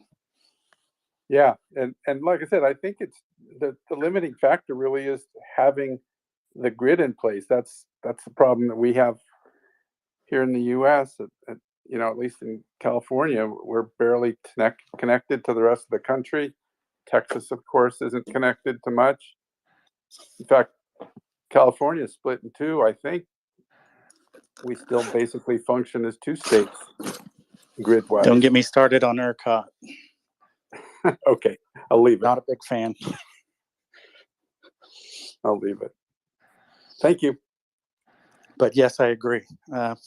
If anything should have a little bit of government influence involved, it might be the power grids in any particular nation. I think those are more of a utility and less of a anyway, we'll move on. I think Marissa was waiting. Yes. Hi, Ryan from Good evening. Maryland. How are you doing? Very well, thank you. How are you? I'm doing well. Yeah, you've been talking about nuclear energy. My late husband, he was nuclear engineer, and I mean, it's a great solution. And it's much cleaner than using gas, and everybody wants now clean energy, and nuclear energy is a clean energy.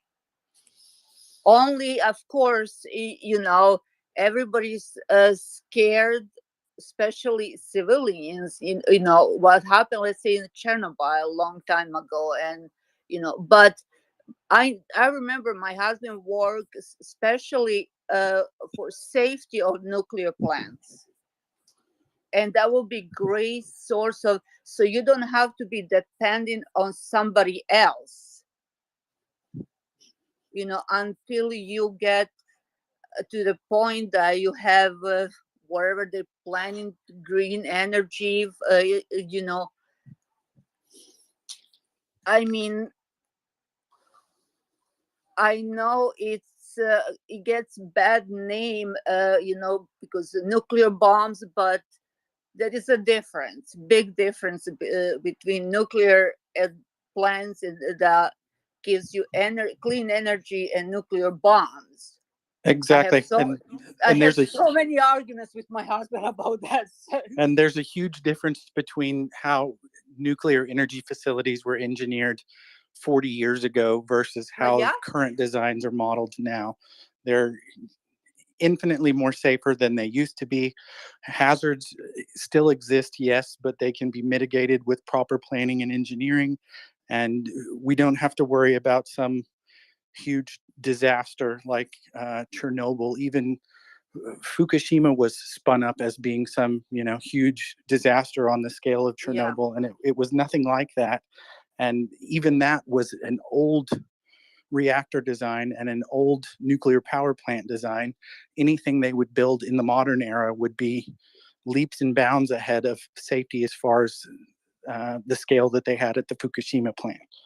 Yeah, you were. Yeah, like I said, I was ignorant too when it came to, when we speak about, you go right away to nuclear bombs. It's like, okay, but once when you get married to a nuclear engineer, you finally find out that it's not how it seems. It's not that scary. And it's a clean energy. Absolutely. And if I'm they- not mistaken, they have newer reactor designs that can consume spent fuel from old reactors, if I'm Yeah. not mistaken. But I'm no nuclear engineer. So. No, he worked for the guy. I mean, he could not tell me exactly where, but his company was employed by United States government about safety of nuclear plant, and he, I trust him when he tells me, not to worry, that it's safe. He was not for nuclear bombs. That's the one thing, but when it comes to nuclear energy, like I said, clean energy. Everybody talks about saving a planet, and if you want to save a planet, they should think about that with nuclear energy. Well, and nuclear energy became a boogeyman in a lot of people's eyes, for one, because of what happened at Chernobyl, but also because the Russian government has been stoking those fears through the Cold War and nuclear arms buildup. And there's a mentality of people over a certain age to just have an instinctual reaction, a knee-jerk response when they hear anything related to nuclear. It's a trigger word, and that evokes that visceral response, and people tense up and immediately think it's something bad. And I think there is a generational divide there with people who lived the Cold War and had to do, nuclear drills in their schools or things like that and hide under a desk like that's going to save you from a nuclear bomb. But that type of constant training and drilling as children seared that reaction into the minds of many people, at least here in the United States. And it's something we just have to actively work to counteract and help people understand that just because it has the word nuclear in it doesn't mean that it's something scary and it's going to kill everybody. I think a poorly run petroleum refinery is every bit as dangerous as a nuclear power plant. Probably more so, depending on what kind of dangers you're worried about. But if anybody has knowledge and human capital that's capable of developing modern nuclear power plants and operating them, it's Ukraine.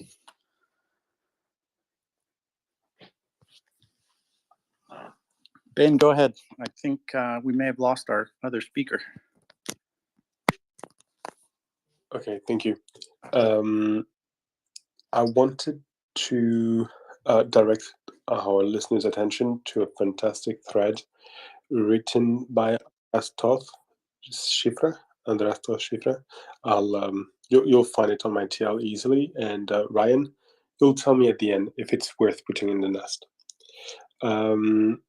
So what it's going about is Russian regional budgets. Okay, it sounds boring, I know, but hold with me for a second. You'll see it's interesting. So, as you know, Russia is a federation made out of different republics, and each of these republics has its own budget. So, not all of the tax money goes to Moscow. Some of it goes to the region, the local republic, and is spent by the governor of that local republic. And some of those republics are not doing well at all. Apparently, during the third quarter of this year, some of them saw their income, their fiscal income, drop by more than 30%.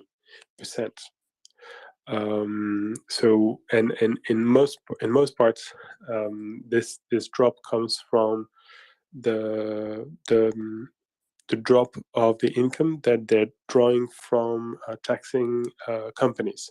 So in some regions which have been particularly hard hit by both the sanctions and the mobilization, they find themselves with severe fiscal issues and severe budget issues. And this is very important because the central government itself is having problems. And as a result is leaning on the federal republic, the local republics, for them to pick up the tab on a number of important spending that are caused by the war. And one of the most important one is supporting the families of the men who have been sent to Ukraine. And as I told you, that money is slowly but surely diminishing. And in some places, it's even almost entirely gone. So what we're starting to see are families of soldiers who are fighting on the front, and their families are starting to, they're maybe not going hungry yet, but it might happen very soon. And so that what Andreas is not saying in his thread, because he's a very careful and a conservative researcher, which I'm not. I'm thinking of 1917, when the soldiers were suddenly very, very worried about what was going on in the rear, and decided to leave the front line because they had more important things to do.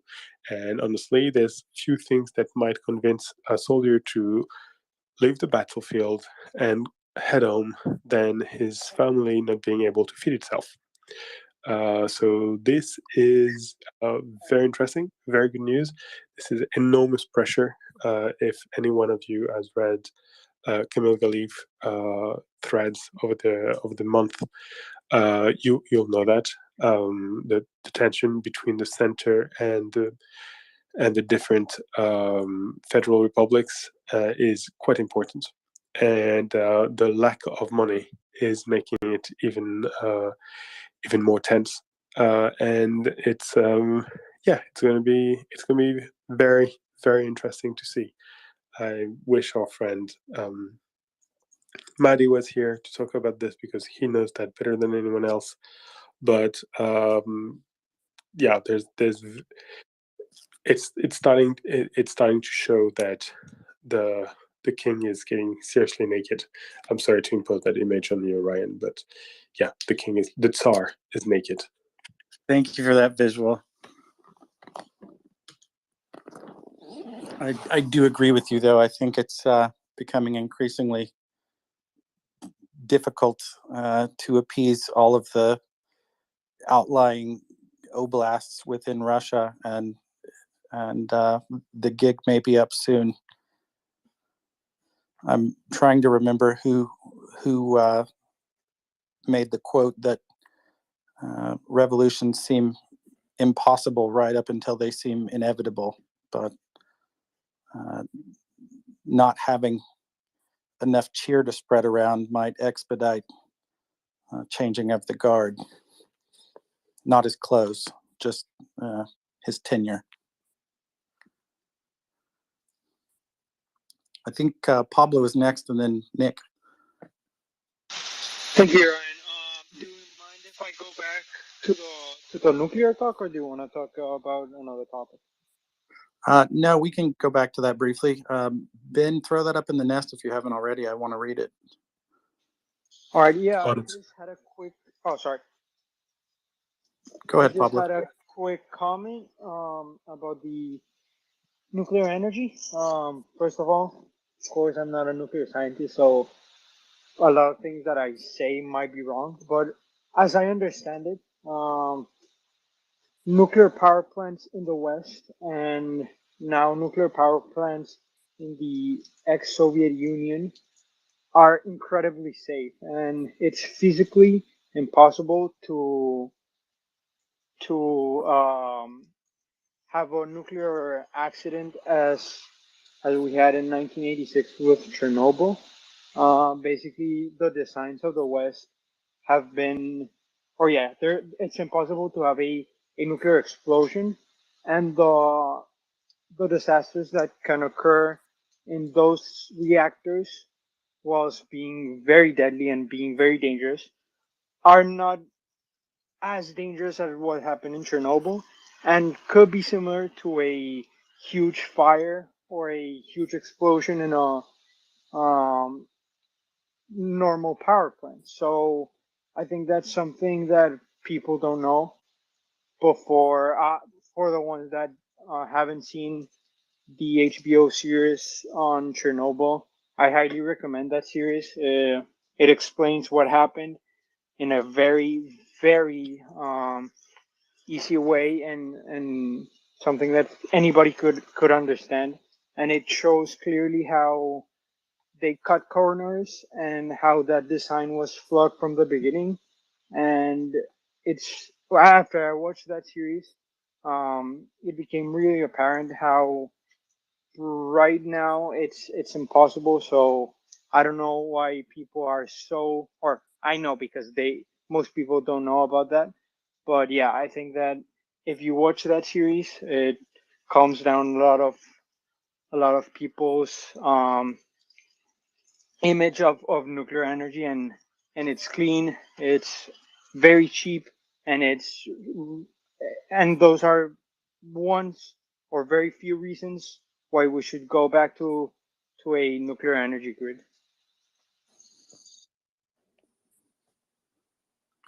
I agree with you completely.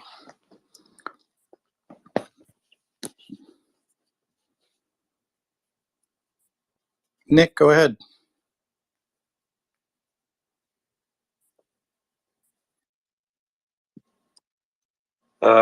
I've completely forgotten what I was going to say.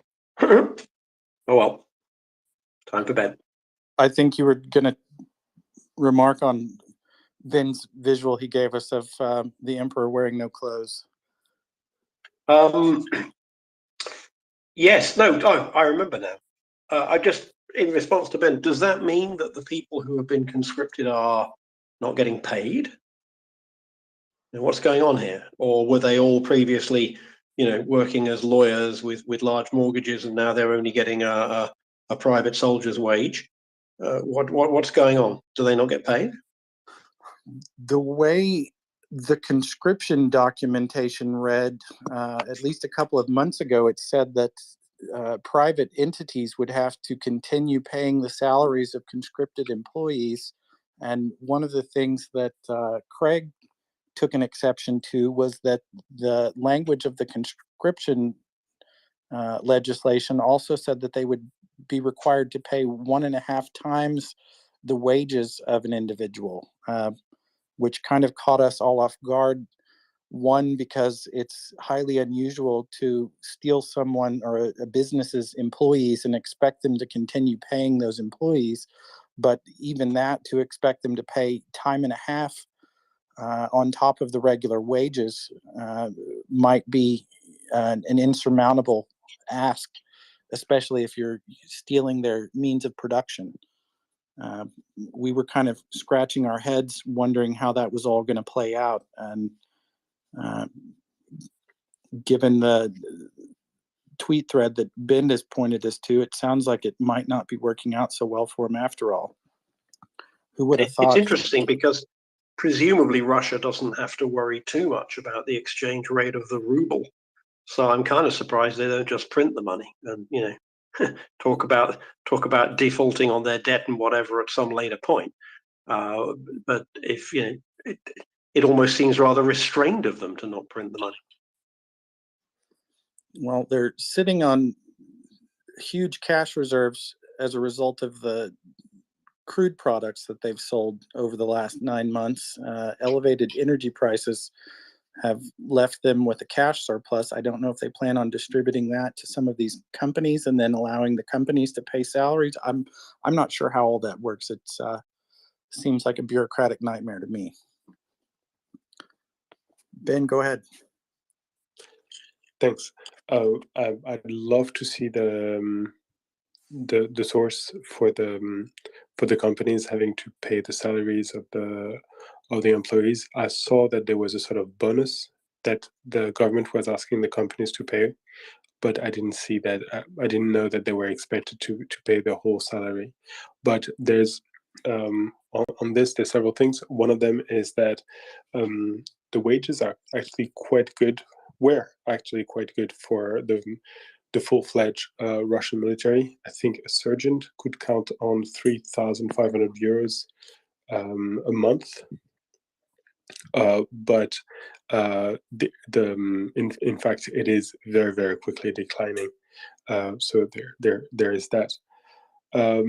And regarding the question of Nick, yeah, this is something that we've been asking for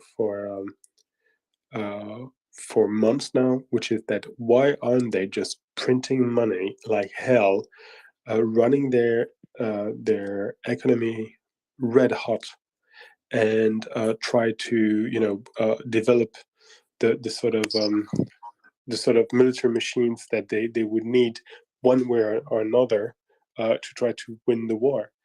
And it's fairly difficult to understand. One of them is that they might have the impression that it wouldn't do them any good. But my money is on something else, which is that for the past 25 years, or almost, the Putin government has been doing one thing was paramount economically for them. It was fighting inflation. When Putin arrived in the Kremlin, there was very high inflation, and the one thing everyone is thankful for, considered that whatever problem you may have, he did super well. He fought inflation. He reigned over inflation, and since then, every single step of the way, when there was a choice to be made between a pro-growth option and an anti-inflation option, they always went for the anti-inflation. To this day, they created those massive cash reserves, which had an anti-inflation effect. They tried to stabilize the money. They spent a lot of money trying to stabilize the money because they're obsessed with this, and that's the basis of Putinomics, which has been theorized by Chris Miller, which is that what is paramount is the survival of the regime, and they probably are tying the level of inflation with the survival of the regime, and they consider that nothing is more important than that, so that's what they're going for. But yeah, it's extremely strange. That really tells you how little they trust their own position at the helm, and they consider that if there's a bout of inflation, they might just fall. At the moment, Russian inflation is somewhere between 12 and 13%, which is ridiculous. It's almost twice lower than in many EU countries, and it is. There are several reasons for them. I was talking with Ika Kornen about it from the Finnish central bank, and he was explaining to me that, well, one of the reasons is that they have very low energy prices, of course, because they produce most of it, and the price is managed by the government, so that's why they don't suffer from too much inflation. But the second one is that it's probable that they'd rather have demand collapse than prices go up, and yeah, it's strange because no logical person would ever go for this. But the fact is that they're probably running their economy a little bit like they're running their army, which is in a completely nonsensical manner. It's really interesting because, I mean, the traditional, one of the things that usually gets authoritarians is their currency collapsing and inflation. And it just, it's kind of one of those things that always happens. I find it, I think, slightly quaint, slightly cute that they're actually trying to keep inflation under check. It's one of those little mysteries.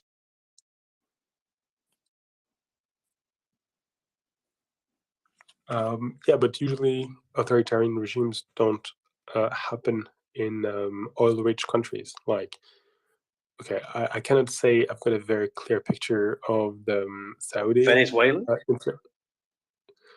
Yeah. There's Venezuela, but then again, are they? Yeah. Okay. Thank you. There is Venezuela, but I'm thinking Algeria. I'm thinking even Libya. I'm thinking Saudi Arabia. They don't have inflation issues, as far as I know.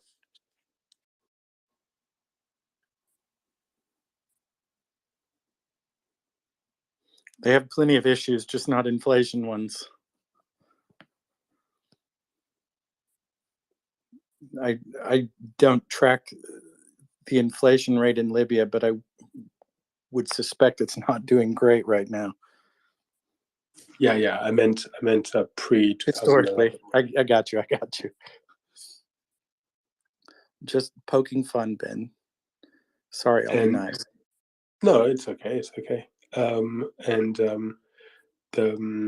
would say that what defines Venezuela in this case, maybe more than authoritarianism, is their revolutionary socialist ambitions. Like they make me think of many of the Arab countries up until fairly recently, or about Israel before the turn of the Israeli central bank in 1976, 77, something like this, where they had dreadful inflation. So they were not an authoritarian regime. So there's that. Oh well, I say something silly about Israel, and here it shows up. It was not intentional. What are the chances that the one spot at work I found that has reception, and then I get to it, and I come on, this is a very big base, and it's the only space that I literally found reception. It's taken me about 20 hours, but anyways, here I am. I didn't even hear a word you said. All I heard is Arab countries, but don't know what you're talking about. Israeli financial history. Cool. Sounds boring. If it was military, I'd be more interested. But no. I heard we had an interesting day. We had Malcolm on for a while. That was I heard a lot of messages about that, and I hope that was insightful. I'd have to, when I do get home from work tomorrow, I'd like to hear what happened. And great job all around. Otherwise, I see Ben is spamming the nest again, and you might want to. There's a lot of things in there. All right. Well, anyways, also a lot of feedback. Thanks to the whole audience and the MriyaReport team. The website is getting a lot of positive feedback. Thank you very much for visiting it. We're going to be adding to it a co-host list and a moderator list. We're also going to be updating our speakers. It's not full. And in addition, we're going to have a mission statement to talk about it. And overall, I think it proves to be a good avenue. As well, people like to send testimonials. They like to say what MriyaReport and this whole space, how they feel about it. And often they send it to me, and I try to answer all the messages. I get a lot of it's hate mail about my jokes, and I get it. But if you do want, we're going to have a spot where you can put testimonials in. I've spoken to the back crew. So if you want to say, hey, any comments you want to make, or even suggestions, there'll be a venue for you to do that. We'll have to moderate it because, of course, there are a lot of bots and stuff on the interwebs. But thank you for the attention, and please do visit MriyaReport.org. And thanks again. If Kansas tip of the has a hat to the question for back me, end Brian. folks that I was going to say, tip of the hat to the back end folks that got that page put up and made it look so professional. I'm sure that wasn't an easy task, and it is much appreciated.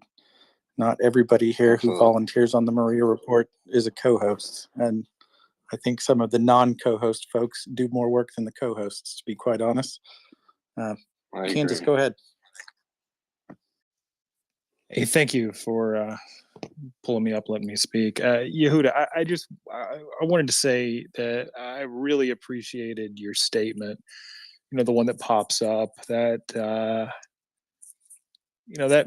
that means a lot to see that a statement like that. It's not just some anonymous people saying this is a cause we believe in, but it's really putting your heart and soul out there about what's important and what you've done. I think it means a lot, and I just want to say thank you for that.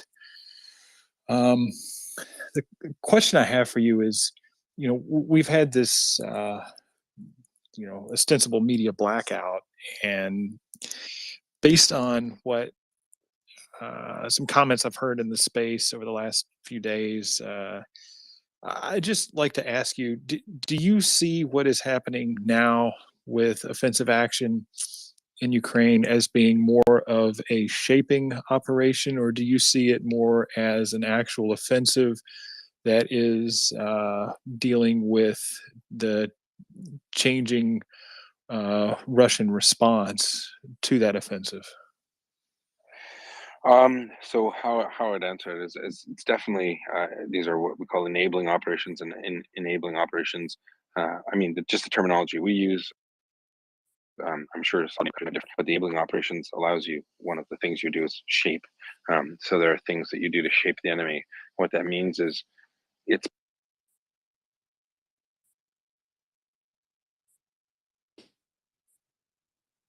the space to do so. It's obviously Russians are on the back foot. Ukrainians are would be remiss if they didn't shape sorry, that's a generator. They would be remiss if they didn't take advantage of that.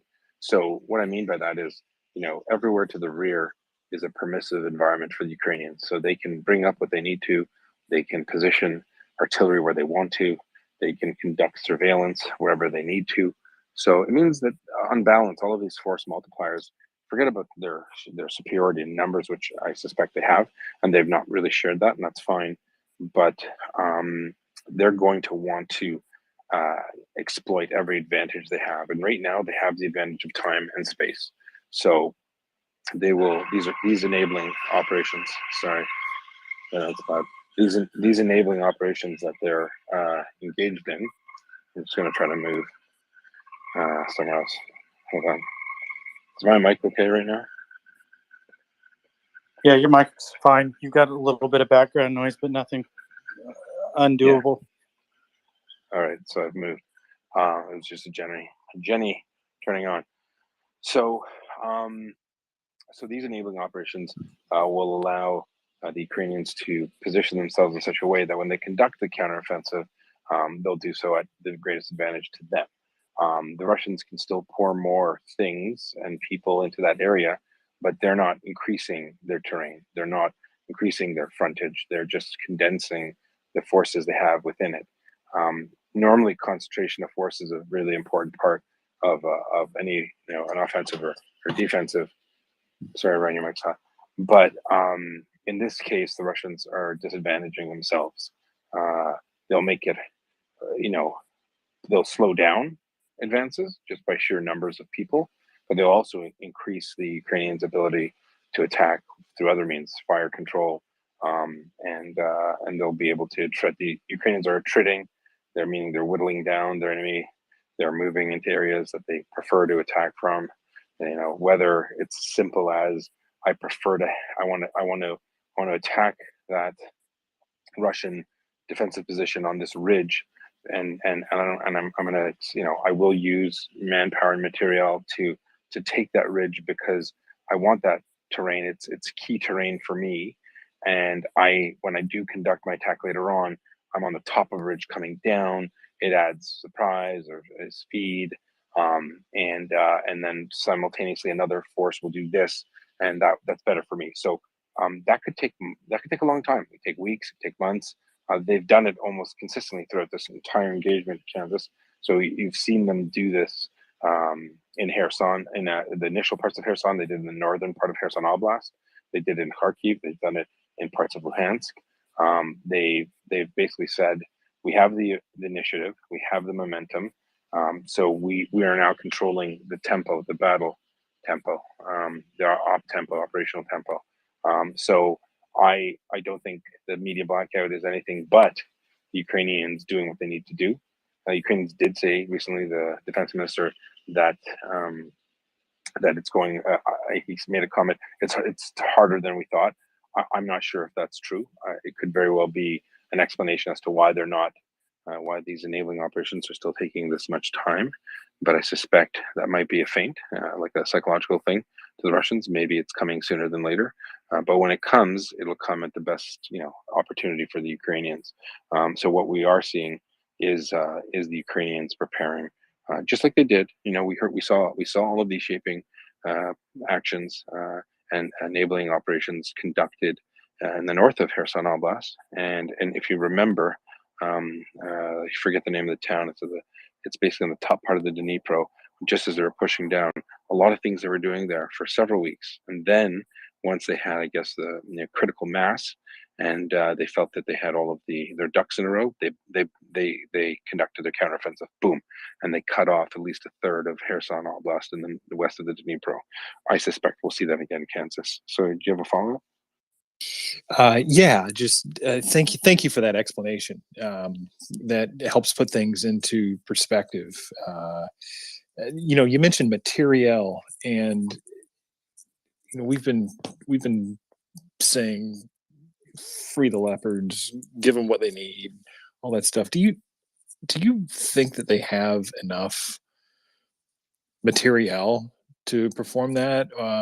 The question I'm getting at really is, in the absence of Germany sending leopards, or the US sending M1A1s, or them receiving additional armor, do they have what they need to do the job in the way that they want? Or do you think they're going to be limited by material constraints to do this next phase of the offensive? It's a good question. So the answer is I don't know, obviously, because I'm not a Ukrainian general. Do I suspect that they do? I actually think they do.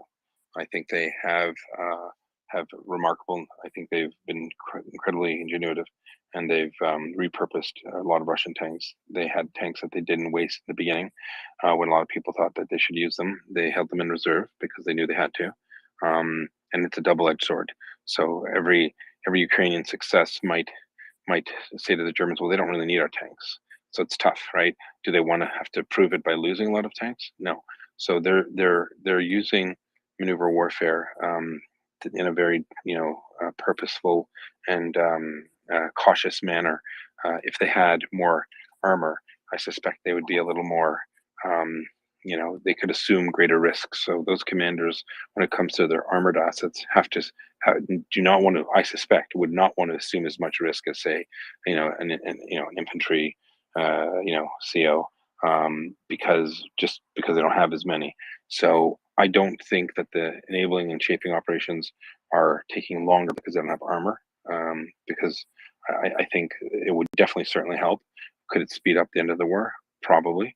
And are they probably risk averse when it comes to risking, armor? I think so. Do they need more? 100%. Well, how many more? I mean, the question is how many tanks they have now. I think that's a pretty closely guarded secret, but they're very good at what they're doing. The area is not a huge area, and we're talking 50 kilometers by a couple hundred kilometers, and you got to imagine that the artillery component here, I would say, is paramount, and their ability to attrit them and demoralize them and to break the things that they're using is probably, that would happen regardless of how much armor the Ukrainians had. You see what I'm saying? That was going to happen anyway. Does it impact? Is it obviously is it a consideration? For sure, it's a big factor to consider. And as we know, these commanders make deductions based on considerations, based on factors. And the more armor they'd have, every battle group commander would love as many tanks as they could have, as they could get cut to them. But they don't. If they get a squadron, they're happy. If they got a armor heavy battle group, they'd be really happy. But I suspect that they're having to split squadrons in order to make things work. But yeah, so that's the best I can do for that. I'm sorry I couldn't add any more. Oh man, you always continue to impress with your ability to take concepts that seem simple on the outside and show that they're really not that simple, and help us understand all the considerations that go into making these decisions, and help us understand what's going on. Thank you again. Appreciate it. No problem. And I want to say that I was convinced to make the statement. I wasn't really into that, but apparently a lot of the people, and there's a lot more to it. In fact, I had written more about the Afghanistan thing, but I wanted to focus on the Ukraine thing. The reality is that, I think good counsel and the team said it tells people why we're here. It helps inspire and perhaps motivate more people to try to help out. And so that's why I think that's why we went ahead with it.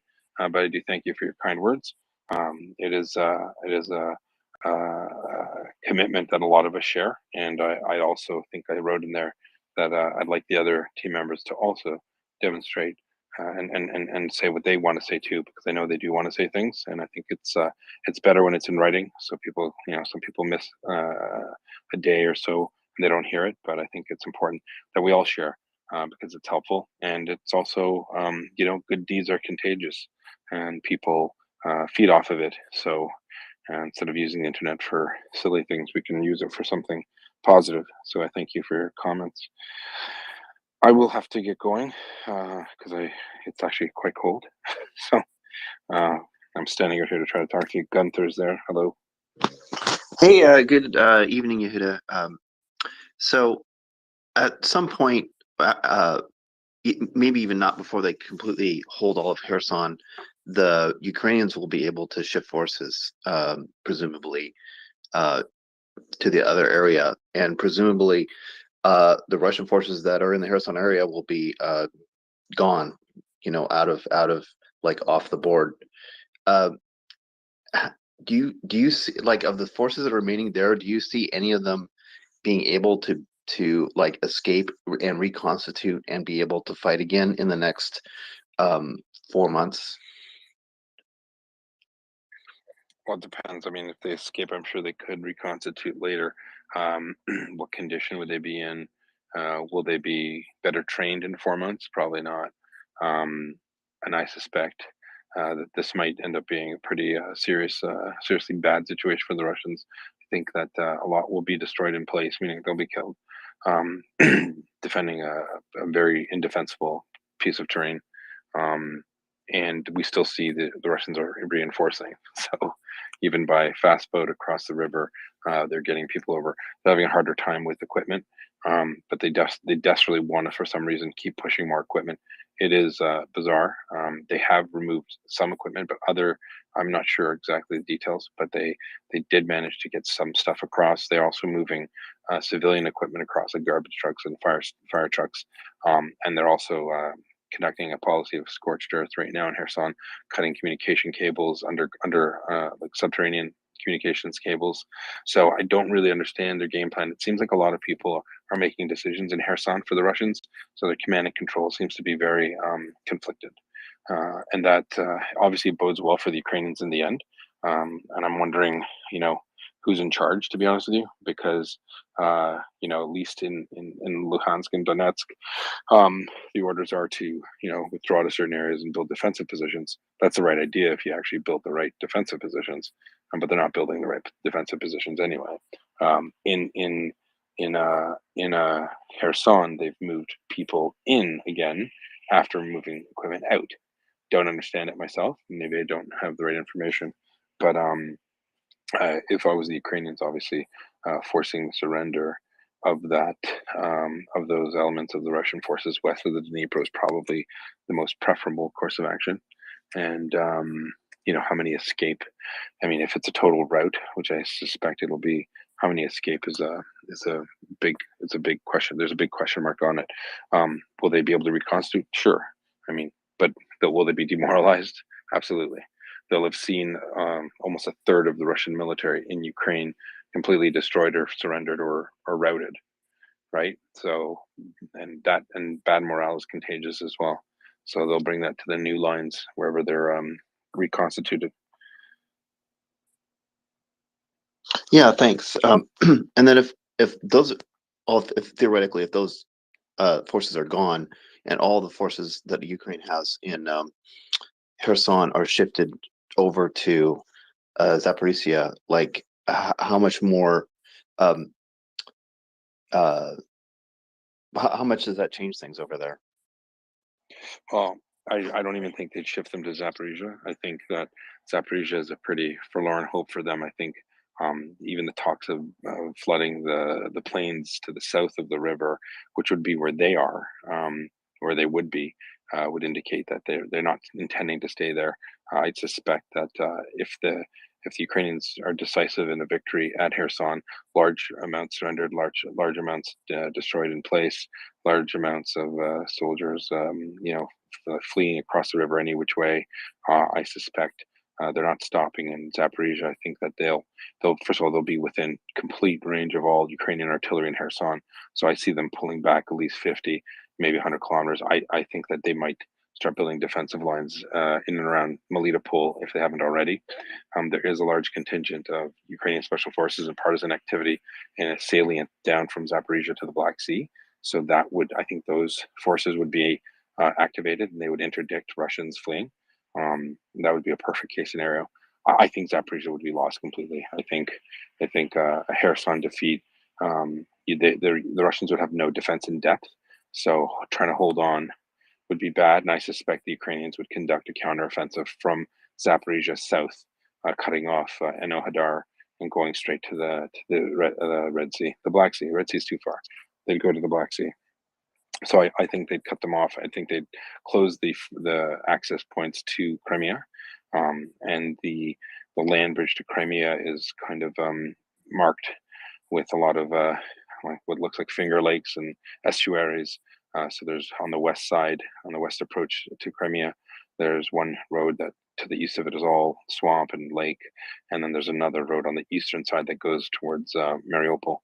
So I suspect either they'll try to fall back to Crimea or Melitopol, Mariupol, somewhere around there. I think Zaporizhia is out of the question for them. Thanks. That seems like great analysis, and Slava, thank you. No problem. I'm gonna have to run, everyone. Ryan, pleasure. I think at about 10 in the morning Eastern Standard Time on Friday, I'll be back on with more regularity. In the meantime, I have to get to work. We'll talk to you. Cheers. Thanks, Yehuda.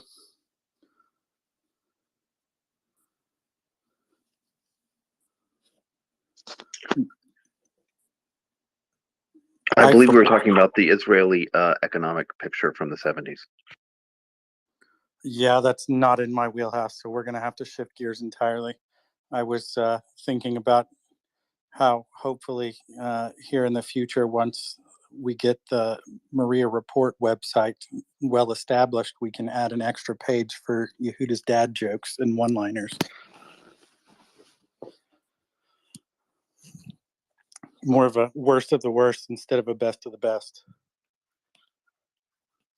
Lunchtime, go ahead.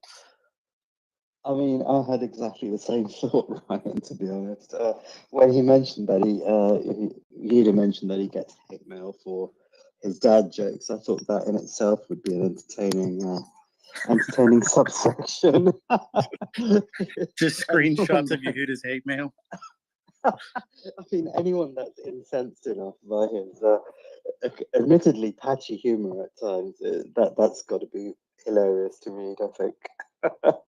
Well, and maybe we could think up some really witty way to monetize it, like a pay-per-click thing. If you want to see Yehuda get roasted really hard, donate $5 to Maria Aid. If you just want to see a light roasting, donate $2.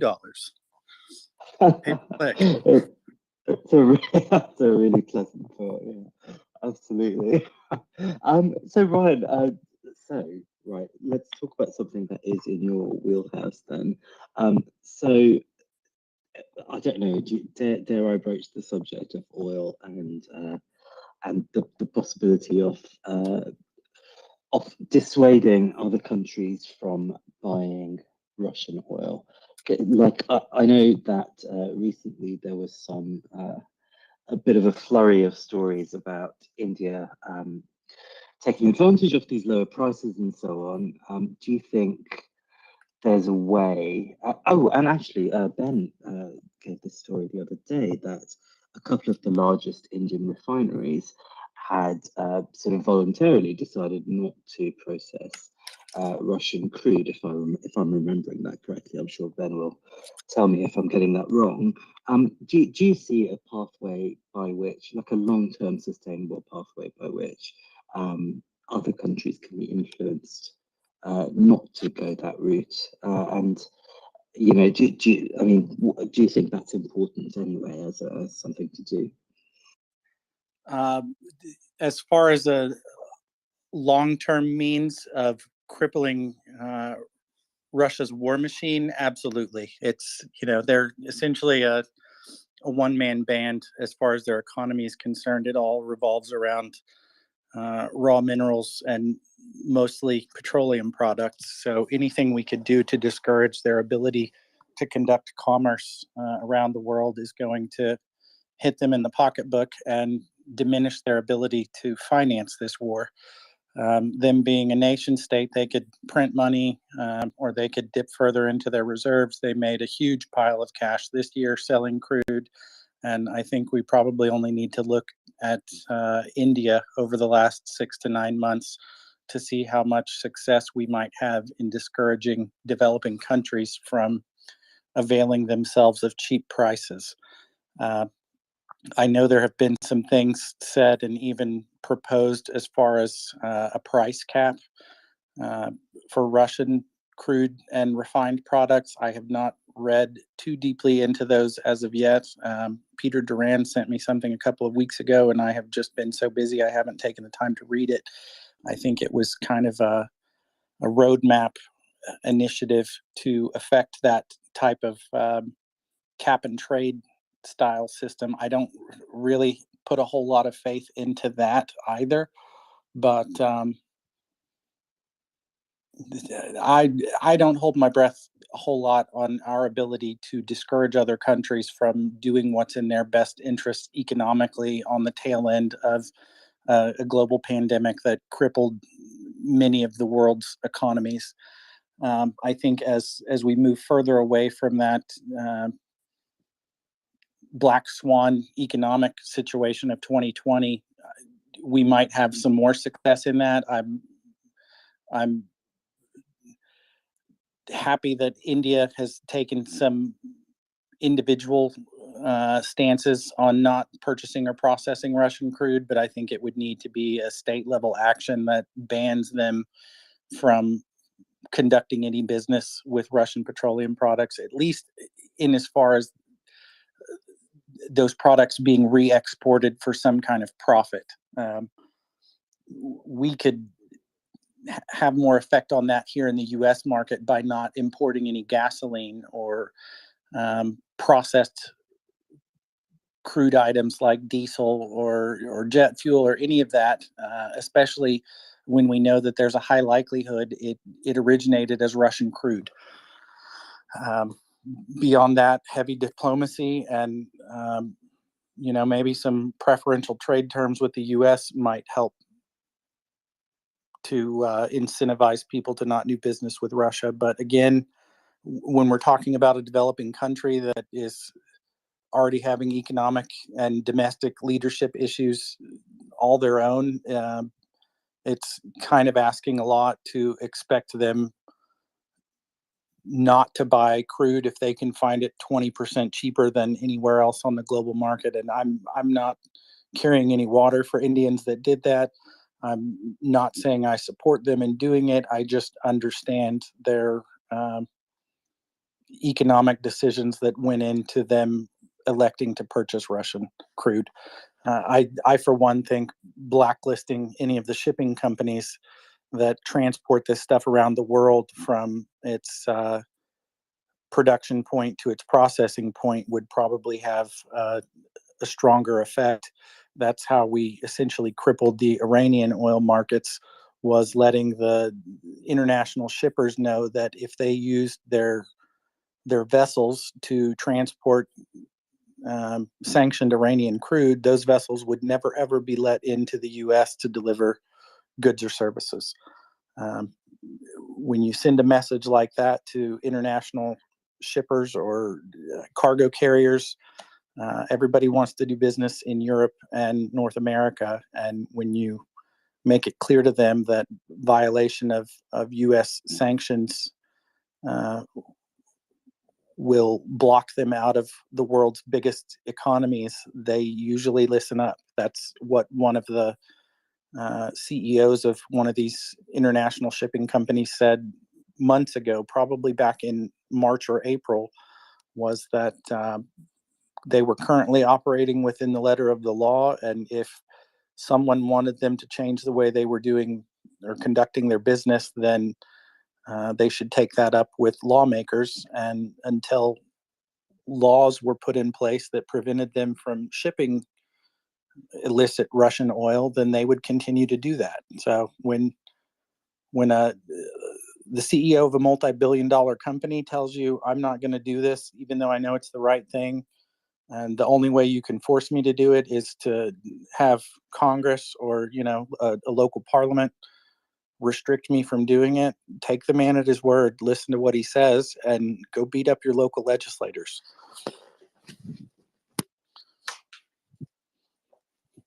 That's brilliant. Thanks so much, Ryan. Nice one. Unfortunately, I have to admit that Europe has led the way on Russian petroleum sanctions. We're kind of following or riding shotgun. They've made all the big moves before the US made any, and we're kind of always following the lead of European countries. So kudos to the UK primarily and the EU as well. But I hope the US can get on board and maybe lead the way with some stiffer sanctions moving forward.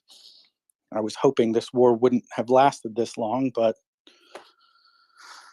here we are.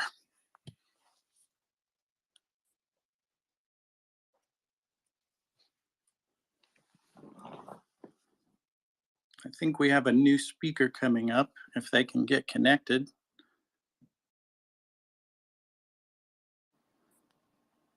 No, we don't have a new speaker coming up.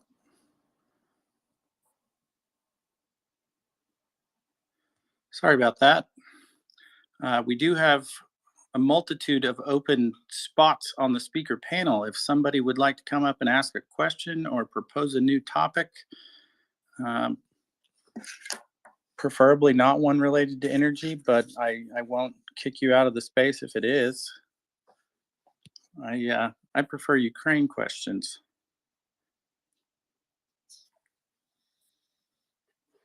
And don't make me read you the API manual on downhole oil tools. This is not the Ryan show. Oh, Ben is still awake. I don't know why he's sending me DMs.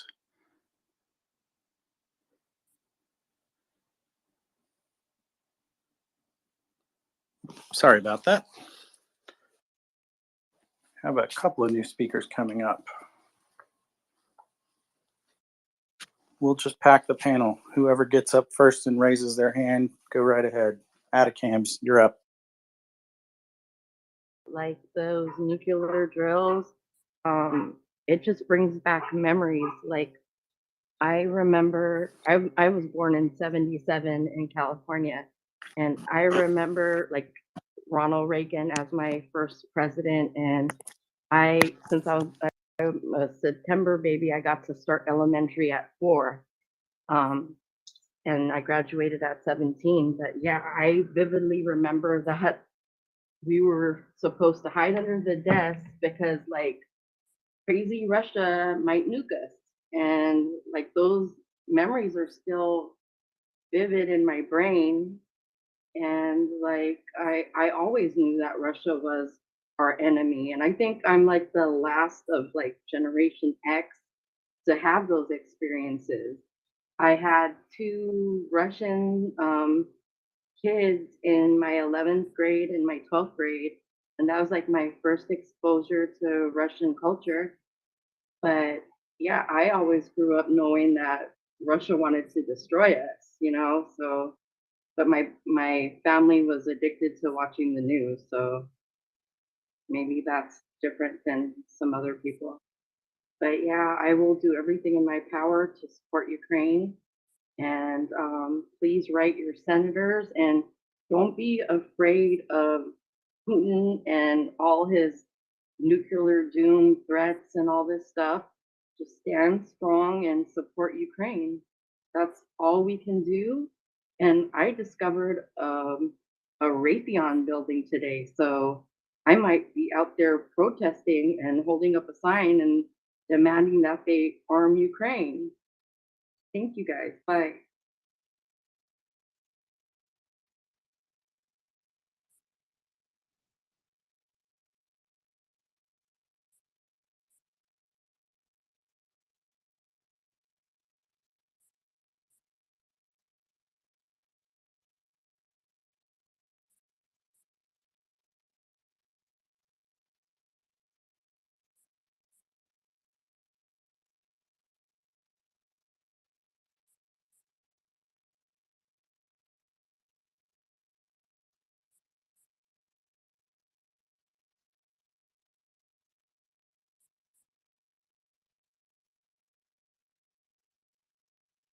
Ryan, are you still there?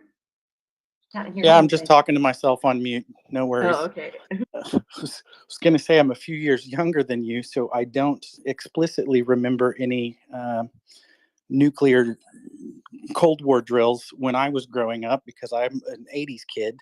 But we do a whole lot of tornado drills where I'm from around here because we have a lot of tornadoes. And I know the visceral reaction that is evoked when younger kids hear about a tornado. They freak out because, you know, that's what they train and prepare to do as children. And there is very obviously uh, an age line, and I don't know exactly where it is, but there's a demographic over a certain age here in the US that has that memory just seared into their brain.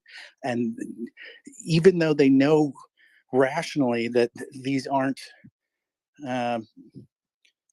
huge threats or serious concerns, it still evokes that knee-jerk response in people when they hear something referenced with respect to nuclear war or something like that.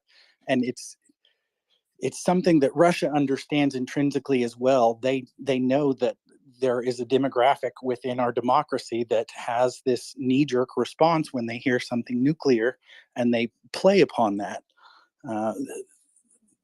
Their population isn't so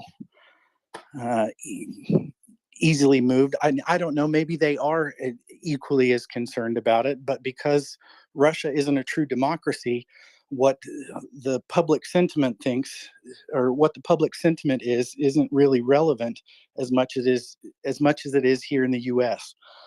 If they can play on those fears and, you know, put a little bit of scare into everybody right before an election cycle or something like that, maybe they can find a chink in the armor, so to speak, and try to divide freedom-loving democracies around the world. That's what they've been trying to do all across Europe with energy issues, and play up the divisiveness between European countries and who gets what from where and how much energy prices cost, and with great effect. But I, for one, am hopeful that all this energy talk and all of these nuclear scare tactics will not catch any traction here in the US or in Europe. We just need to stand firm and continue with our support of Ukraine until they can make the Russians blink. And I think just about everybody but Putin has come around to that realization that they're not going to win this. I don't know how long it's going to take to soak into Putin's head. Maybe the chemo treatments have given him chemo brain. I don't know. Maybe he doesn't have cancer at all. Maybe he just has Parkinson's and he's senile. But doesn't really matter at this point. I'm not worried about any nuclear holocaust issues, and anytime I talk to someone who brings that up, I try and give them the same short lecture that I've just given here, which is that there's nothing to fear but fear itself. As far as nuclear holocaust goes, we've got more than enough arrows in our quiver here in the West to discourage Russia or anyone else who thinks that using a nuclear weapon is a way to get what they want. We happen to be the only country on the face of the planet that's ever used those weapons, and we've spent decades since that time trying to ensure that nobody else makes that same mistake. But if somebody's feeling froggy and wants to step up to the plate, I'm sure we can put them right back on their bench.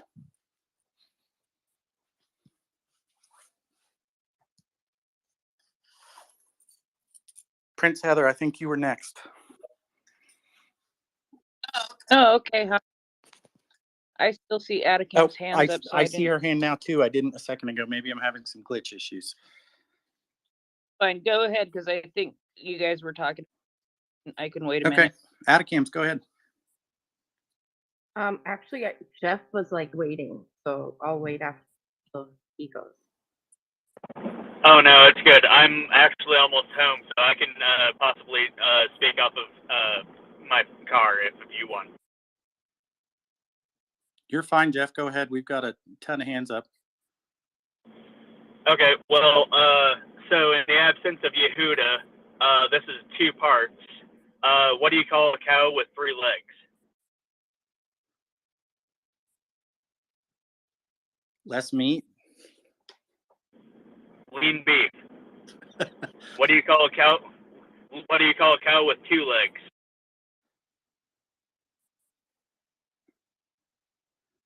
I have no idea. Ground beef. These are good. You should have saved them for Yehuda. And with that, I'll drop down for you. Thank you for the levity. Prince, go ahead. Hi, Ryan. Good evening. Oh, Jesus. As things go, and things sort of get quiet, sometimes I go randomly looking for things to bring up, to talk about, just especially when somebody's co-hosting a lot alone. That can be a rather lonely thing. But I've seen some news today that I haven't heard talked about space, and I've listened for most of the day. But there's supposed to be a new $275 million aid package announced tomorrow. And it's nothing earth-shattering as far as anything new from what I'm seeing. Instead, the aid is largely aimed at restocking thousands of rounds of ammunition for weaponry systems already there, including for the HIMARS. So more ammo is good ammo, even if there's not a groundbreaking new system being sent. At least they're getting some more ammo, which is always needed. So I don't know if anybody's talked about that or heard about it, and it looks like it'll be more official tomorrow. But it sounds like it's another piece of good news of much needed ammo coming for Ukraine.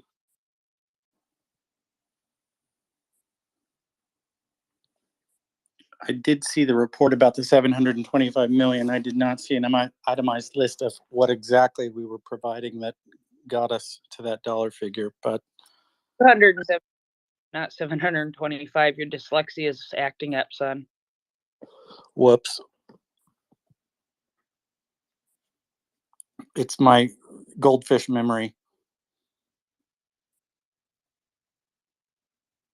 I think Carl and then Chris were next. Hey, so there's a topic that I haven't heard discussed here, and I don't know if the right people are here have an answer, but I'll bring it up multiple times. When the counter-offensives first happened, there was the areas that they recovered, which were areas that most areas were ones that Russia had taken since February, right? But I'd also heard that some of the areas recovered were like in Lugansk, areas that had been occupied since 2014, and I'm just keen to hear about what has it been like in those specific areas that have been occupied for a much longer time since they've been liberated versus, because we've heard a lot of stories about the recently occupied places that have even recently been liberated, but we haven't really heard so much about the experience in those areas that have been liberated but had been under Russian control for 8 years or so. That's all. If I'm not mistaken, it was when the Renegade Relief Runners were on a few days ago that they mentioned as the Russians pulled out of some of these places, they deliberately poisoned the local water source by throwing decomposing bodies or other things that would taint the water supply into the wells. I don't know specifically or haven't heard or read any accounts of what life was like in these areas under Russian occupation since 2014, but having seen some of the horror stories of places that were only occupied in the last 6 to 9 months, I can imagine things were equally dreadful there, just for a much longer period of time. And I suspect that would have, the direct result of that would be people who weren't pro-Russian or Russian-leaning moving out of those areas and relocating to other parts of Ukraine. So I think that's Yeah, I'm just really curious because obviously, so societally, it might be quite different. Reestablishing the local government and whether people are as welcoming or not when you have a generation of kids where maybe they were 8 years old when it happened and now they're teenagers or even a little bit older and adults and have been under years and years of Russian propaganda and schooling and TV. It would just be really interesting to hear about sometime. I would like to hear some on the ground information about that as well. I know it's been an issue that was one of the first things that Russia was doing when they took control of some of these areas, was bringing in Russian-speaking headmasters or principals and educators to try and Russify the local populations and essentially brainwash the kids, the next generation. And you don't think that's something terribly insidious? If you don't think that's something terribly insidious from the get-go, just remember that this war's been going on for 8 years now, and there are, 10-year-old children who were 2 years old and infants when this started, who may have been living in these Russian-held territories now that have God knows what kind of propaganda seared into their brains, and they've been getting it on a daily basis along with their reading, writing, and arithmetic. Exactly. I personally think that's a a subtler form of genocide. I guess the more direct action there would be stealing those kids and taking them off to a summer camp, as they told some of the parents when they kidnapped them over the summer this year. Only problem is summer camps usually last a couple of weeks, and these children were taken in April and May and June of this year and have not been returned to their homes or their parents. They're presumably now captives or kidnapped children living in Russia and will be handed off to Russian parents at some point in the future, which is the definition of genocide. Chris, go ahead. Yeah, thanks, Ryan. I'm in Australia. I've just got up and listened to the news that Putin made a 3-hour speech and with a lot of anti-Western content. Apparently, he's talking about peace talks. He's saying that you guys may have already discussed all this while I was sleeping, but he says that they're ready for negotiations, but the leaders in Kiev have decided not to continue negotiations. And then he says it's easy to solve the problem if Washington gives a signal to Kiev. I'm just wondering if you guys have been. Another thing he said was that ordinary citizens of Western countries should fight for pay rises and should not believe that Russia's the bad guy. I mean, that just made me laugh. It's like saying Ukrainians are little Russians or their brothers and stuff, and then proceeding to kill them. So, yeah, I just wanted to know if other people were aware of this speech and had whether you've already discussed it, whether you've got any comments on it. Thanks. I've seen a few preliminary reports or some tweets, to be more exact about it. One of the tweets that was forwarded to me mentioned that he was only 10 or 15 minutes into his multi-hour speech when he went on to some kind of homophobic diatribe about how there were countless genders or dozens of genders and gay parades that were going on in Ukraine now, and tried to cast himself as some kind of Christian nationalist savior who was going to prevent all of this, and he's really the good guy. And yeah, they're just wanting to negotiate now, even though they've committed genocide for the last 6 to 9 months, and it's just the US who's standing in the way of negotiating with them and a greater peace. But he made no effort to acknowledge the fact that he was the perpetrator of genocide for the last 9 months. And one of the more witty responses to his speech that somebody sent me in the form of a tweet was a response where somebody mentioned that the US military isn't even providing the most modern genders to Ukraine. We're just sending them the surplus genders that were originally created back in the early 2000s. That's funny. Yeah, I mean, the whole thing's ridiculous. What was the think tank? Do you know anything about that he was giving his speech to? And I have what is no this a idea signal? the venue Is or this the a audience. signal for domestic audience, or is he trying to appeal to us in the West? I don't know what it's all about. But yeah, if I had time, I guess I'd try and read a translation. But yeah, I mean, just laughable.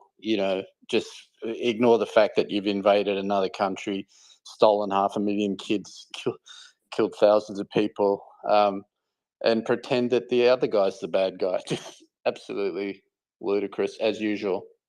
Yeah, it's mind-boggling at best. As I understand it, there have been some preliminary talks as far as a ceasefire through the winter goes, but they pretty much stalled out, and both sides were at an impasse because, at least from what I understood, Russia wanted to call a ceasefire at the current front lines or the current points of contact. Basically, they want to hold the territories that they've already invaded this year.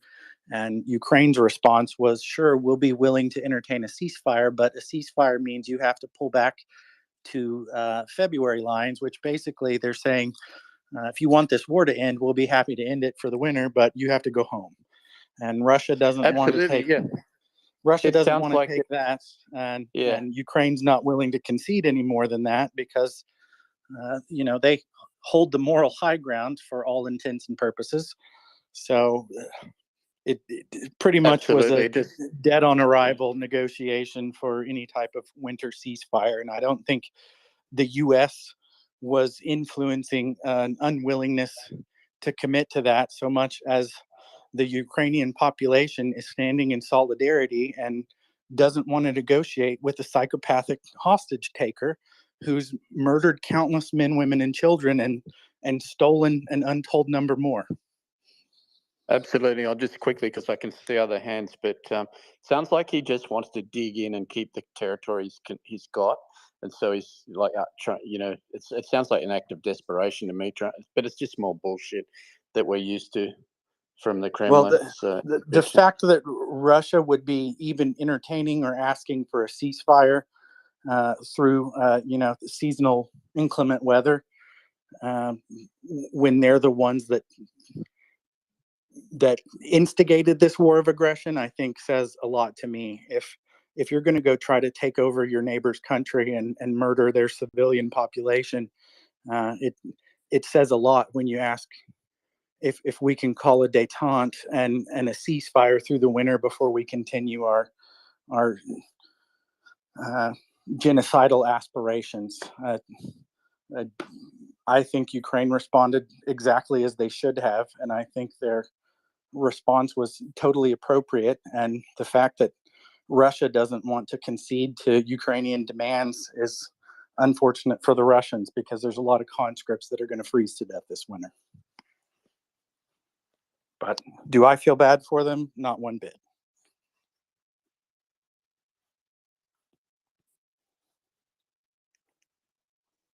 Maybe they can, a few more of them can do like those Uzbeks did and clear out the firing range, and people will start getting the message. Well, they can put down their weapons and go home or surrender. That would be a good idea. Then they won't have to freeze to death. Well, that's what I was getting at. There were a handful of Uzbek conscripts, and I may be wrong. Maybe they weren't Uzbeks, but conscripts who have a Muslim faith that were impressed into the Russian military were essentially dressed down by a senior officer while they were working at a firing range, and he told them that their prophet was, nobody, and they were going into Ukraine and they were going to fight this, religious Christian war. And apparently that's when those guys decided to turn their guns around and smoke a couple dozen Russians, including the guy who was insulting their personal religion. As Joseph said, I think the night after we were learning that news, that's what happens when you conscript a Russian slave army. Maybe you should be a little nicer to your slave army and the individual slaves, and not insult their prophet, and you'll live longer. Oh, I didn't hear about that. Was that just recently, or? It was in the last week or two, if I'm not mistaken. I don't remember the specifics, but I'm sure Joseph will be on a little later in the evenings, so he can flesh out the details a little better. It definitely happened. I saw some of the aftermath, which was essentially a pile of bodies at a firing range.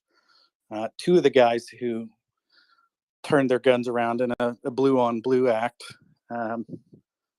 died at the scene, and a third one was injured and managed to escape. But I suspect they probably tracked him down by now, and he's no more as well.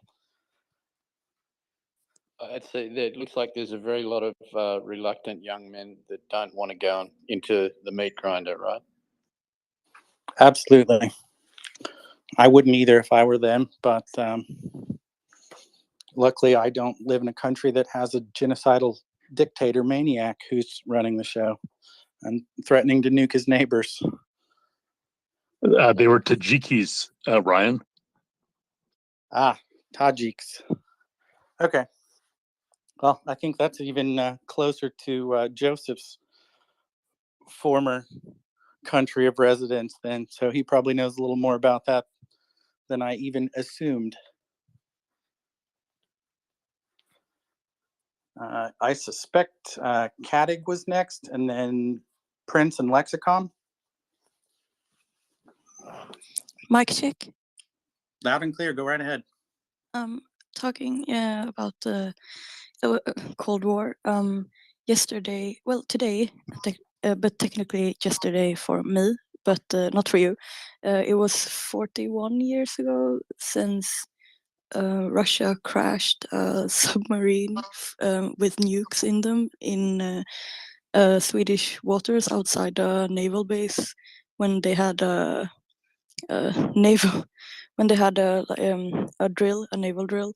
But that was not why I was coming up, since I was wondering, since the Swedish post office has a state post, well, it's private, but yeah, post office has like a campaign. I don't know how long it is, but it's for now and beyond for a while, where you can send packages for free to Ukraine. And I was wondering, because it's winter and people were talking about maybe like there's a lot of people who's going to be freed from occupied territories who have nothing. I was wondering, is there any, since Sweden is like a country that's cold, we have a lot of wool clothing in our closets and extra winter jackets and shoes. So I was wondering, is there a good idea to send it, or is it better to just send money? I would say probably both. I don't know what logistics